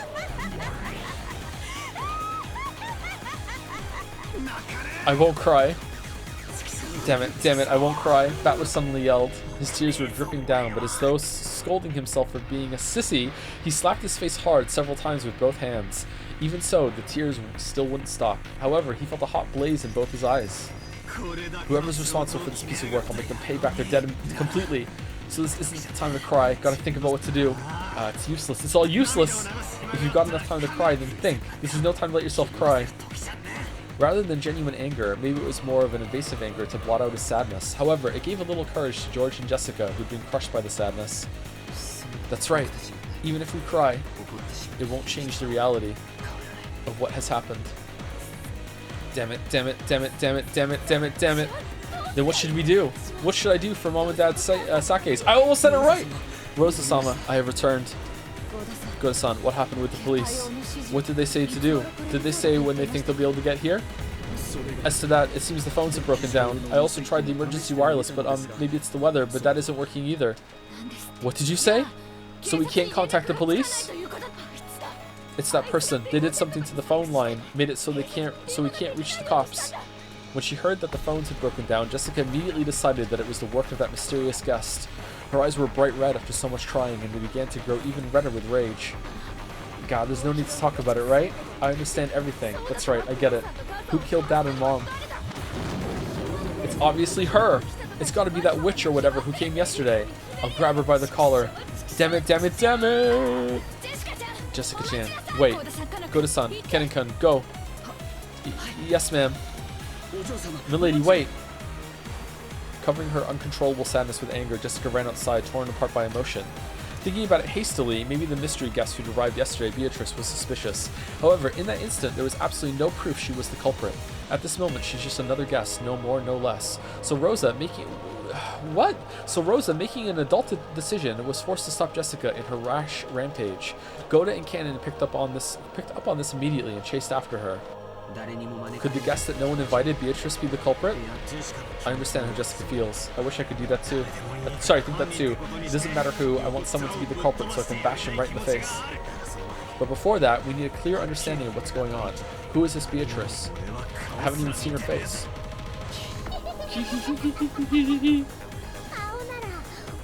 Wait, so Rosa wasn't in the chapter when she showed them the demon? Demon? Like the witch thing? Yeah, Rosa was there for sure, yeah. Rosa was there in that scene. Yeah. If you're looking for her face, it decorates the big portrait in the mansion. You still don't remember after looking at it for so long? Come on, Maria, what's so funny in a situation like this? Beatrice is a witch, and the ceremony to open the door to the Golden Land has finally begun. Those 6 people are sacrifices. Come, let us begin the witches' banquet. Tonight is Halloween, so now the witches will gather to celebrate. It's not? Maria, didn't I always tell you not to laugh with that creepy voice? Oh, this time Rose is still here. That's going to be different. The crisp sound of Rosa slapping Maria's cheek echoed through the high-ceilinged chapel.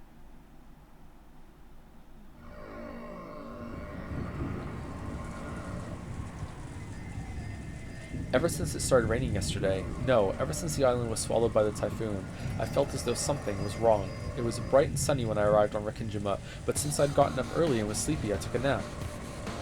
When I woke up, it had already started raining, and ever since that time, suddenly a mysterious visitor calling himself the Golden Witch Beatrice arrived, and it felt like I was sinking bit by bit into a bizarre world.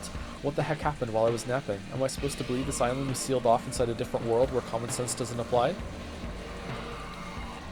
Who is this person called Beatrice? Is some unknown person trying to involve themselves with the inheritance problem, just like our parents were freaking out about at dinner last night? Okay, so it seems like Battler now currently has dual personalities.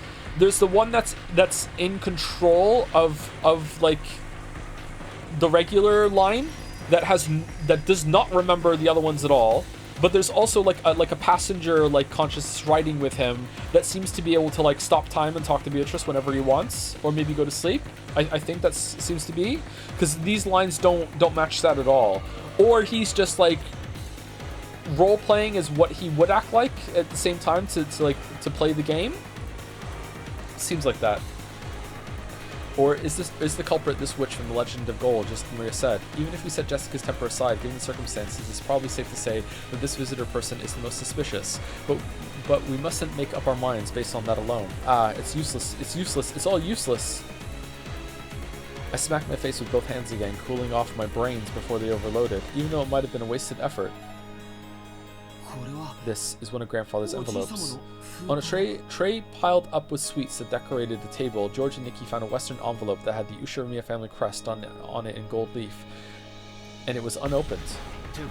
Which means it's probably meant for us, right? If it was something Dad and the others read, it should be open. It seems your reasoning is correct. It's written right here. Someone wrote, "To those who remain." Is that a letter the culprit left? What's inside? Nikki, let's open it. After nodding silently, George and Nikki broke the seal. A folded letter came out.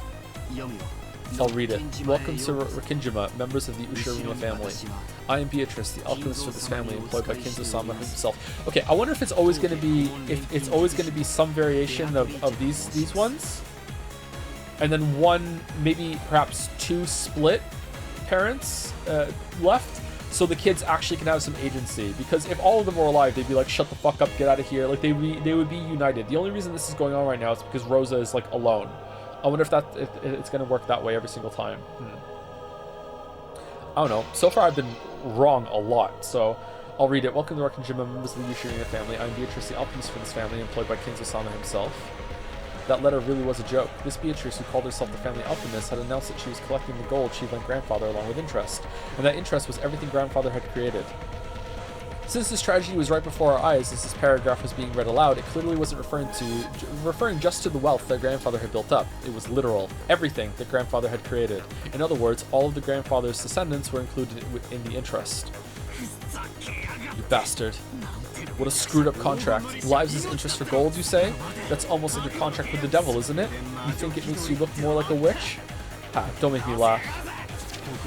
Special clause. That seemed like someone who knew. However, if someone is able to discover the hidden gold in this contract, Beatrice must abandon these rights for all time. Kinzo-sama had already publicly displayed the location of the hidden gold within the epitaph under my portrait. In other words, it's something like this. If these murders represent her collecting interest, then she's telling us to try and find the gold she gave Grandfather if we want her to stop. And she's also saying that the secret pointing to the gold is hidden in the portrait epitaph. So basically, this is a letter of challenge from the witch. She's telling us to try and solve the code that points to the hidden gold if we can.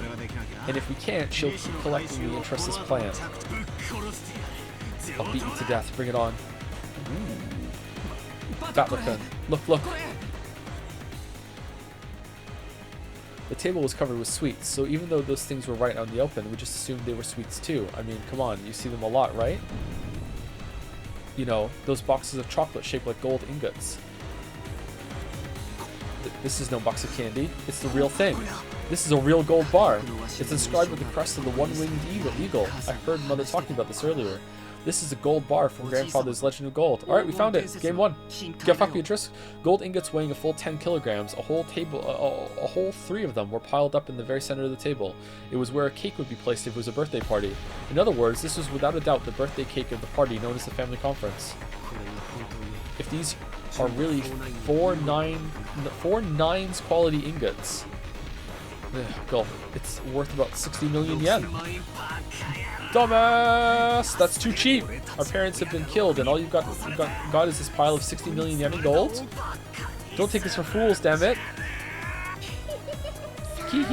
So it's begun, Beatrice. It's not like anyone can solve this riddle anyway, so Bito will definitely win. Quickly, open the door to the Golden Land and take me with you.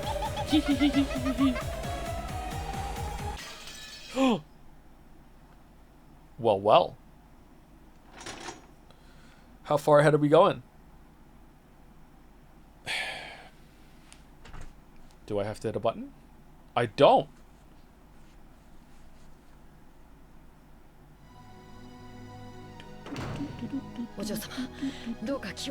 Oh, we're ending on canon this time.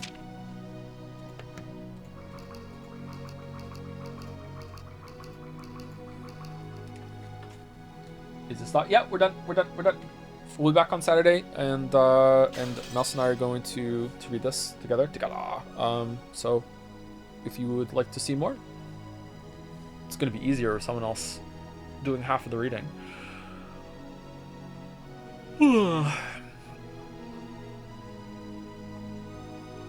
So close to the cliff. Before I go, thank you again, Materi, for the 50 gift subs. That's so many gift subs. Thank you, Pinsarada, for the bits. Obligatory thank you, Mouse. Parnik for the 100 bits. Happy Halloween, Joe. Pinsarada also with Happy Halloween. Happy Halloween! Yuri was taking you some bits to say. Beatrice, after finally having killed everyone, man, I finally killed everyone in the mansion and made everyone respect me. Nanjo, drinking tea in the corner. Still alive, but unnoticed until now. Indeed. Live Nanjo reaction. And thank you, Cyrilix Uwu, for the resub too. Thank you very much, Cyrilix Uwu. Okay, I'm gonna go unless we have like a really like a raid target just like already lined up, and I can just type it in right now /raid. That's it. So let's see.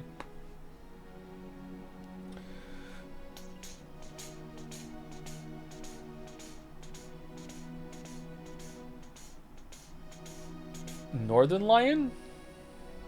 Okay, we can raid Northern Lion. Oh, is RT streaming? I know RT more than I know Northern Lion. Is RT streaming? No, he finished?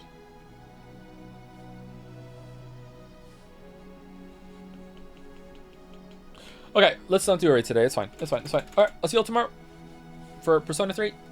Yay! Looking forward to it, actually. I think we might finish it this week. I'm looking forward to seeing the ending. I want to see it. I want to see it. I want to see it. Anyway, see you later, everybody. Have a good rest of your day.